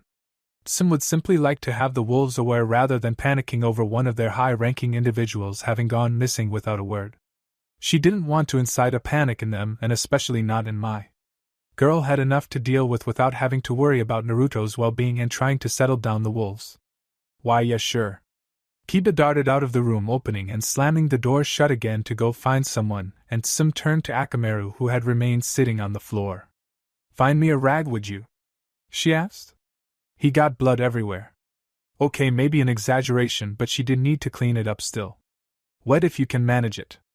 Akamaru gave a bark of agreement, and got up to find one, returning a minute or so later with Kuramaru, who he had recruited to help him. Kuramaru gave her a pointed look as Akamaru dropped the wet rag with a happy bark. "What?" she huffed. "It's not like I did this to him." The pointed look remained. "I didn't." He didn't seem to believe her, so she gave another huff and rolled her eyes. "Fine, whatever. Can you grab me a blanket or something at least?" Sim asked as she slid her arms under Naruto and lifted him up. Kuramaru tilted his head to the side as she took a step to the couch. "Really?" he asked with a sigh and a shake of his head. "What?" "I'm not going to leave him on the floor." "You shouldn't," he agreed. "But not even a bed for your injured guest?" "You know I don't keep the guest rooms ready." Kotomaru gave the closest thing to a shrug he could. "Your bed is fine." Sim gave him a blank stare while her earlier thoughts returned. She had already shared that bed with Mai. She wasn't inviting Naruto into it, conscious or no. Hana's is free. It was half suggestion and half her thinking out loud, but Kuramaru nodded in agreement. That should work. As long as it wasn't hers, Sim didn't care, and she figured it served Hana right for that letter. Let's see how she liked it when she next came home and her bed smelled like a man. "Hello? Hello?" Naruko's voice echoed down the white hallways as she wandered through the palace she found herself in. It was a far cry from Mito's small dwelling, but so far seemed to be completely empty. What was the point in such a large place if no one was here? It was pretty, at least much more pleasant to the eyes than the view Mito's abode was treated to through the bars of her prison. Remembering a time when Mito lay in a pile of rubble and murky water crying, Naruko was also aware that Mito's current environment wasn't bad at all in comparison. It simply wasn't well. This. She continued walking for what seemed to be an hour before she stumbled upon an archway that was different from the others. With images of tailed beasts carved into it elaborately, she figured it had to be important. She was right. Kind of. It was a throne room of sorts, though it seemed to be missing some walls, and the ground was covered in precious metals and finely cut gems in the pattern of a flower, which in the real world the work to create it alone would be worth fortunes, so say nothing of the materials, or the finished product. In laying it all into the white marble would have taken the skilled hands of a master. Considering there wasn't anyone you could hire to come into your seal to do such work that she was aware of anyway, Naruto figured that wasn't the case here. Unfortunately, her discovery of this room didn't seem to amount to much because, like the throne before her, the rest of the room was empty.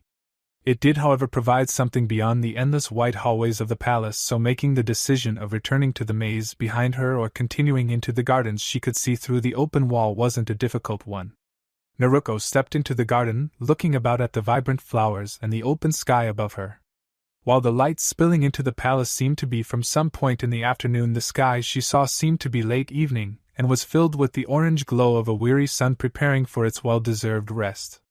If she hadn't already known that this world wasn't real, then that would have been plenty to tip her off. It was probably better this way, she could admit, because these gardens would probably be unbearably hot if the sky matched the light that poured into the palace. As it was a bit warm, with a gentle breeze that reminded her of Konoha's summer evenings. It was pleasant. There were certainly worse places to be sealed away into. Now she just had to figure out what that sealing had to do with her brother, and why Mito refused to say. She spent a few minutes just wandering the garden, enjoying the breeze and the fragrant flowers that littered the area before a sound caught her attention. Turning back to the throne room, a little girl in a blue dress stared back at her, standing barefoot on the white marble. Strands of dark green hair peeked out from under a straw hat with a light blue ribbon that matched her dress. Mismatched eyes stared back at her in surprise and wonder for a second, and Naruto had just enough time to smile and give a small wave before the girl screamed out "Mommy!" and ran back into the palace. Naruto's smile dropped as quickly as her hand.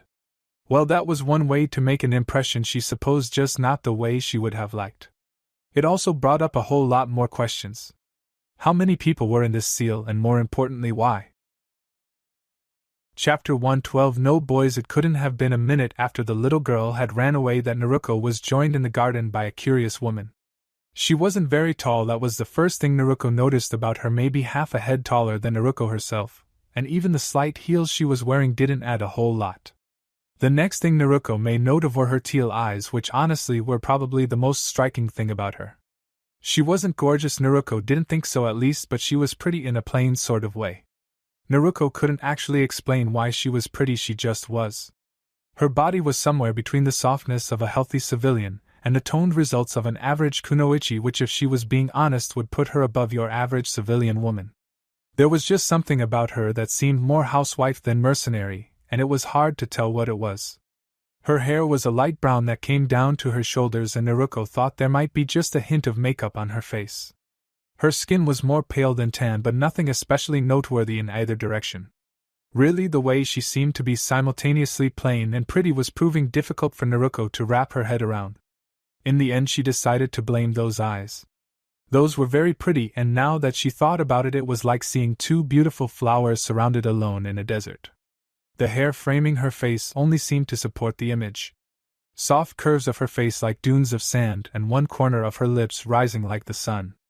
Naruto suddenly realized she had been staring, and the woman before her was smirking in amusement. Find something interesting, dear? I've found quite a bit, actually. Naruto was able to admit easily enough, a slight dusting of pink on her cheeks.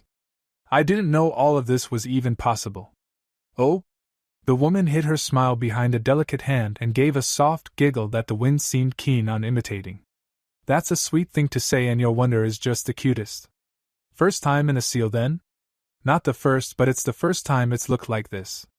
The first time it was just a flooded basement with rubble everywhere. The closest I know to that would be the connection between Mito's seal and my own, but there's no rubble there. I know it was within my seal. I didn't see any on Naruto's side. The woman gave Naruto a strange look for a second, her head tilting ever so slightly to the side, and after a thoughtful frown her eyes lit up with realization. Before Naruto knew what was happening, she found herself wrapped up in the woman's arms. It's good to meet you, Minato-chan. Naruto couldn't see the woman's lips anymore, but she could certainly hear it in her voice. I didn't think I'd ever get the opportunity. Minato? Asked the Uzumaki heiress. Oh, my bad. The woman released her from the hug but kept her hands on Naruto's shoulders as she gave her a beaming smile. You've probably not heard of me. Naruto's been really busy lately. I'm Karura, your future sister-in-law. What? Amaterasu-sama? One of Mai's favorites poked his head in, hoping they weren't interrupting anything important. The woman in question looked up from the work on her desk with a raised brow, her assistant in training doing the same in almost eerie synchronization.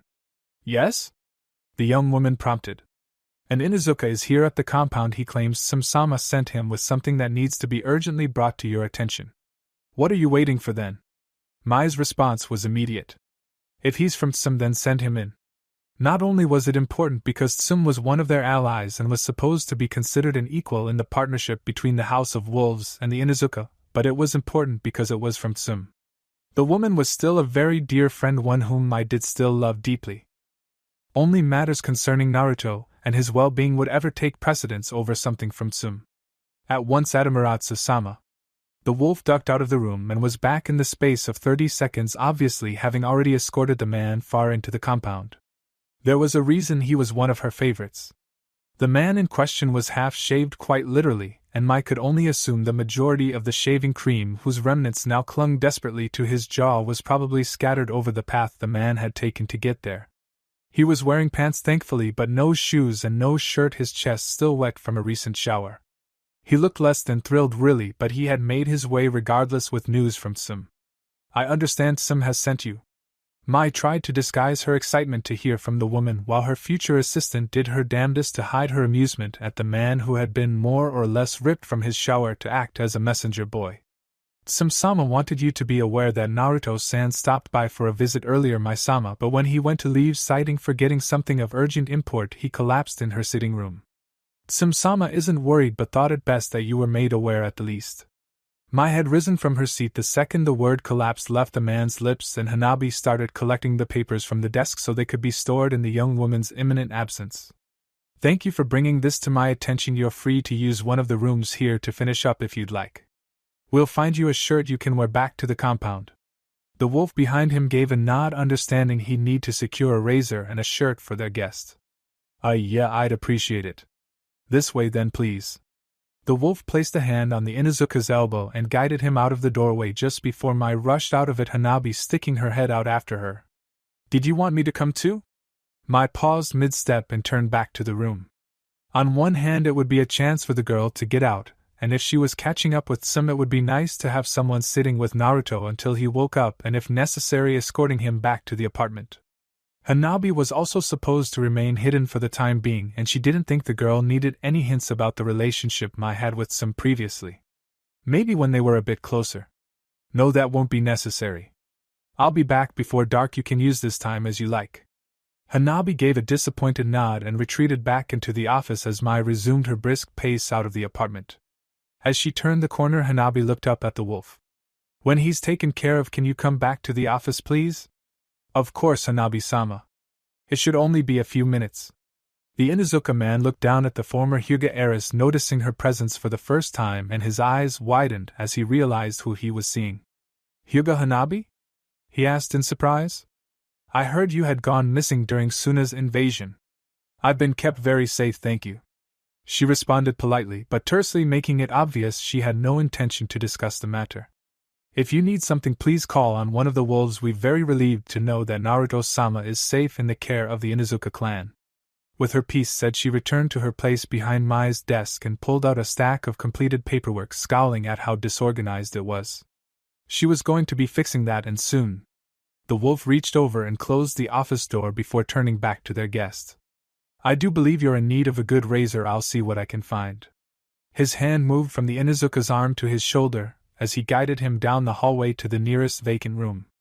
Hanabi probably wouldn't have been his first choice when looking for a potential assistant for Mai, but from what he had been seeing, she was going to be a good fit. Now they just needed to figure out a name for her too. And remember, yes. No, boys. You've said it about a dozen times just today, Zabuza-sama. Haku interrupted with a roll of her eyes. I was going to use protection, and don't do anything I won't do, but yes, that too. No, boys. Haku gave him a blank look. What kind of protection exactly do you expect me to use if I'm supposed to stay away from boys? The best protection is abstinence. Zabuza nodded sagely, earning a slap to his arm from a scowling Mei. Leave the poor girl alone, she has to experience life sooner or later. Just be glad she's not interested in boys. Haku hoped Zabuza didn't see the dusting of pink that spread over her pale cheeks, but based on the widening eyes of her Kage and the conspiratorial wink she sent to the last of the Yuki clan, Haku was pretty sure Mei had noticed. Damn. The Hayatan user liked women, that was certain, but she couldn't help it if she was just the tiniest bit curious about men too. She'd be lying if she said this wasn't the best opportunity she was going to get to sate that curiosity, but it wasn't anything she cared too much about. Now that Mei knew about it, however, she'd probably never hear the end of it. Damn that woman. Zabuza grumbled. At least there's that. Have fun, I guess. His shoulders slumped a little bit, his eyes softening. Stay safe, Haku. She had to get up on her toes, but she reached up to give her father a quick peck to his bandaged cheek. You don't have to worry about me, Zabuza-sama. You trained me, remember? That was exactly why Zabuza was worried.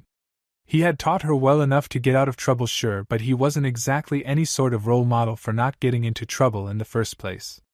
Yeah, I did. Mei's raised brow and expectant look made it clear that her thoughts were in the same vein. Just remember all those times I've tried diplomacy? Yes, Zabuza-sama. He wasn't suggesting she actually copy his example, was he? Don't do that. Yes, that sounded more sensible. In fact, do the opposite. It's fine, Zabuza-sama. Haku assured him. I've been doing that for years. The demon gave a nod.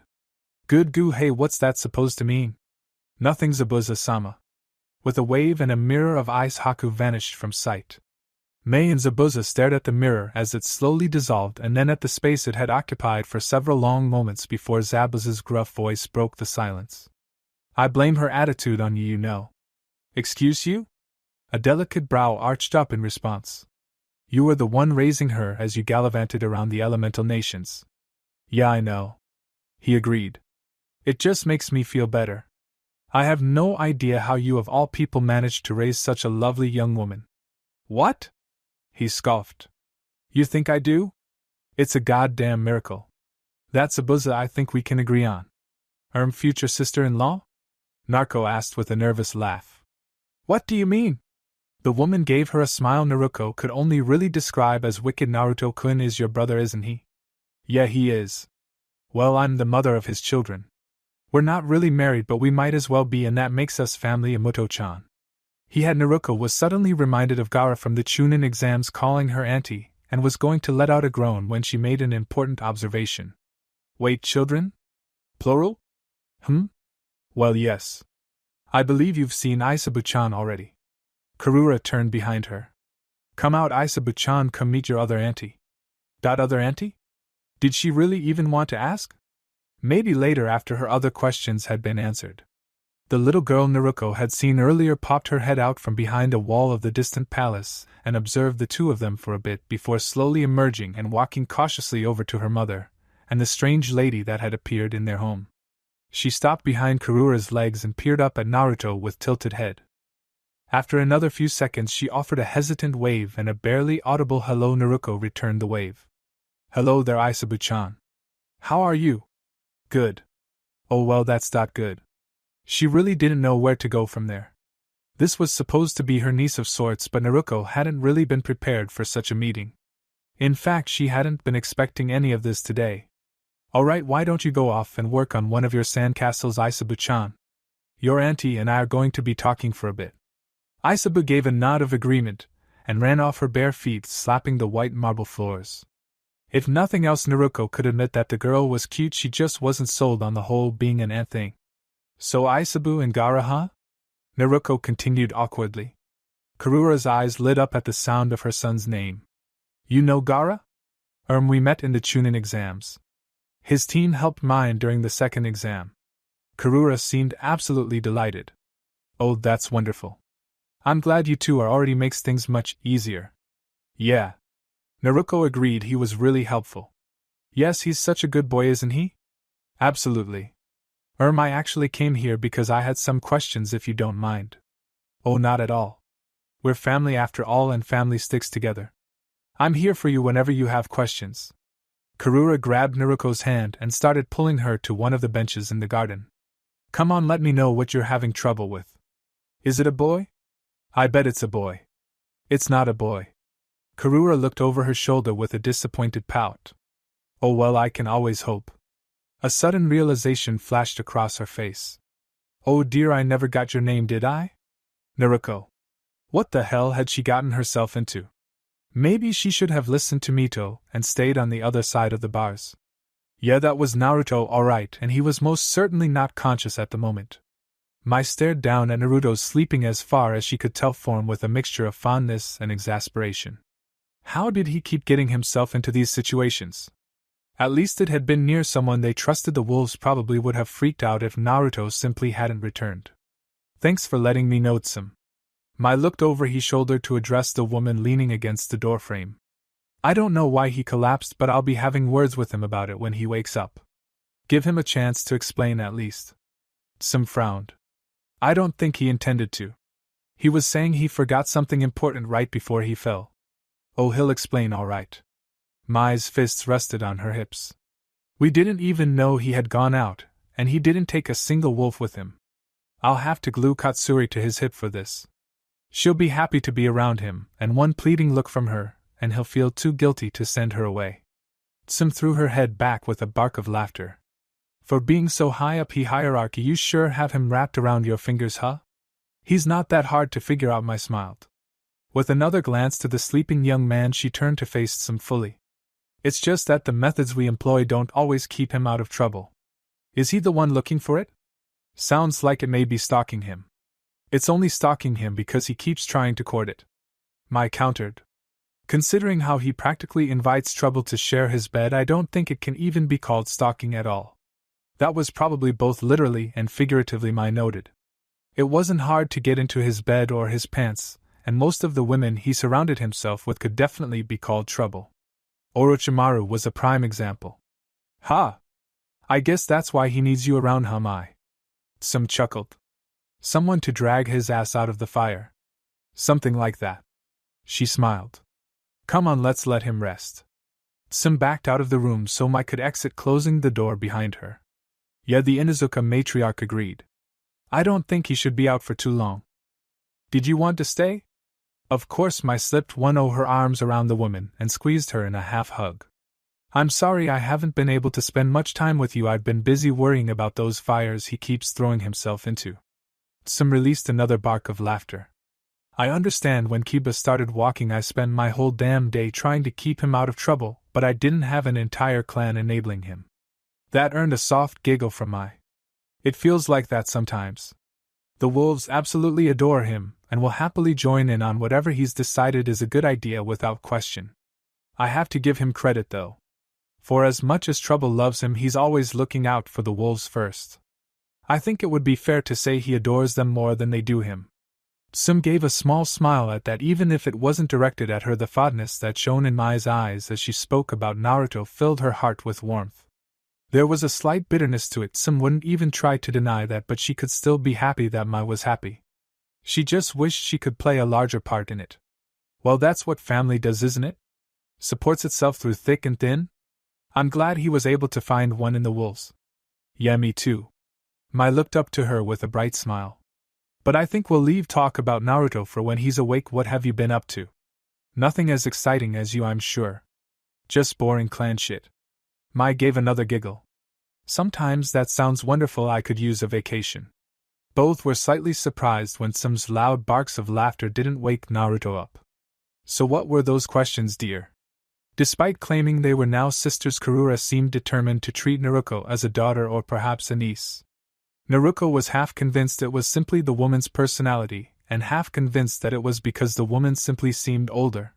She didn't look it by any means. Naruko might say 26 at the most, but the way she held herself made Naruko envision someone in their late 30s, perhaps early 40s.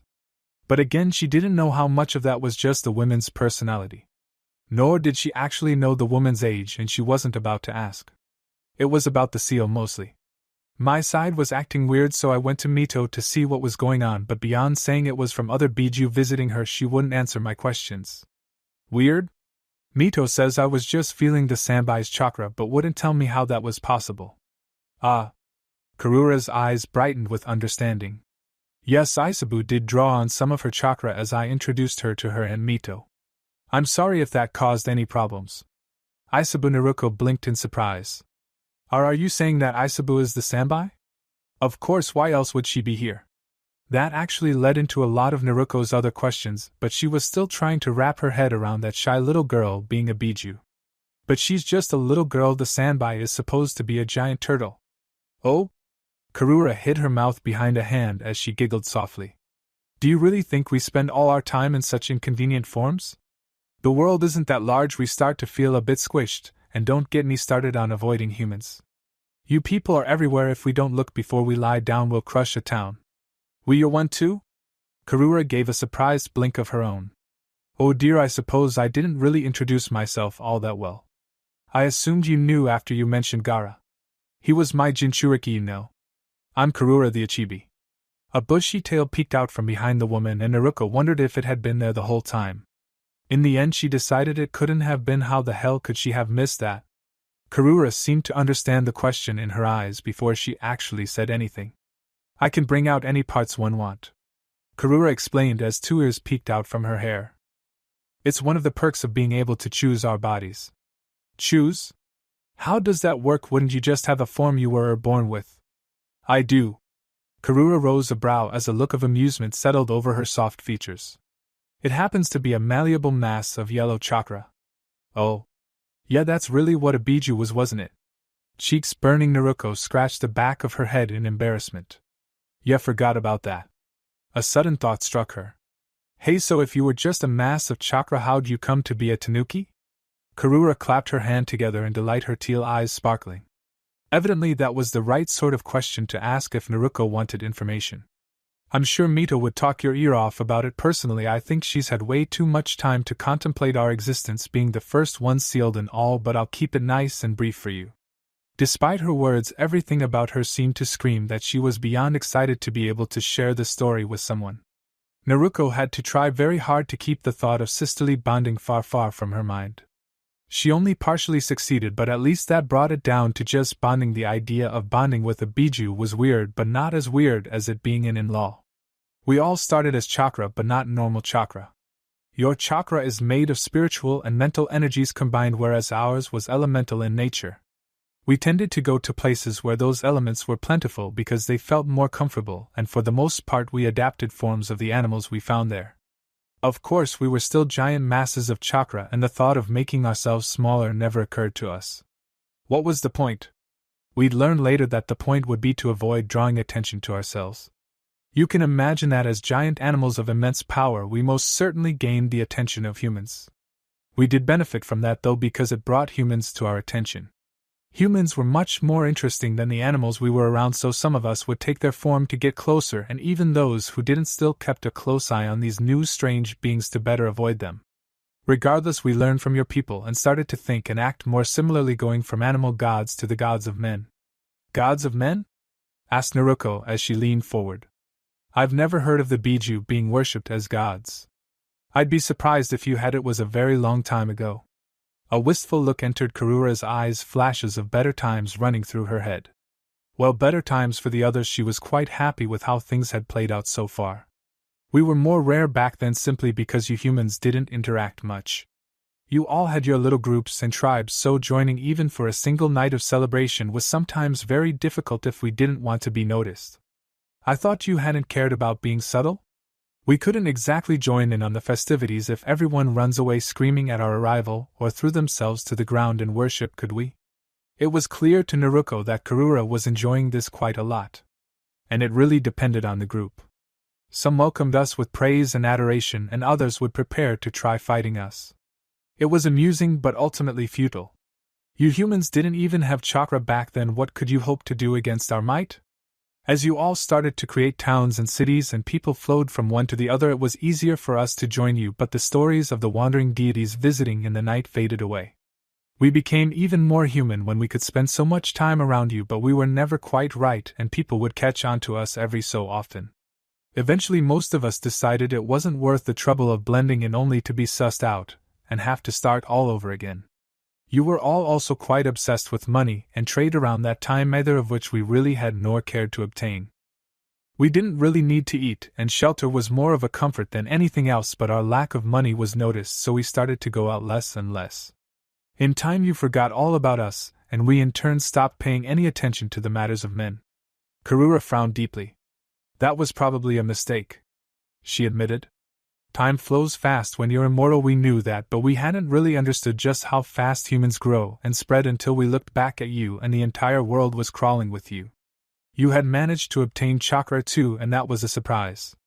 I think some of the others still kept enough of an eye on you that they knew, but most of us had no idea before humans were suddenly a legitimate threat. A wicked grin spread over her lips as amusement danced in her eyes. Mito, I know for a fact, never stopped watching, and yet she still ended up being the first one sealed. Granted, it was a giant statue of herself, and only held her for a few years, but it's still something I can hold over her. The grin turned into a frown and she mumbled. Until she brings up the tea kettle anyway. Karura clapped her hands together to clear the thought from her head as she returned to a brighter mood. I think that about covers it. What was the question again? Naruto gave the woman Biju a blank look for a few seconds before releasing a soft sigh. How you came to have animal forms? Oh, right. The Tanuki smiled broadly. Well, I'd say we've covered that pretty well then, wouldn't you? And then some. Naruto mumbled. With a twitch of her ears, Karura's eyes narrowed and her smile went from happy to looking forced. I'm sorry, what was that, Naruko-chan? Nothing. A nervous laugh left her lips. Just thinking to myself. Karura didn't seem to believe her, but she moved on all the same. So did that answer all your questions? About the Biju in general, I guess. She could still think of a few, but if that was Karura keeping things brief, though Naruto doubted very much that she had succeeded, she really didn't want to know what a full explanation would entail. But I'm still wondering why your seal is connected to Mito's and how you met my brother. Karura gave her a curious look. Of course our seals would be connected, they're both on Naruto. Wait, what? You're sealed in Naruto ni? Naruto tried to clarify. He was much older than should be possible for a safe sealing, and her mother would have mentioned something if her brother had also held a Biju in addition to helping her contain Mito. There was also the fact that Suna had been in possession of the Ichibi last she had heard. Yes, where else would I be? But how? When? He should be too old to be able to handle having a Biju sealed into him. Karura gave her a disappointed look. He's always had a Biju in him, dear. What are a couple more? It was Naruto, there wasn't a damn thing he couldn't do as far as Karura was concerned. Couple? Really, dear? Karura rolled her eyes. How do you think Isabu ended up in the seal too? We're all within Naruto right now, yourself included technically. A thoughtful frown crossed her face for a second as she observed the shocked Uzumaki air. If you've managed it, I suppose that means it should be fine for Gaara to meet his auntie Mito. I was wondering about that, but I haven't wanted to bother Naruto, he's been really busy lately. Yeah, I really have been. The voice was noticeably deeper than the two women, and their attention instantly moved to the red-headed young man entering the gardens with an Isabu hugging his leg. Sorry, I haven't been visiting much, Karura. He paused several feet away as Karura's entire face brightened considerably, and gently ruffled Isabu's hair as she nuzzled into him. Naruto. He greeted her plainly. I didn't expect to run into you here. Morning? She offered in return, uncertainly scratching the back of her head out of habit. I'd say we're probably a fair bit beyond that at this point. I was not aware you could even enter my seal. I guess that makes two of us. From the look he shot her, he wasn't amused in the slightest. Quite. She was going to have some explaining to do. Wait, what do you mean whoever's on guard duty divvies up the paperwork? Hanabi gave a disbelieving and half-horrified stare at the wolf that had returned to Mai's office. It had been a perfect time to figure out how this administrative nightmare had managed to go on for so long. Beyond the grace of the gods, of course, because she was certain it should have collapsed long ago. The administrative side, mind you, the wolves would still exist regardless, but the logistics to keep them efficient would have been next to useless. It comes in a crate, and whoever signs for the crate split it in half. He paused before correcting himself-ish, and then sends it to their desks. When we're present, we just deliver it to their desks personally, depending on whose desk is more appropriate. And who determines that? What? Who determines where it's most appropriate? We do? The wolf had a suspicious feeling that was the wrong answer, supported by the shades of red that were starting to make themselves known on Hanabi's face. With a deep breath, Hanabi managed to maintain control over the outburst she desperately wanted to release. "Get mice. Wolves," she ordered shortly. Even when she had simply been a guest, it was painfully obvious that the woman had her own favored wolves, though no one seemed to say anything about it. She wondered if they still thought they were subtle when they had routines like clockwork. The problem now seemed to be that all that clockwork was simply set up to help Mai do all the work she had rather than allowing it to be done more efficiently. Hanabi would be fixing that, and considering Mai already had her wolves trained to work on schedules and procedures the rest seemed to disregard, it shouldn't be nearly as difficult as building up all the clockwork herself. "Hanabi-sama?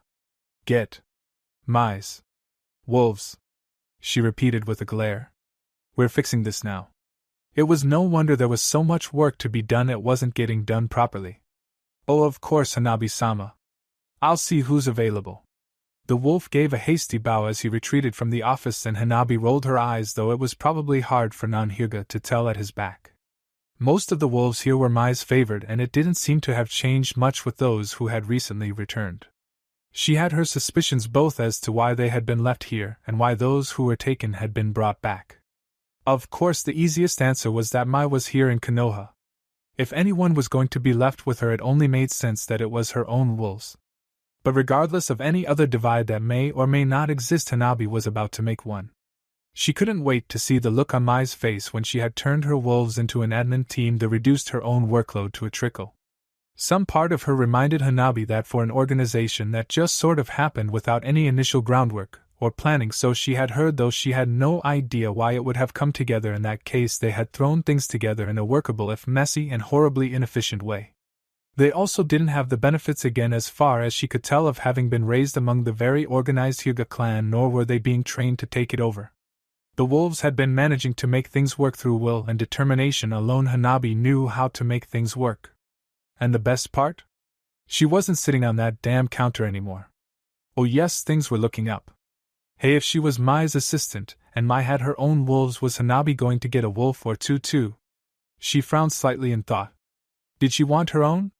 They seemed like a lot of responsibility, like caring for puppies. Hanabi didn't know if she had the energy to both look after them and completely restructure their administration and logistics. Maybe once everything else was sorted then. Karura only lasted a few seconds before she threw herself into Naruto's arms, and he seemed willing enough to accept her into them.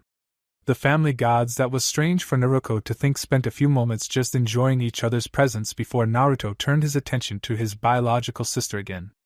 "I see you've met Karura and my daughter." "I have." Naruto nodded. "They're very lovely." Mother and daughter both flashed her a smile for that, though Aisabu's was much more small and shy than her confident mother's. "Yes, they are indeed." One hand reached down to pat Aisabu on the head, while the other squeezed Karura's waist closer to his body. "So you may understand why I'm a bit protective of them and the world I've built for them." Oh, so that's where he was going with this. Naruto cursed herself for not recognizing it sooner, and wondered how this would affect repairing relations with her brother. At the moment? Probably poorly, to be honest. But long-term, Karura seemed to like her, so maybe having her sister-in-law on her side would help her brother warm back up to her. And really, visits involving his family were going to have more of an impact than visiting with Jiraiya, who was little more than an acquaintance to the both of them. "Why are you here, Uzumaki?" Oh, he was bringing out the clan name. Yeah, he wasn't very happy right now, despite his family currently clinging to them. Or maybe because he had already said he was protective, and Naruto had known that since they were kids. Thank you, and he wasn't pleased that someone was in his seal uninvited. Those two things were probably compounding on his bad mood, and there was no telling if things on the outside world were irritating him too. All in all, not a good combination, but Naruto was willing to bet she'd probably be in a better position if Karura and Aisabu weren't in the room. With them here, however, she figured her next best option was to be honest as possible, which, considering she had nothing to really hide, wasn't going to be an issue. "My seal felt weird last night, so I stopped in to speak with Mito. She mentioned she had been visited by other Biju, but wouldn't explain how, so I got curious." His purple eyes continued to stare at her in silence for an uncomfortable amount of time. "Sorry?" she offered with a nervous grin. "Mito wouldn't say?" he asked with a frown. He hadn't been trying to keep it a secret, granted he hadn't really expected to need to keep it a secret. Who else would ever know? But he supposed she might not know what he did and did not want spread around. He could appreciate that. HM? No, she wouldn't. Said it was your business, and not for her to divulge or something. Didn't want me coming over here either. It is rather rude to enter uninvited, Naruto agreed with Mito. But I can understand the temptation, I suppose. You always were curious. Naruto's beaming smile turned into a pout as he continued his statement. And far too oblivious of consequences to think before stating it. Hey! Naruto's fists found comfortable positions on her hips in the natural pose of Uzumaki women. I've gotten better, she declared. Besides, not like you added a knocker or something outside her palace. Her thoughts suddenly took a different direction as her incredulousness faded away. Say, how did you change things here? I didn't even know it was possible. I hadn't expected a knocker might be necessary within my mental representation of the seal. He commented dryly. It's not exactly a place intended to entertain guests. Despite that, he did have a lot of people within his mind now that he considered it. That was pretty strange, actually. Naruto gave another nervous grin and scratched the back of her head, uncertainty in response to his first answer. With a small sigh, he continued. And because it was my half of the seal, I simply decided what I wanted things to look like, I guess. What? What? You said you guess, is that how you did it or not? Slender shoulders shrugged uncaringly. I assume so, I don't recall doing anything else. He said that, but he was also very aware of the seal covering his arm, and what it could do, particularly in the area of sealing. It was quite possible that it had something to do with his ability to change the mental representation of the seal. Or perhaps it was simply his privilege as the warden. Who knew? But Mito's seal is changed on my half of the bars. Naruto blinked twice as he processed that. So it is. So how did you change things on my side? By deciding what I wanted it to look like, he repeated. It would probably be more productive to try changing it yourself before asking more question. She huffed a frown and crossed her arms over her chest, but dropped the subject as she recognized the sense in his suggestion. Yeah, I guess I'll give it a try later. As you will. Naruto nodded. Now has your curiosity been satisfied? Before Naruto could answer, a pouting Kurura spoke up. Mao, don't tell me you're trying to kick Naruto-chan out of my palace, beloved. She looked up at him, almost pleadingly.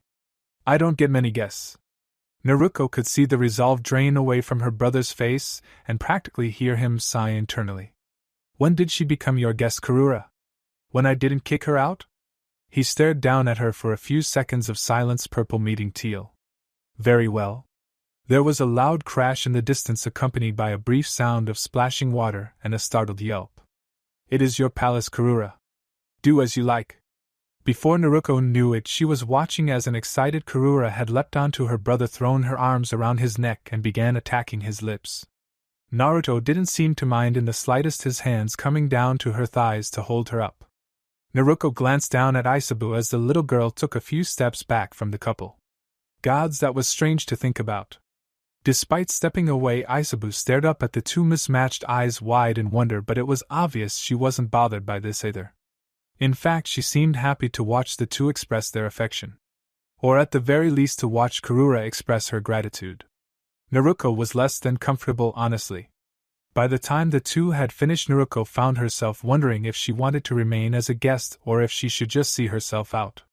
Kurura's feet we set back onto the floor, but she kept her arms around Naruto's neck. Will you be staying long, beloved? No, I need to get back as soon as possible. This visit was not planned, he admitted. I'm sure by now I've worried more than a few people. Considering he dropped right in front of some, that was probably more than accurate. He would be lying if he said he didn't expect a glaring Mai to be the first thing he saw when he opened his eyes. Kurura pouted for a second before a mischievous smile slowly spread across her lips. One hand dropped from his neck to his chest, where her fingers began to lightly caress his skin. Are you certain you can't stay for a bit, beloved? There's so much we could do together while you're here, she purred. Naruto's eyes moved from hers to Naruto and then Isabu before returning to Kurura, one brow rising in silent question. Your sister can watch Isabu for us? She suggested, turning to Naruto hopefully. Naruto wasn't sure if she was more bothered by hearing the woman proposition her brother or by how domestic the scene seemed when her sister-in-law was asking her to watch her niece so the two could have some private time. I should probably be going too. I don't know how long it's been since I stopped in to visit Mito. Either way, she didn't even want to know about her brother getting into that sort of stuff, let alone be in the same building or worse yet be enabling it. Ah, please? Karura begged, fluttering lashes over striking teal eyes. It would mean a lot to me and maybe Mito could watch her? She suggested lamely. Karura perked up at that. Ah. Perfect. She declared with a victorious cheer. And she's always available. That means we can have some fun whenever we like. Na are you to sa ma? Or you could have some fun with Mito, Naruto suggested offhandedly. Regardless, I need to get going. With a quick peck to Karura's lips, he knelt down with open arms to invite Aisabu in for a hug, an opportunity she took with a running leap. Spinning her around twice, he kissed her cheek before resting her on his hip. Daddy has to take care of things outside. Still, you'll be good for mommy while I'm away, won't you, Aisabu? His answer was a confident nod from the young girl, who leaned in to place her own kiss on his cheek. That's my little princess. Handing her over to her mother, Naruto glanced at his biological sister. As Karura seems to be fond of your company, you may come and go as you please within her palace. The rest of my mindscape is unquestioningly off limits, and if Mito doesn't like you trapezing through her home, please respect that. He didn't wait for any sort of response before he faded away to deal with the problems his impromptu visit had inevitably caused. The three remained in silence for a few seconds before Karura's musings convinced Naruto that she had probably outstayed her welcome. Fun with Mito, huh? Much to his surprise, he had both been able to force himself awake from the sealed cape that had really just been a shot in the dark, and Mai was not standing at the end of the bed with arms crossed and hip cocked, giving him a glare that in all rights should reduce him to ash. What did not surprise him was the splitting headache that accompanied his return to consciousness. The only positive side to this was that this clone hadn't been active for anywhere close to as long as the one that had dispelled while he was in Kirigakure. With a glowing green hand, he set to work massaging his temples until the headache faded to a dull throb in the background. That was as far as he was going to be able to get, both with his level of skill and against something that should probably still have him knocked out cold right now. Even so, it was something entirely manageable as far as he was concerned. Using his other arm to prop himself up in an unfamiliar bed, he continued rubbing his temples for a few seconds after the glow had faded. The hand dropped, and he allowed himself to take stock of his situation. He was shirtless, that was the first thing he noticed, and there was a bandage wrapped around his head loosely. It had probably been tighter when it was first applied, that he quickly discarded. His shoes were off, he could see them next to the bed from the corner of his eye, but his pants had remained on. That was a good sign usually. Using his free hand, he threw the fluffy white comforter off to one side and swung his legs over the side of the bed. Wasting no time, his shoes were back on, and he was halfway to the door. His shirt, he could guess, had probably ended up with blood on it, so he wasn't likely to find it in the room unless he had been out of it for longer than he realized. Normally he'd have to reclaim his shoes near the entrance of any sort of clan home too, but he was fortunate enough to be in the Inazuka compound for multiple reasons actually, and they weren't concerned with rules and niceties. He was rather thankful for that. With shoes and pants he really didn't have to worry about any other clothing, and with his chakra chains he was always armed. Despite not actually knowing the layout of the home personally, it wasn't that hard to find the main room where he had fallen. There was still a bit of blood on the coffee table, but it looked like any that may have gotten on the fuzz that covered the floor had been successfully removed. Well, that or the pelt had been replaced. That wasn't a bad system, really. He'd keep it in mind. From the main room he had a slightly better idea of where things were. The room he had come from, either a guest room or one of Tsum's children's, were accessed by passing through the kitchen. He had seen a dining room off to the side but didn't see further hallways. He knew the entryway was off to one side, which meant the stairway between the kitchen and the main room separated from the main room by a wall of bookshelves, which seemed uncharacteristic of the Inazuka clan, but who was he to judge? Had to lead to Tsum's bedroom and her office. Unless those were in a basement of some kind, but most clans didn't really care for them in their compounds beyond perhaps a singular treasury or a hidden library of the head. Briefly he debated just leaving the compound and heading back home, but knowing how rude that would be, resigned himself to seek out Tsum to thank her and inform her of his departure. Really, he just wanted to go home and take a nap until the last of the headache left him. With a sigh he headed up the stairs where as expected he was greeted by 2 doors. The door to the right over the dining room, if he recalled correctly, was currently open, and he could see a desk within with scattered papers. Some might get all her work done, but she was about as organized and proper about it as one might expect of such a wild woman. Naruto couldn't really judge. If it worked, just look at the system between Mai Sai and himself. It was an act of the gods that anything got where it was supposed to go. The left door was closed, and he could hear the soft murmurs of conversation from within. Already knowing that Sim had been Mai's first, he wasn't really that surprised that the two were in her bedroom. He paused for a second, listening to words he couldn't quite make out, just long enough to decide they weren't currently engaged in anything he might intrude on before giving a quick rap on the door. He gave them a second or two to grab a blanket should it be necessary before he opened the door and took a single step into the room. He was Kyuubi. He didn't pop his head in like a child looking for comfort after a nightmare. And Naruto-kun? Perhaps he hadn't given them quite enough time. Mai was topless and perhaps completely naked as she laid on the bed facing the door, and Sim was straddling the young woman's lower back with her bathrobe completely open and tight pants protesting the position she had chosen. One of Sim's hands was up near Mai's neck while the other had dipped far enough to the side of Mai's shoulder blade that the tips of her fingers were probably feathering against his second-in-command's breast. He took this in for a second. Mai had good taste, he was reminded before dipping his head briefly towards the two women. My apologies for the interruption and the earlier inconvenience, Sim. I appreciate the aid you've given me and hope I didn't startle you too much. I really must be going, but you have my deepest gratitude for your hospitality. His eyes flickered over to a frozen Mai. I'll see you back home when you've finished. And to both of them. I'll see myself out, don't stop on my account. With that he stepped back out of the room, closing the door with a soft click, and headed back down the stairs. Maybe he'd seek out Shizen before that nap. Or maybe not. He was already going to have one black-haired young woman berating him later, he didn't need to double it. I'm telling you, Mai, you're working yourself too hard. Sim's fingers dug firmly into Mai's pale skin, working knots out of muscles the young woman didn't even know she had. You're going to drive yourself into the ground at this rate. Sim wasn't sure if it was agreement or protest, but she did know Mai was enjoying it, and Thady was reason enough to continue. After a few more knots, Mai managed to regain her ability to form coherent words and responded. Naruto found me an assistant recently. Oh? Sim rose a brow but didn't let up. That's good. How are they doing? Learning quickly. Mai's body shuddered beneath her.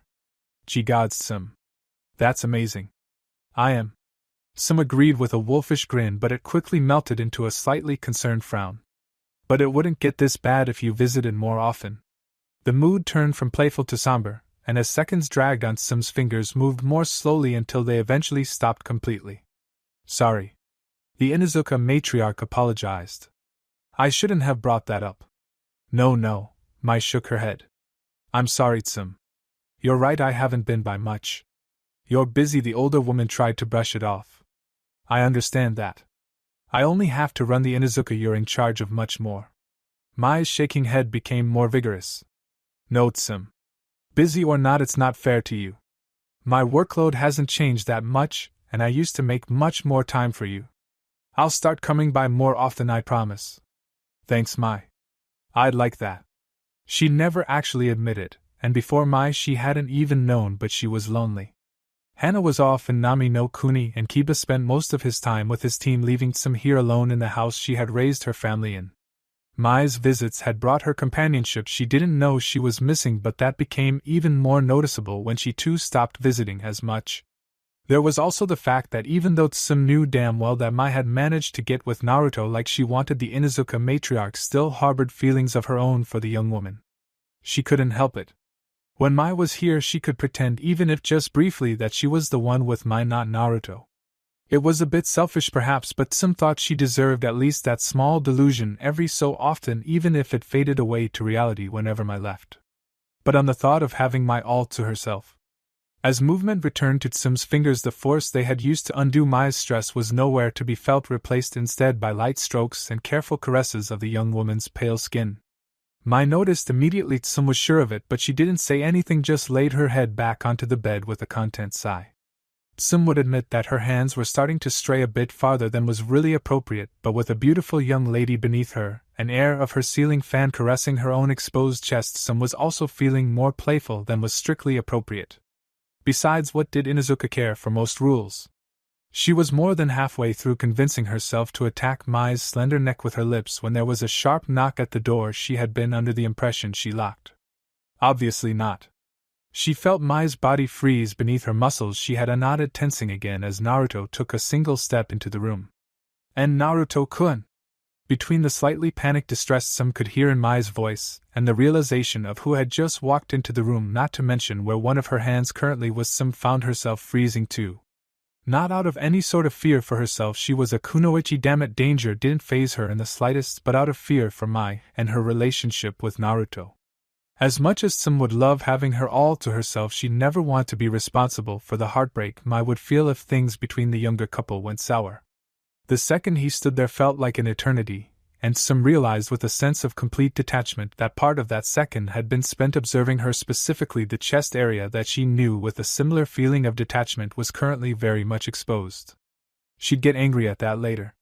My apologies for the interruption and the earlier inconvenience, Tsum. I appreciate the aid you've given me and hope I didn't startle you too much. I really must be going, but you have my deepest gratitude for your hospitality.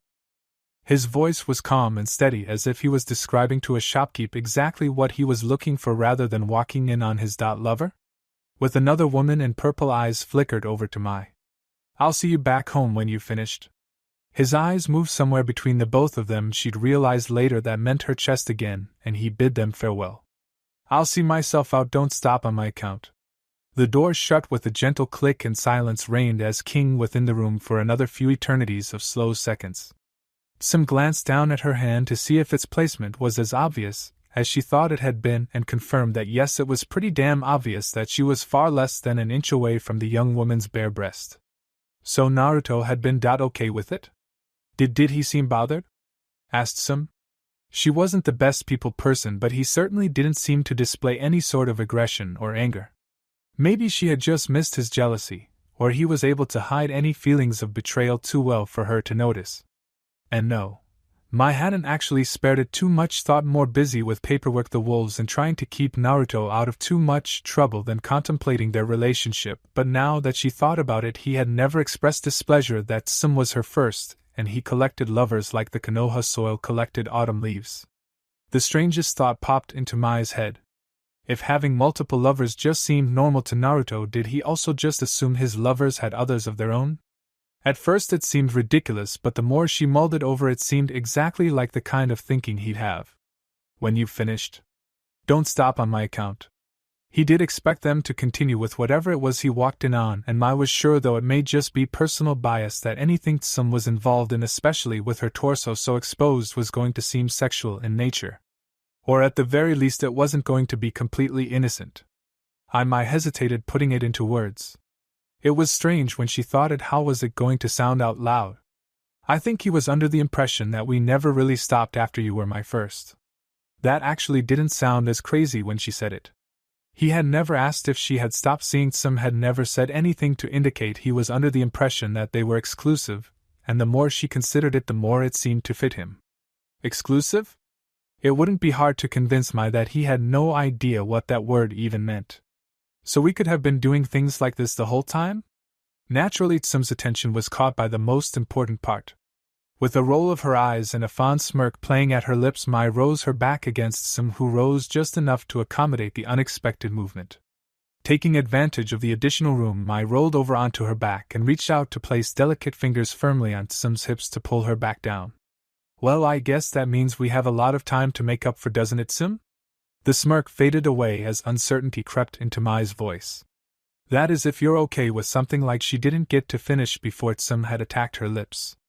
It was brief, but it was hungry, and it told Mai that as long as the woman had her, everything was going to be fine. It's not what I would prefer, Tsum admitted as she pulled back enough to devour the sight of the young woman she loomed over. But I'll take as much of you as I can get. Good, because I need someone warm between me and that fan of yours. Tsum's bark of laughter was the most genuine she had released in weeks.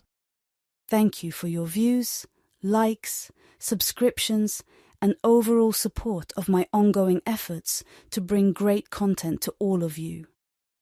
Check out my Patreon for more mature fanfiction. The link is in the description and like everywhere on my channel.